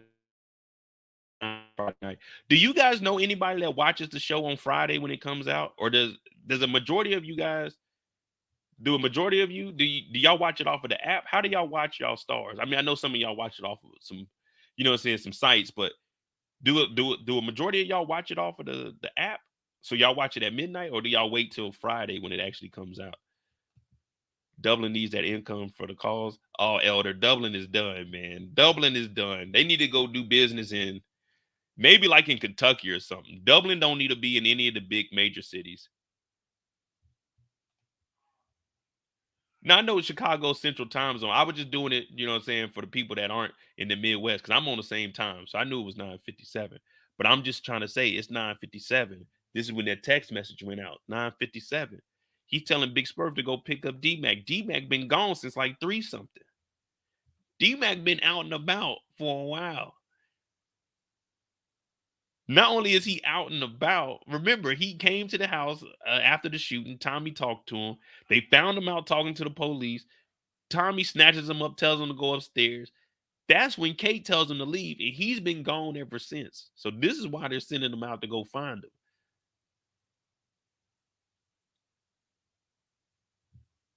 "66 said I watch Friday morning on demand, midnight, stars out. Demand on Friday morning." Oh, okay. So a majority of us watch it at midnight on the app, or they'd watch the on demand in the morning. Okay. Because I was trying to see, do people actually watch the show like when it airs tonight? Because it normally airs on a Friday if you don't have the app or anything. If you just got like regular cable, not on demand, if you just got regular cable with the stars package, it usually don't come on till like 8 or 9 on a Friday. I was just wondering if people will actually watch it on a Friday. The same with the Sunday night. I enjoyed when the show came out Saturday night at midnight, especially during the pandemic and like towards the end of it, because shit, I wasn't going out on Saturday night. Fuck all that. All right, let's continue with the story. That's on me, y'all. I was just trying to see where everybody was at. Just trying to see where everybody was at. I watch here in Jamaica and B Flicks. Okay. What up, Xavier? Jamaica. Hey man, I'll come down to Jamaica, man. You gotta show me around. You know, I gotta get down to Jamaica too. Jamaica, the Bahamas. Mm-hmm. Hey, get down there. I haven't ever been to the Caribbean. All the places in the world, I've never been to the Caribbean. Been to Latin America, but I never made it to the Caribbean. Oh, let's continue this story, man. Y'all don't care about that shit. All right. Tommy sets up the kidnapping of D-Mac. We know that D-Mac gets picked up and the family is back to talking. The family's back to talking, and we're starting to realize that. Look at JP ass. Look at JP, man. I know he's hurting though. Pause. I know he's hurting because it is his son at the end of the day. We joke around about JP, But JP has been trying to be in D-Mac's life. So even though we joke around about him, his character, I know he didn't have enough of a storyline this week for me to give him a whole story. So that's why we branched him off of Tommy's. But from his perspective, it's like, man, I just got my son back and he's wilding out. Tommy, you told me you was going to look out for my son. You didn't want him to be in the game. You've been looking out for me. So I'm expecting that standard to be the same. But you not telling me that my son killed somebody, especially a cop, that's bad, man. Like, we supposed to be closer than that. Now, Tommy is understanding that F is for family, and he's like, man, you might be right about that. That's on me. I apologize. But they sit here and they came up with a plan together. Now, that's the good thing. We can't knock JP and Tommy's relationship because, as I mentioned earlier, and we started to see this a lot this episode, pay close attention that people's bonds that may have not been as good as they were or they wanted them to be, they started to unify them. Paulie, Walt, they made up. Jenard, Diamond, they made up. And Tommy, JP, they made up. You know what I mean? They came together and they solved their problem. All it took was a little bit of conversation. If you were back on my channel years ago, back when we first started, conversation rules the nation. That's what we used to always say. Conversation rules the nation. If you can just take a second, remove your feelings, your emotions, and just say what it is, and y'all talk it out, in the end, you can walk it out. These two devised a plan to get JP's son D-Mac, or should I say Darnell? Why am I calling this young man D-Mac? D-Mac is the kid of the streets. Now we're removing the kid from the streets and they're sending him off to the country. Become a farmer, man. Get some discipline. Sometimes you need that. Sometimes you need structure in your life. Sometimes you need a schedule to abide by. Man, the way I've been living these last 5 years is disgusting. Sleep until noon, 1 in the afternoon. Oh, disgusting lifestyle. Sometimes you need structure. I was lost. I didn't know which way was up. I said, I need something to do. So that's when I started a YouTube. When I got out the military, I started a YouTube. I said, I need something to do to keep me busy. January of 2018, I put together a skit, one of my first videos on YouTube. And I just stuck with it. And then I said, you know what? I'm getting too old to be getting up and jumping around and acting a damn fool. So I said, man, I'm going to talk about TV shows. I started talking about power. I needed some structure. Talked about power. Then we got power spinoffs. I needed some structure, though. I didn't know. My sister told me, hey, start live streaming. I started live streaming. I didn't know. I needed some structure. Then I got a little solid, you know what I'm saying, following, you know what I'm saying? I won't even call it like a fan base. I got the Mo West with me. So I said, I need some structure. The Mo West said, hey, Mo, we want you to go live a little bit more. Mo, we want you to talk about this. We want you to do this. I said, I need some structure. Sometimes you need guidance. Sometimes you need somebody to reach out and touch somebody's hand. Make this world a better place if you can. Now, there was no structure for me, but now we got us a little schedule. And just like our schedule, D-Mac is about to have a schedule. Get your ass up at 4:45. Get your ass washed. Get your ass to the farm.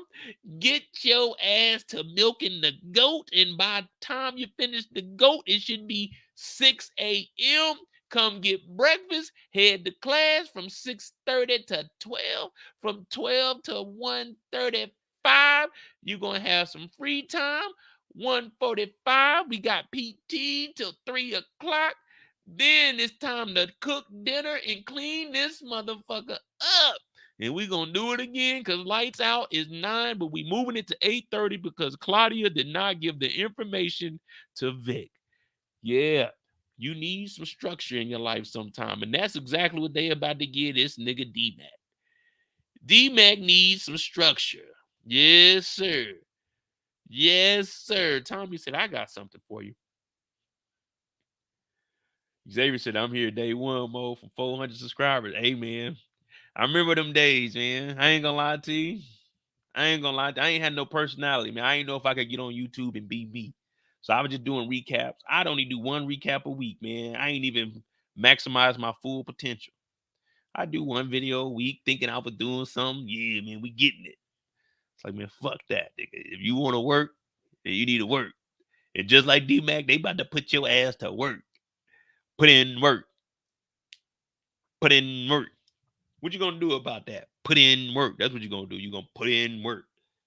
Damn, they got D-Mac the hell up out of there. Tommy's like, look, this is for the best. This gets you out the streets. This allows you to eat, sleep, learn, everything in safety. Now,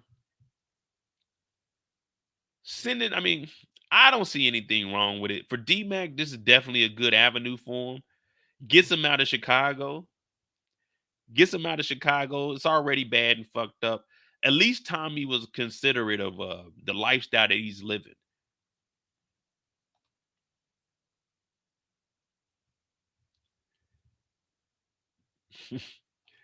D-Mac, it's the farm or ROTC. Hey, on some real shit, I'm taking the farm over ROTC. I'm taking the farm over ROTC any day of the week. Any day of the week. I'm taking the farm. Great Shores Youth Academy, bet. I'm taking that, man. Military school, like, nah, hell no. Military school, ROTC, hell no. I did ROTC for 2 years. They were mad at me too. My second year, my sophomore year. I had braids. I had braids. Boy, I'm lucky. Like, once we switched schools, I didn't have to do ROTC no more because I didn't have one. But y'all did ROTC, man. That shit was boring as hell, man. I ain't gonna lie, dude. It was a little bit of structure, but shit, I was glad to get about that motherfucker. Because you always hear people say, man, if I can't join the military. They can't talk to me like that. Like, nigga, please.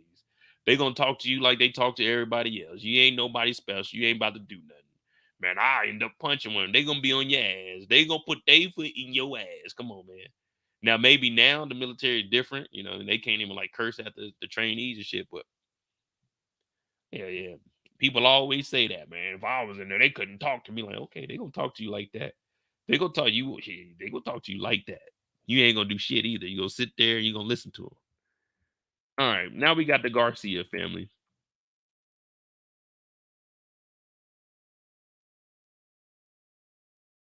And Ruthie says she was in the military. She'll tell you, everybody do that. Man, they ain't talking to me like that, man. Ooh, boy, I couldn't join. Like, nigga, you could join. Hell, your boss be talking to you better than that at your regular ass job, nigga. What the fuck you talking about?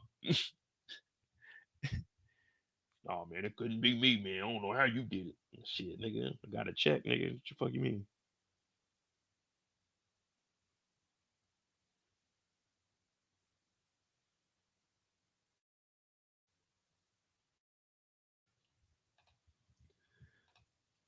I was one of the ones that called the live stream and more when you're first soon reaching 50,000. Oh, okay. Oh, my bad. I knew you've been in here, Xavier, but you know you've been MIA for a little bit. We ain't seen you. Welcome back. He said it was 9 people watching me. Hey, you know, shit, man. You know, it don't matter if it's one person in there, man. I'm a entertain, man. That's what I don't know. I like doing this, man. This shit's cool for me. I get to just chill, relax, talk about shit I enjoy, make up some stories. You know what I mean? I don't know, man. To me, it's cool, man. It's safe. I ain't gotta be out and about. It's on my time. And shit, y'all cool. Y'all cool as hell, man. I love y'all, man. Like, for real, for real. I be thinking I be on your bullshit, but nah. I get on here, man. I be telling the family, I'm like, man, nah, man. At least they listen to me. They may make fun of me, but they listen to me. My family just makes fun of me. They don't listen to me. At least y'all listen sometimes. Sometimes y'all listen, sometimes y'all don't. But we got the Garcia family. And I mean, they really ain't got much going on. I'll probably just fast forward to, well, we got Mireya. She at the job. You know, she blushing and shit. You know, I'm talking to somebody right now. But Dr. Kenneth, I think, what's his name? Kenneth?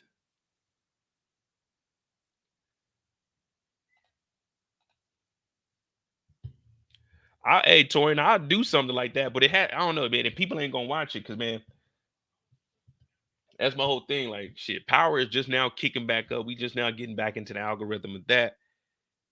Shit. I can get on here and talk. I can tell y'all some stories, but man, if niggas ain't listen to it, I ain't about to be on here. I'll just give little tidbits here and there throughout the show if I can relate something to something. But if not, you know what I'm saying? I tell you one thing though. Miriam don't need to be texting on the job now. The old girl hating too. She like, you got the doctor. Who you texting? He in a surgery right now. Is the friend hating? Is the friend hating?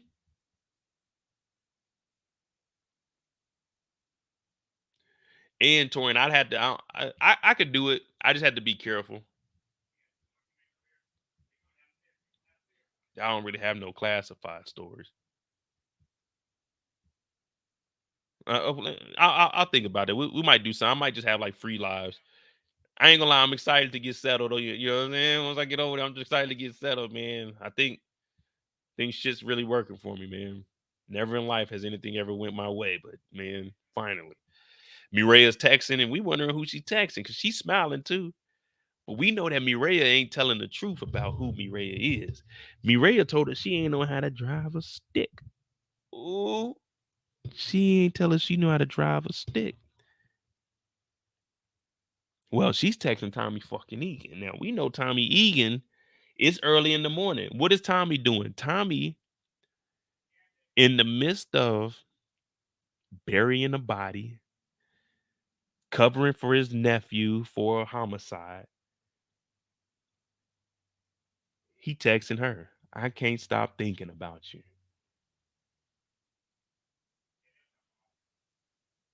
This is Tommy Egan, yo. I can't stop. I just can't stop loving you. I just won't stop loving you. And all my life, I pray for someone like you. And I thank God that I finally found you. I just can't stop thinking about you. I said, Tommy Egan. Tommy Egan. This is Tommy Egan. Where are we at, man? When did Tommy turn into this character? When did Tommy become this guy? That's what I want to know. When did Tommy become this guy? What up, Candy Love? I didn't know you was in here. Candy just snuck up in here.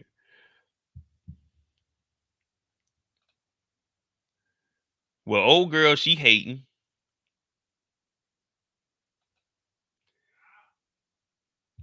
I'm like, okay.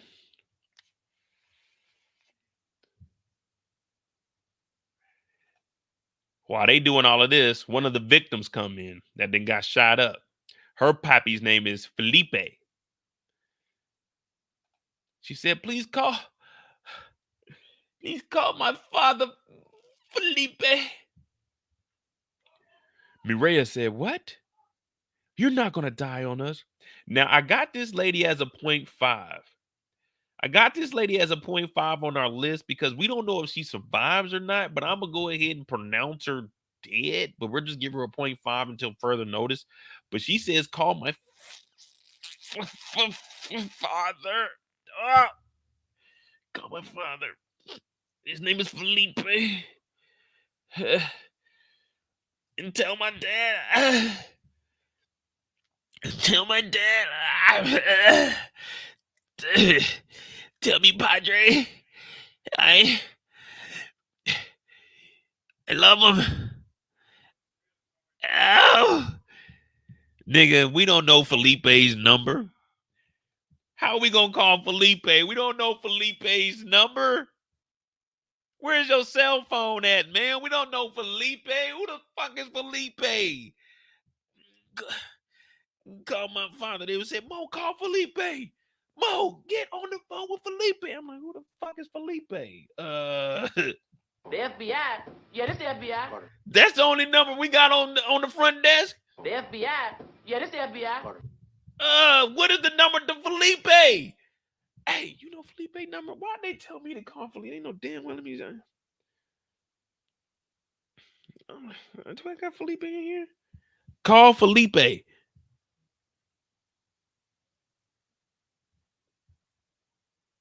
No, that's not Felipe. I ain't got no Felipe. Cut my father. His name is Felipe. I tell him I love him.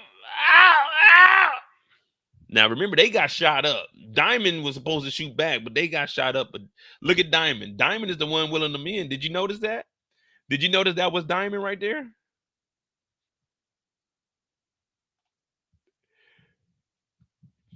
Y'all probably didn't even peep. That was Diamond that delivered her to the hospital.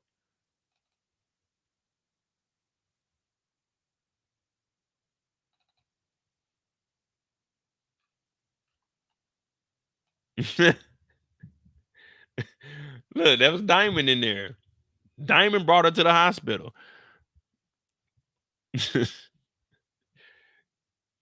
Diamond took her to the hospital and went straight to work. He ain't stick around. Diamond ain't called Felipe. Ain't no one called Felipe. This nigga Diamond went to work. Diamond left the hospital and went straight to work. Business is business. He's bigger than Nino Brown. This is big business. Oh, man. Diamond dropped her off and went to work.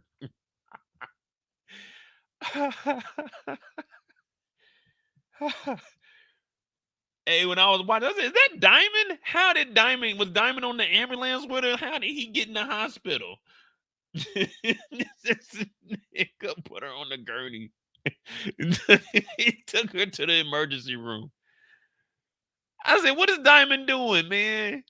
I didn't notice that till the second. When I watched it before I got on here to refresh my memory, I did not notice that was Diamond. I was like, let me get this screenshot. This nigga Diamond was at the hospital, bro. Ah, man. Cause look, his arm, he got the arm wrapped up. He got the arm wrapped up at the damn barbershop. Oh, man. She said, please call my father Felipe. She was looking at Diamond, too. Watch. Look, she's not looking at me, Reyes. She's looking at Diamond. She told Diamond to call Felipe. He ain't know Felipe's number. That nigga Diamond went to work. He ain't even even attempt to call Felipe. Oh, man. They not gonna let you ride in the ambulance unless you family, because that's a liability, man. That nigga Diamond, that nigga Diamond was on the back of the ambulance like it was a fire truck.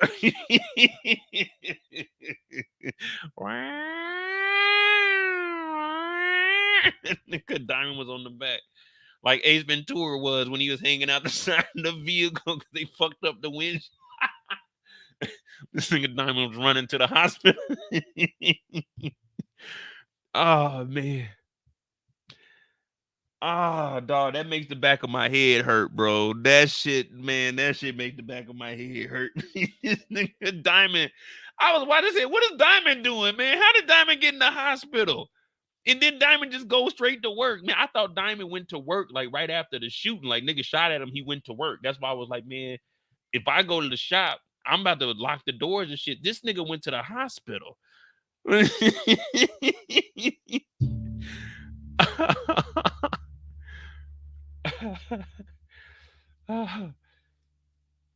nigga Diamond said, fuck that.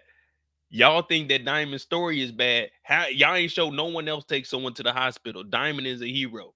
Shout out to B. Hayes, man. Shout out to B. Hayes. He said that's his cousin. Well, your cousin is a good man. We supposed to be talking about Miriam, but I didn't notice it until I watched it again. I'm like, damn, I ain't know Diamond was at the hospital. I thought Diamond went to work.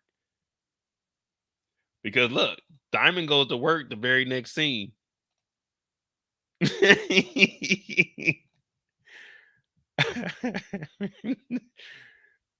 Damn, hey, shout out to our boy Diamond, man. He is a hero. Yeah, I need a hero. Was that Carrie Hilson and Nas song Hero, produced by Polo the Don? Then that was a good song, man. That's when music was good. But Mireya, she's over here, and I'm gonna go ahead and put her. We're gonna go ahead and put that the innocent bystander. Felipe's daughter. How you spell Felipe?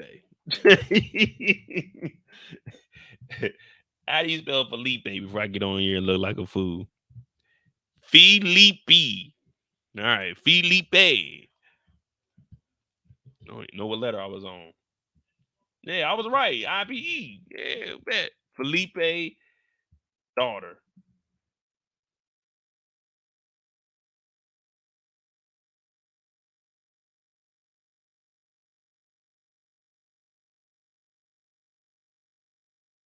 We'll get it. Felipe's daughter.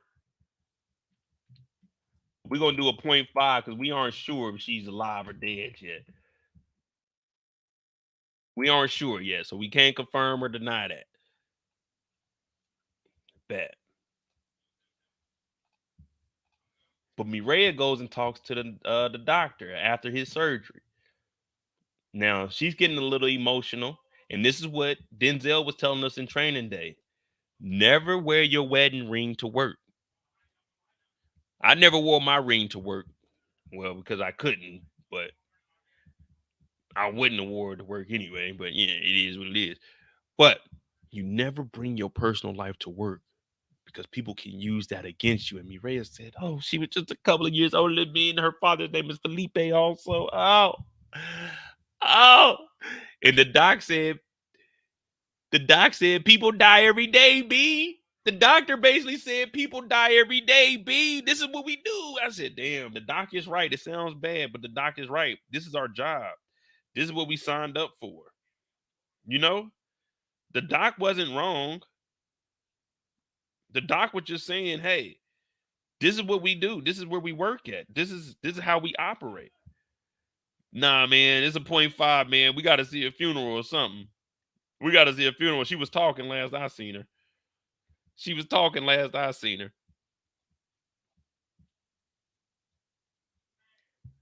But damn. He's like, people die every day, baby. Like, oh, no. I don't take it personal, but this is personal. Like, I agree with you. She's like, no, you don't. And he gets upset because he think he a doctor and he can do whatever the hell he wants. Doctors always think, shout out to my doctor. But this doctor, he ain't cool. And McDowell is watching like a hawk in the sky.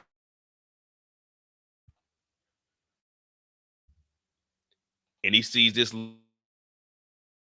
a little aggressively and tells her, I'm not daddy.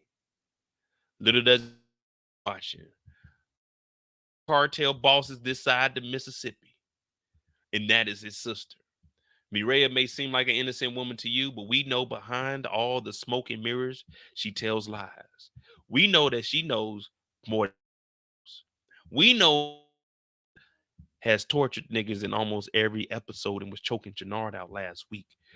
We know that this doctor ain't really prepared for what the hell's ahead of him. But this doctor doesn't know what we know. Mireya says, I am done. Don't you ever call me again or talk to me, because whatever this is between us, it's over with. Now McDowell is looking and he tells her, do you need me to handle that? Who was that? She's like, no, it ain't nothing serious, but she knows her brother. This is the same shit that she was telling Tommy. My brother's a little crazy. Now, do we believe that McDowell is going to knock down Tommy? Pause. No. Do we believe that McDowell's going to catch some more bodies? Maybe a couple. The cartel got to get at least one more good hoorah before we get rid of him. But at this point, he has something on his mind, and that is protecting his younger sister. And that means any means necessary. Any means necessary. Well, later on that night, Necessary is using the necessary equipment. They sneak into the doc's house, man. Doc ain't had nothing to do with nothing. The doc ain't do nothing but just save a life. Doc been helping people out, saving lives day after day. He's been helping people out, but McDowell don't care about none of that. They break into his house. Now, I don't understand how these rich folk, this doctor got this nice penthouse. He must be oblivious to the crime in Chicago. But to have all this money and not have cameras in the house, motion sensors going off if people are walking around, the essentials. You can go to Brinks and get all of that. You can get all that from Brinks for the low cost of like $2.99 to set up. You know what I mean? $299, $100 installation in the first month for free over at Brinks. Hell, you can get a Ring door camera. But Dr. Almighty, we just seen how he acted with Mireya. He thinks he's untouchable. He thinks he can walk around and do whatever he wants because he's a surgeon. But at the end of the day, he has to realize just because we got to call you doctor, don't mean you don't bleed like we bleed. Don't mean that you are not a human. Yeah. Well, inside his house, there was a human. There was 2 humans. And there was also a gun. Well, the first thing he's thinking, Mr. Oblivious, hey, I see you like watches. He seen the protect. He seen the protect on the wrist. He seen it. He said, man, you like watches? Miguel said, yeah, I do like watches. He said, look, man, I got a whole bunch of them. I got this Rolly right here. I just want to roll it. Yeah, I got the Rolly right here. So he hold the Rolly out thinking they just in here. They just in here to steal some shit. Now, me, I seen Miguel, and I'm like, man, he kind of look like Mireya with a beard. Mireya look good, though, man. You a funny looking dude. Pause. You know what I mean? You funny looking dude, Miguel. Plus, you done broke in my shit. Pause. You need to get the fuck out of here, sir. You need to leave. That's what I would have told Miguel. Miguel would have been up in my house. I would have told Miguel, you need to leave. What are you doing here, man? What do you want? Ain't nothing here. Look, you can have anything in this motherfucker except for my PlayStation, my cellular phone, my computer. You can take the screens. Don't take my computer. Well, you can take the computer. I got the hard drives. Let me keep the hard drives in the phone and then my camera equipment. Let me keep that shit. You can take anything else and I'll be fine, man. I ain't got no Rolly, though. So you might have to take, you might have to take the computer, phone, and the cameras because I ain't got no Rolly. But yeah, man, just take all that. Oh, and the PlayStation 5. You got to leave the 5 for your boy. You got to leave the 5 for your boy. But you can get the Rolly. He's like, look, you could take this watch. Miguel said, a Rolly. The presidential. That's a nice little piece there. I've always been wanting to add that to the collection. But he goes over to the awards. And Doc is like, okay, what's he doing? He put his hand on the table. He said, put your hand down. You gonna give me that Rolly? Put your hand down. Wait. The only thing I know when somebody tell you put your hand on the table is they about to slap it with like a ruler. Somebody about to hit your hand with their fist. Or they about to take like a blade and like chop your hand off or something. So when he said put the hand on the table, I would have told Miguel, man, I ain't hungry. I would have looked Miguel in the eye and told Miguel I ain't hungry. And I'm not putting my hand on that table. Now, if I was somebody else, then maybe. But no, man, my name is I'm a motherfucking doctor, dog. Dr. Kenneth. That's what you gonna call me up in here. This is Miles. Y'all gonna show some respect. That nigga hit him on the head. He wasn't trying to hear none of that shit.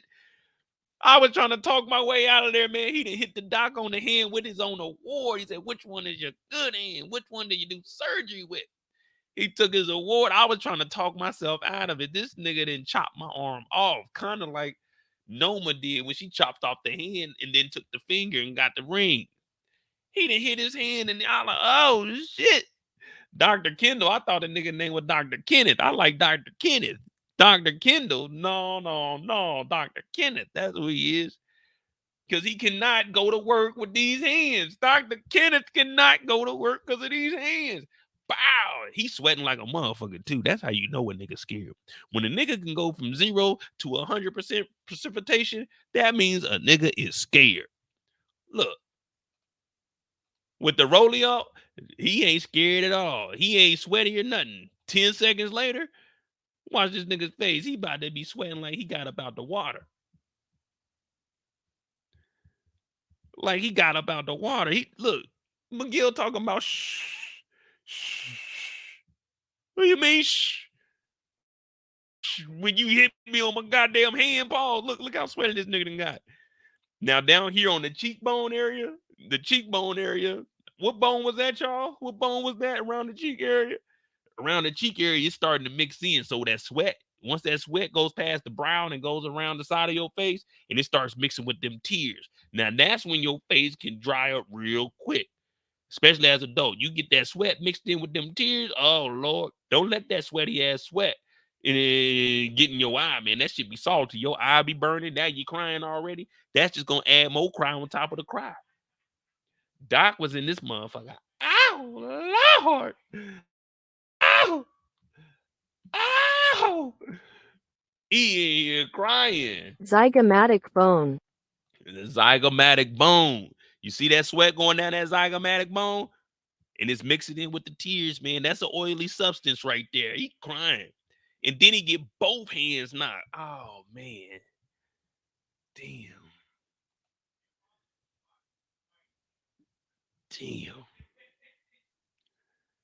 If he's a good surgeon, though, if he's a good surgeon, he could use his feet. That's only if he's a good surgeon. It don't look like he's going to be a good surgeon for a while with them hands, Dr. Kendall. Damn. Now, I don't know, man. I ain't never had nothing like that happen to me in life. Hell no. He didn't even take the watch, man. He just broke both his hands. He broke both his hands, and you know that motherfucker don't unlatch. So you got to try to bring that over his hand. Man, his hand's about to swell up. Mireya's going to have to come and stitch him up in the morning. You know Mireya going to come back and talk to Doc. What happened, Doc? I don't know, man. Someone broke in my house. He kind of looked like you. He told me to keep my hands in a safe place. He told me not to fuck with nothing. Who is this guy, Mireya? Who is this guy?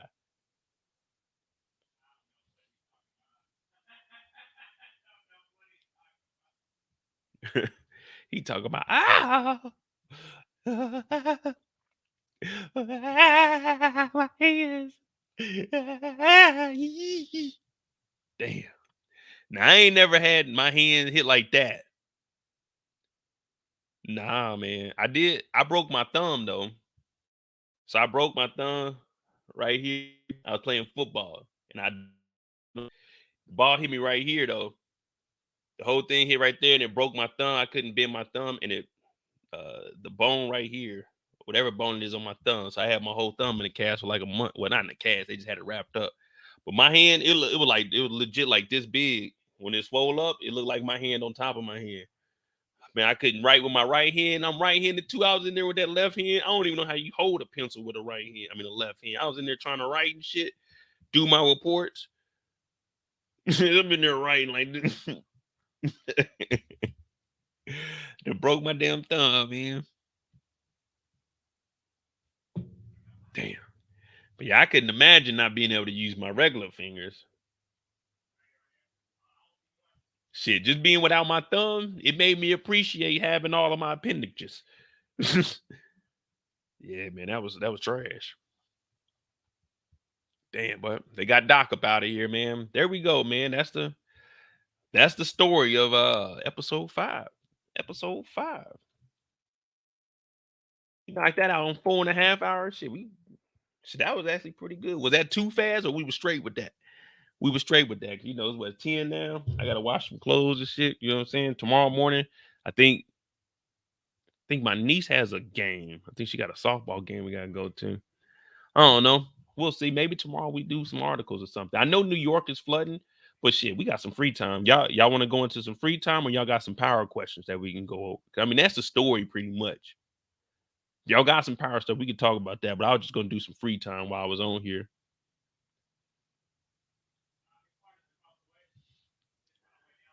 Tori said we got an update.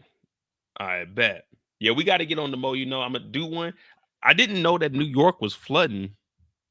Any predictions? Yeah, I actually do got some predictions. Let me see something. Matter of fact, let's see something. I won't bring Jenard back. Let me see. Open with. Now, you know, I moved this around because I wanted it to. I don't know. I kind of felt like this was a storyline for me. This is how I want the storyline to be. So, of course, it isn't in order, but let's just see. I won't bring Jenard back in. CBI is stronger together. The king is dead. This territory. Let's make it hard. We coming for the north side. You're a pirate. You don't understand boundaries. Let me help you. I'll hand CBI the keys. Every time I try working with a Flynn, I end up dodging bullets. You're gonna kill my sister? I'm gonna make it suffer.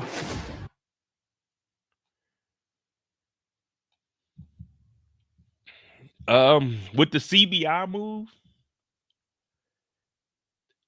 my whole thing with the CBI, I always wanted to see Jenard and Diamond link it back up. So that's good that we're seeing it. But I think that there's still going to be some tension in between Tommy and Jenard. I don't think that that's going to slide like that, because with Jenard coming back, he's really going to see how Tommy is moving. Now, we all know that Tommy really runs CBI. You know what I mean? Shout out to Diamond, but Tommy really runs CBI. All right, I got you, Tori. Y'all seen it just come through. He really runs CBI. But I think bringing Jenard in works because it gives us different avenues we can go down as far as the insulin and the diabetes for McDowell. With the Serbs, he owes Mirkovic, and we see that Tommy in this trailer is going to be talking to Mirkovic, talking about they coming to take over that north side. So I guess expanding further out into the territory that the Serbs have or potentially want to have, because the Flynn's have their section, Serbs have theirs, cartel, and then CBI. So it'll work either way. They could use Jenard to set up Mirkovic. Hey, he's going to pay you. But Mirkovic might be on to that because Claudia has already put in his ear that CBI and treason were working together. But he continues to text Jenard about pickups. But there'll be some internal conflict at one point. I think Jenard is still going to be mad at Tommy. And Tommy's going to be like, put this behind you. The same way that Jenard told his crew, hey, let's start focusing on money. I think that's how Tommy's going to be. And maybe Jenard's going to prove himself by either doing something to the cartel or to the Serbs. Or like have Tommy's back. Maybe not something to prove to Tommy that he's loyal, but let's just say something is about to happen to Tommy and Jenard helps out. Something along that nature. Even though he don't fuck with Tommy, I can see Jenard helping him. Because Jenard is starting to come to the realization that, hey, man, his brother was right this whole time. So CBI, I think Jenard coming back over, this is going to work. It's a power move because we see how the Flynn is doing. The Flynn, they crumbling. So Vic's got to get with CBI because of Stacy Marks. So this is drawing everything back to CBI, and it's going to make all the storylines start to be just primarily focused around Tommy and the crew, and Diamond and CBI. Jenard to be up on there. Vic is coming over there. Claudia's on her own. Then you got the Serbs. So it's basically, trying to build up, you know what I'm saying? Go Power Rangers. You mighty morphin Power Rangers. You see what I'm saying? It's kind of like bringing all the Rangers together and making Megatron.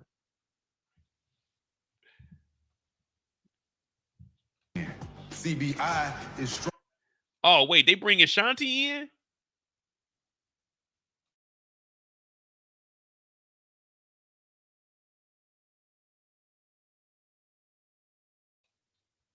I didn't notice that Shanti was in here. I ain't even see that. Oh. Diamond called Shanti. Shanti has a crew still. That's how she's been able to give Jenard money. So if he brings her in up under, oh, okay. Now it's making sense. When he called the gym,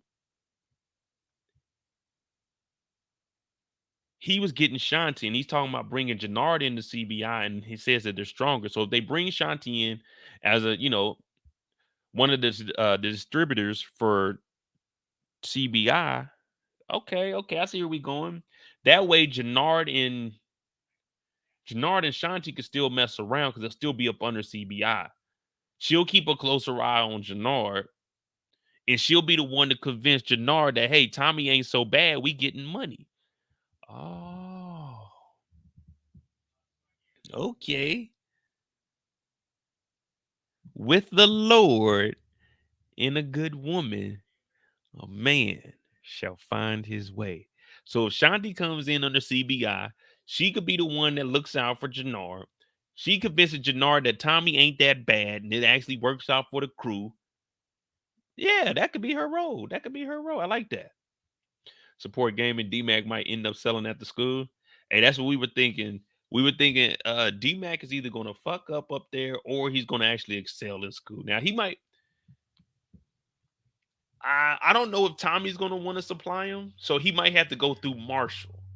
So that could work. But it would have to be through Marshall because Tommy and JP definitely not about to give him the work to put up there on the school. You know what I mean? That's just too much attention. So as far as D-Mac goes, that could work, or he hits up Marshall. Candy said Jenard needs a babysitter. Yeah, he does. I didn't want to say it, but yeah, he does.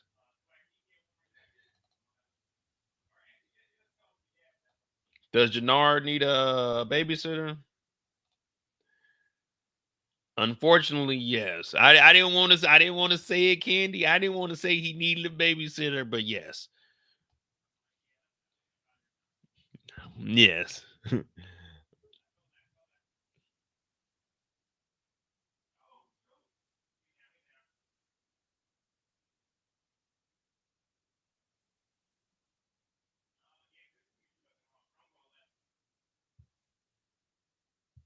Damn. We got that. What else? Tommy was talking about taking over the north side. Is stronger together. The king is dead. Tommy and this damn Atlas. This nigga Tommy be utilizing all of his resources in this old fire department. So since Walter is dead, he wants to take over where the Flynn's were at. Vic doesn't have the muscle at the moment. That's why we're saying that it's going to be good for Vic. Excuse me. It's going to be good for Vic to get with Tommy. One, so he can get the information. Of course, we don't want him to tell on Tommy, but it pushes the story along. So he's going to get the information about Tommy and them expanding, potentially going to war with the Serbs, getting the ins and outs of what's going on with the cartel. So if they're expanding, that's why you see that Mirkovic was upset, because he knows at this moment CBI actually they got some muscle and they got a movement behind them. They know that they part of the cartel too. That's why Mirkovic was so upset, because he thought that he was going to be able to expand to those territories and regions. Now, not only are they going to have the south side where they at, they're going to expand to the north side, take over what was taken away from treason, take what the Flynn's got, and they got the prison system. So they about to really be getting some money. But this is just Tommy's. This is all Tommy just putting all of this on his resume. So when he goes to Che for the cartel boss, he can be like, hey, this is what I'm doing compared to what Miguel is doing. Because remember, all of Miguel's supplies getting cut off. Tommy and them tried to double up on the double up. Miguel needs money from Jenard, but that money is going to probably be rolled over into debt to them, CBI. But they'll say, hey, we'll take those bricks off. You know what I'm saying? We'll pay that back, but you got to throw in the double on the double up. Damn.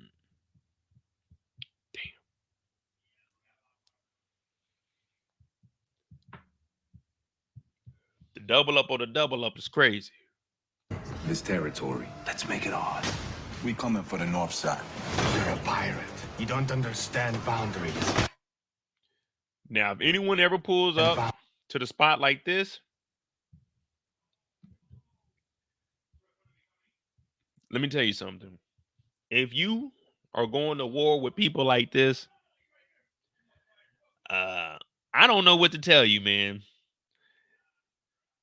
I don't know what to tell you.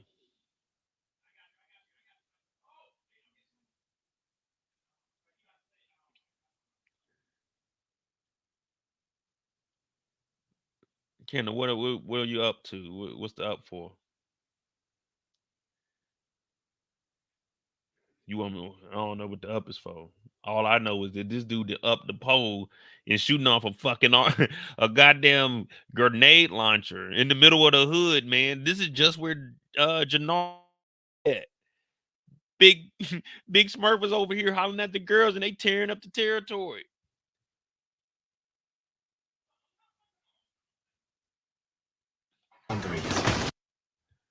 Damn, his bodies dropped down here. We got 1, 2, 3 bodies out. Oh, Lord. Damn, they done infiltrated the hood.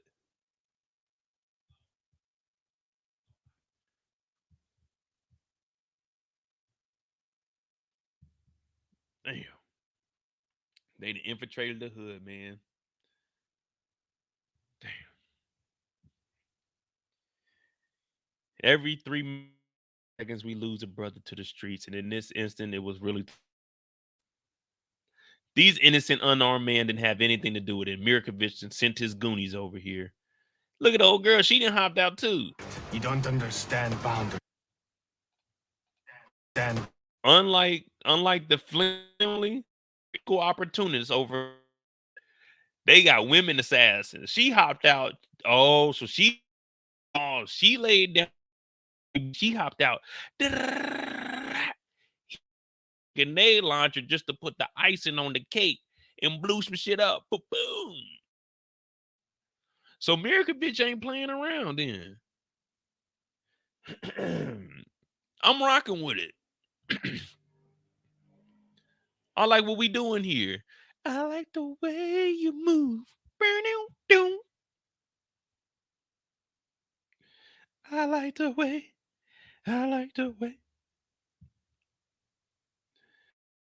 Out with them toolies. Boundaries. I'll hand CBI the keys. He said, let me help you. I'll handle the CBI keys. Try working with a Flynn.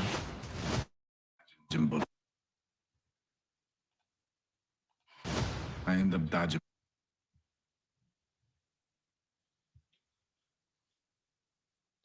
Claudia is crying because Vic must have. We crowned Vic this episode. So with that, we really got to start acknowledging him at the same light that we respected Walter. We got to kind of do that for Walt's son, little Vic Damone Jr. Do I think Shanti's affiliated with Kilo and she runs the outside while he's locked up? It would explain her cash flow. I don't think Kilo has any. I don't think Kilo got anything going on the outside. That's why he was so eager to do the 50-50 partnership, because he knew Jenard and them would be bringing in more dope than they could. Now, I think Shanti is just out. That's just one of the girls that worked. Like, she was always cool, because remember, Diamond used to box. And Treason and CBI was CBI last season. They just went their separate ways. So for him to still have her phone, I think she's just one of the ones that's been, always been down with the crew. She just owned the gym.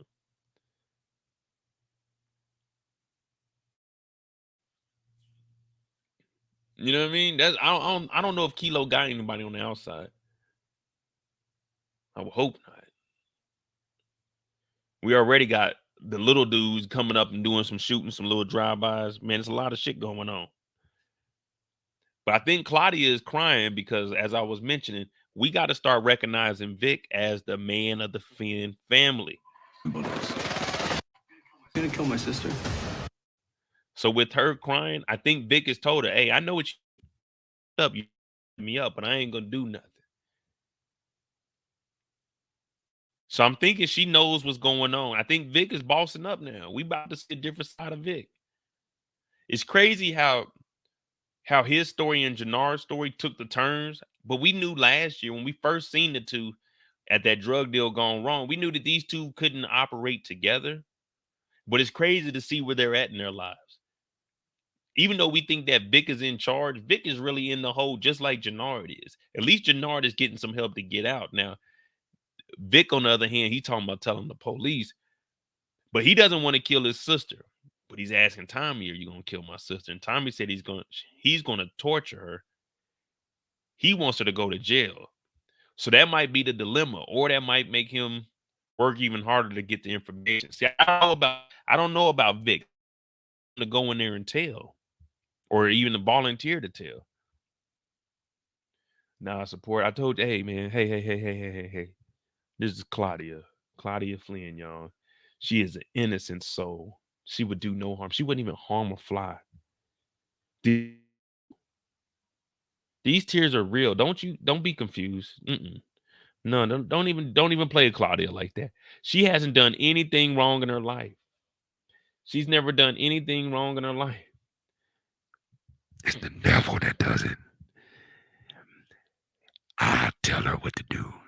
Claudia is the good one. The devil says move. She says how fast. The devil says jump. She says how high. The devil says pull that trigger. Claudia says done. See, Claudia's not doing this. This is the devil talking to her, man. She's crying. That's not her. That's not her, man. She ain't built like that. I'm not even built like that, Tommy. That ain't even me, yo. I'm telling you, that's the devil. That's not her, y'all. Tamika's back. Tamika was watching. Tamika left. She said she had to go do something. We ain't hear from Tamika, but we mentioned Claudia. She said, fuck Claudia.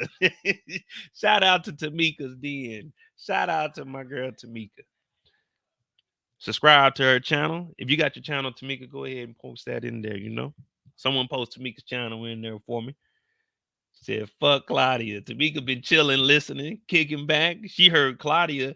She said, fuck Claudia. Damn, Claudia. I was trying to stick up for you, Claudia. I was trying to tell them that you're sorry. You're sorry. You know? Hey, guys, she might be pregnant. Come on now. She might be carrying Brendan Doyle's child. And you guys are disrespecting her like that. Oh man, who are we? Who are we? Can we show some respect, please? She might have the future of the Doyle family, and we're disrespecting her, saying there's a fake tears. She's sorry, y'all. Do you not know? She just lost her father, y'all. She just lost her father, and the guy that shot him didn't even have enough courage to shoot him in his face. He shot him in his back. Come on, guys. He lost. Her own brother killed her dad, y'all.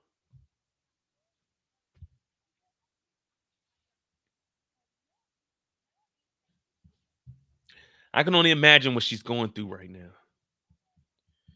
Knowing she has to get the funeral arrangements together. That cared for her, that loved her, was her father, and now he's gone, man. And her brother took him away. You'd cry too. You would be crying too if you were in this situation. Well, you didn't do anything. I didn't do nothing. I ain't do nothing. I wasn't there. I ain't do nothing. I got attacked by the doctor. I ain't do nothing. My leg came after me. I ain't do nothing. Liliana tried to attack me. I ain't do nothing. Self-defense. I ain't do nothing. Why you always doing this to me? Why I never get nothing? I didn't do anything. They killed my dad. She's over here crying. These are real tears, y'all. Y'all calling them crocodile tears. I'm calling these the real thing. These are the double C's, and I ain't talking Chanel. These are the Claudia cries. She's so innocent. She didn't have nothing to do with nothing.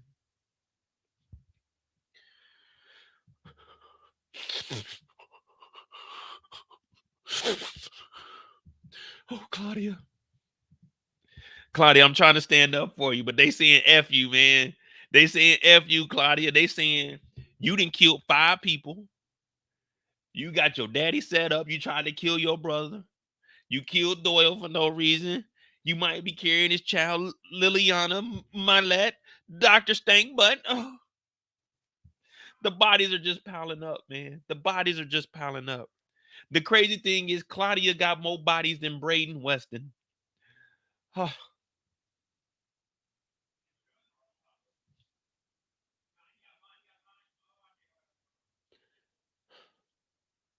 And they said Claudia ain't crying real tears, man. They said Claudia ain't crying real tears, man. I don't know, man. I got to see more. But, man, that's the show, man. That's the show. Couple of predictions, some bullshit. But you know how it is, man. It's power, man. Hey, thank y'all for tuning. We had like 110, 115 people in here tonight. We getting back in the algorithm. We getting right. I'm going to try to do a live show tomorrow. I'm going to try to do. What did I say I wanted to do on Sunday? When does the Continental come out? Because I'm going to try to do Monday mistakes. But I don't know, man. I might be trying to just have everything packed up by then and just chill for those last 3 days. I don't know. We'll see. But we might do a live tomorrow on the Mo You Know. So if you haven't subscribed to my new channel, we just hit 200 subscribers over there. The Mo You Know. Yeah, man. We over there doing a little bit of work. Let me see. Yeah, it's pinned in the chat. You just hit the chat, do the little drop down. The Mo You Know, you could join our Discord. The link's in there also. Man, you know, we ain't talking about nothing in there, just having a little fun. Yeah, the Mo You Know, we had 200 subscribers. Torian sent me an update on one of the articles that we went over. I do really want to, the teacher, which one was, this is the one in Tennessee, Alyssa McCommon. Y'all remember her? The 30-year-old that was arrested numerous allegations of sexual misconduct, inappropriate contact with children under 18. All right, so yeah, we might do that, or I'll find an article. But if you join the Discord, we got a little section called News. The more you know, you drop articles in there. I'll be breaking them down on my other channel. You know, I want to expand my horizon. You know what I mean? I can get on here and talk some trash with y'all all day, but in reality, outside of this TV show, I do just like watch a lot of documentaries, the History Channel, a little bit of law and legal stuff, but not too much. You know what I'm saying? Not enough that I can get you out of jail. Now I can point you in the right direction, but I can't give you legal advice. So yeah, join the Discord. You know what I'm saying? Cool little time over there. Hit that like button. We on that road to 50,000 subscribers. Shit, we working, man. As I mentioned, Thursday afternoon, I'm dipping out. I get there Friday. I don't know if the internet at the hotel I'm gonna be staying is gonna be good enough, but if it is, I might go live. I might do something when I get there. Shit, trying to get me a crib, trying to get a whip all that first weekend. So by like the middle of the week, turn in my rental car, get rid of the hotel, and be in my shit. You know what I mean? Damn. Good old times. But this is the last live that we're gonna have as an after show for Power. So I'll probably miss episode 6. I'll watch it, but probably won't be back on to like episode 7, maybe episode 8. I don't know how busy I'm gonna be when I first get there, but we'll be back. The time difference in Germany is 6 hours from the East Coast. So noon is 6 p.m. for me. So once I get a schedule over there and I figure out what time is which, I'll probably be doing these during y'all daytime, unless I do them on Saturday morning, which I'll probably more than likely do because I do want to get up on Saturday. So I can get on here and do a live Saturday morning. Because it's technically, what time is it now? It's 10. So it's what? About to be 6 a.m. in Germany right now? Yeah, I'll probably do lives. We'll see. I don't know. We'll figure it out, man. I still have the videos going up every day. I'm going to cut up these rants. Tomorrow, I'm going to try to do a live stream during the daytime. Sunday, I forgot what we were talking about, but I'll figure it out. Oh, Heist. Heist 88 came out today. Yeah, Heist 88, I think it is.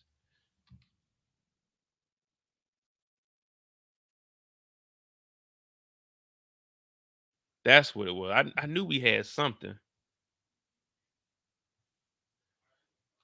So Sunday night, yeah, 9 hours on the West Coast. So Sunday night, I'm gonna try to do the Heist. So when I get off here, I'm probably gonna watch the Heist and then Heist 88. I think it's on Showtime, Hulu. It's on Amazon Prime, Sling, Roku.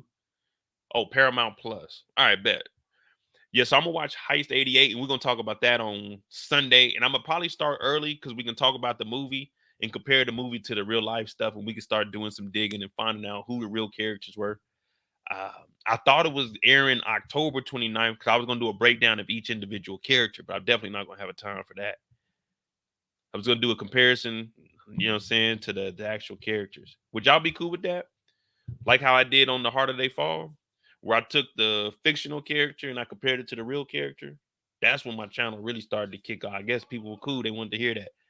But I'll probably do this on both channels. We'll do a review, but while we're doing a review, we'll follow the names and we'll just follow the whole movie and compare it to everything that happened in real life. I'm moving to Germany so I can travel, to be honest with you. Like, I'm at the point in life where I really just want to enjoy what the fuck I want to enjoy. You know what I mean? I worked all my life. I put myself in a good situation that I technically don't have to work, basically retired. But if I'm gonna accept a job, it's gonna be overseas, just so I can travel, man. Like, I don't know, man. I just seeing the world. That's just my passion, man. That's like what I love to do. I love to travel. I used to watch everything on TV, and I'm like, damn, I want to go see that place. So I get to Europe, I work. I mean, they're gonna be paying for my housing. They pay for housing, so it's like I'm collecting my checks. I got my other money coming in, so shit. Yeah, I gotta get up and go to work, but shit. On the weekend, if I want to, I can just dip out. If I want to go to Spain for the weekend, I can literally book a flight, leave Friday night, come back Sunday night. You know what I mean? If I want to go to Morocco, you know what I'm saying? I got to go to Togo. I got to go to the motherland. I got to go chase. Also, I'm trying to trace my roots all the way back to Togo and see if I can find any of my family roots, because that's where it's dated back to my. It's a 4-time great is as far as we can trace back so far. I did an ancestry and I found that out. But yeah, so my 4th great was traced back to Togo. So I want to see if I can find any of my family over there. You know, that's one thing I want to do. Trying to get me some land over in Africa somewhere. Try to get me a condo to rent out down in Brazil. So I got like little, I won't say goals in life, because if you don't achieve them, then it seems like you failed. They're not even milestones for me. They're just little, you know what I'm saying? Just little things on my checklist. So I want to try to trace my family back to see how far back I can go with that. Travel, shit, and really just chill, to be honest with you. Just chill and you know, just enjoy, man. There's a lot of places. Like, I don't know. I feel like when I was over in Europe, my first time, I was kind of ignorant.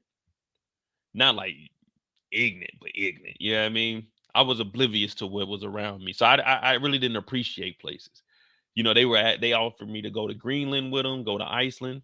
You know, who can say they went to Iceland or Greenland? You know what I mean? So it's like, man, when I go back this time, I'm gonna make it right. I'm gonna do the right thing. I'm gonna go see some places. First time around, I mean, I went places, but shit. When I went to Europe last year for the 3 weeks, man, I seen most cities in that 2-week span before I went to the UK. I seen most cities in that 2-week span than I did in 1 year. So it's like, man, it's just little stuff like that, man.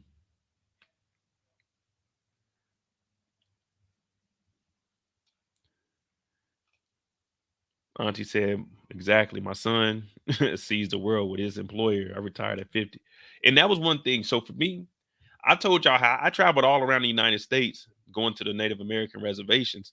So while I was on the reservations, I mean, traveling like that was cool. And then, you know, everything happened. I got laid off. I ain't gonna lie to you. I was mad when I got laid off. I lost that good job, but shit happens for a reason.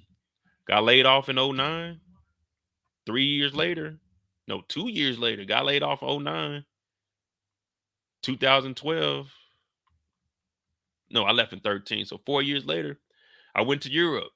Now I know everybody talk about the military. I mean, I have my gripes with the military, but I ain't gonna lie to you. It provided me an opportunity of my lifetime. I would have never been like getting a passport and go see that shit.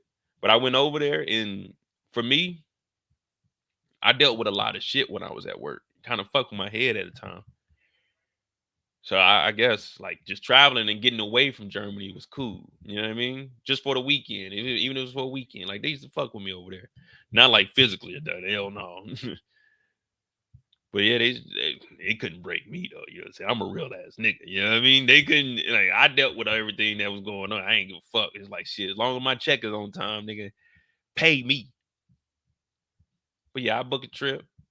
Shit, you get away for a little bit. But now I'm going back as a civilian. I ain't got to deal with all the hassle from the military. But the military did provide me a lot of opportunity. Allows me to live the way I do. Shit, man, fuck it. Why not see the world, man? I had plans of moving out the States by 40 anyway. Oh, your son works for National Geographic? See, now that's tight. That's something I would do. That's something I would do. Havana said, do meet and greets.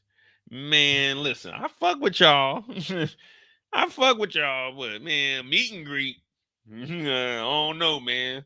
Y'all might be trying to take some of my tips that I be giving y'all on these shows and using them against me. Y'all know the elbow to gut move. I might be over there trying to shake your hand and y'all just try to get the elbow to gut in. Like, hey, man, there's a time and a place for that. All outside, once I turn this off, it ain't no more jokes for me. You go. I'm chilling, man. Meet and greets. Hell no.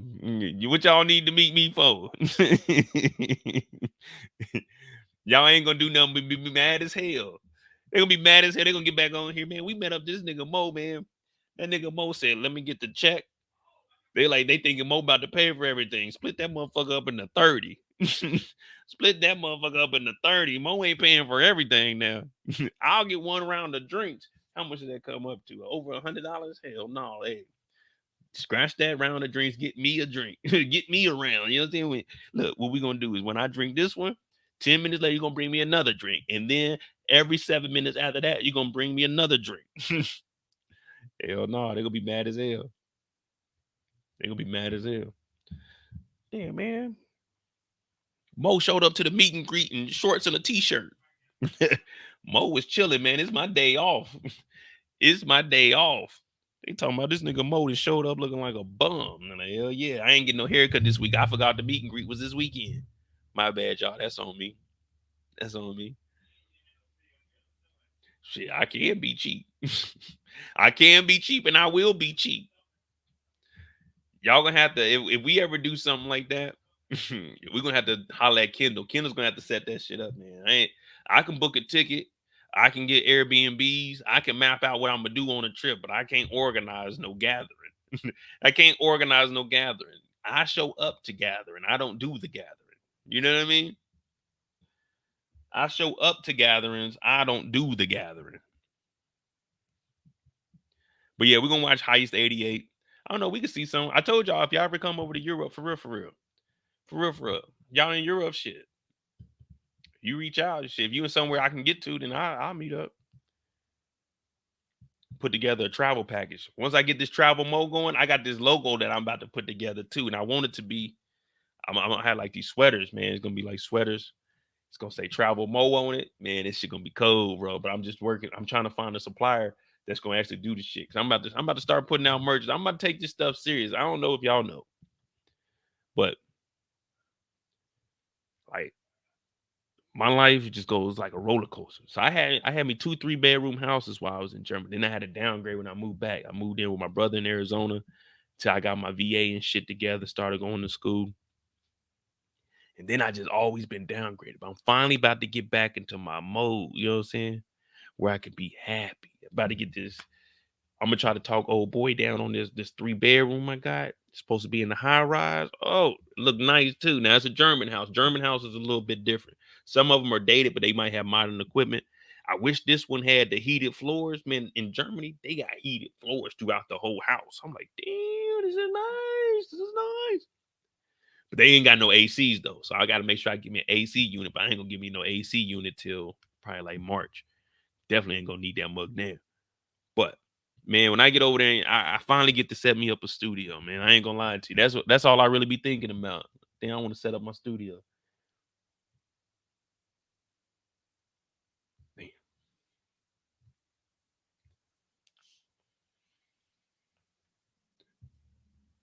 Once I get the studio up, I'll be more professional, man. Sitting on this couch, look, man, I be having to adjust my shirt and shit all the time. I'm like, man, but don't get me wrong, man. I'm thankful that my brother had all of this available for me, you know. I've been here for 3 months doing this, but yeah, man, sitting in this damn couch, man, I gotta adjust all the time. My shirt be coming down off my neck. I'm like, hey, man, pause. My brother got these big ass lights. He ain't got like a ring light or nothing. He got these big ass motherfucking lights. So, dog, that's why like you don't see me looking at the screen too much. Because when I get off of here, man, it'd be a bright ass light in my face. But man, I'm thankful for my brother though, because he really held it down, man. I know we had some technical difficulties. A couple of days the power was out because you know it's kind of country out here. Trees just a falling and knocking shit down on regular days. But man, it's cool, man. It's cool. Good old Germany, Deutschland. So next Friday, we won't have episode 6.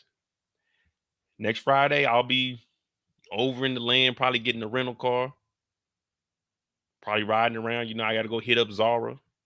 Give me a couple of new fits and just fit in. But I definitely appreciate all of y'all. Hit that subscribe button. Definitely hit that like button for me. Subscribe to my new channel if possible. Join the Discord. Support the channel. Cash App. MOEDOTJ. All of it's pinned in the chat. I really do appreciate you all. Man, it's been a hell of a time, man. Another step in my life. You know, it's another door that's about to open. We're going to go to this next chapter. This will be a good on time. Hopefully, I can find some time that I can actually get on here and do these live shows where it's not too late for y'all. Because it's always about the convenience of you guys. I don't be wanting to be up till 2 in the morning. I know y'all don't want to be up till 2 in the morning listening to me talking shit. So I appreciate all of y'all, man. Hit that like button. Remember, don't drink and drive. Always have a plan. Be responsible. And if you don't do nothing, and if you don't take nothing from my channel, just remember one thing. You can run, but you can't hide. My name is Mo.J, man. I love y'all, man. I'm out, man. I'm done. Now hit that like button, hit that subscribe button. I'm out though, man. Y'all fuck my voice up with that JP shit, man. So we get at least 2 weeks before we got to do D-Mac. Now, see, I can't even do it now, man. Damn. All right, y'all. I'm out of here, man.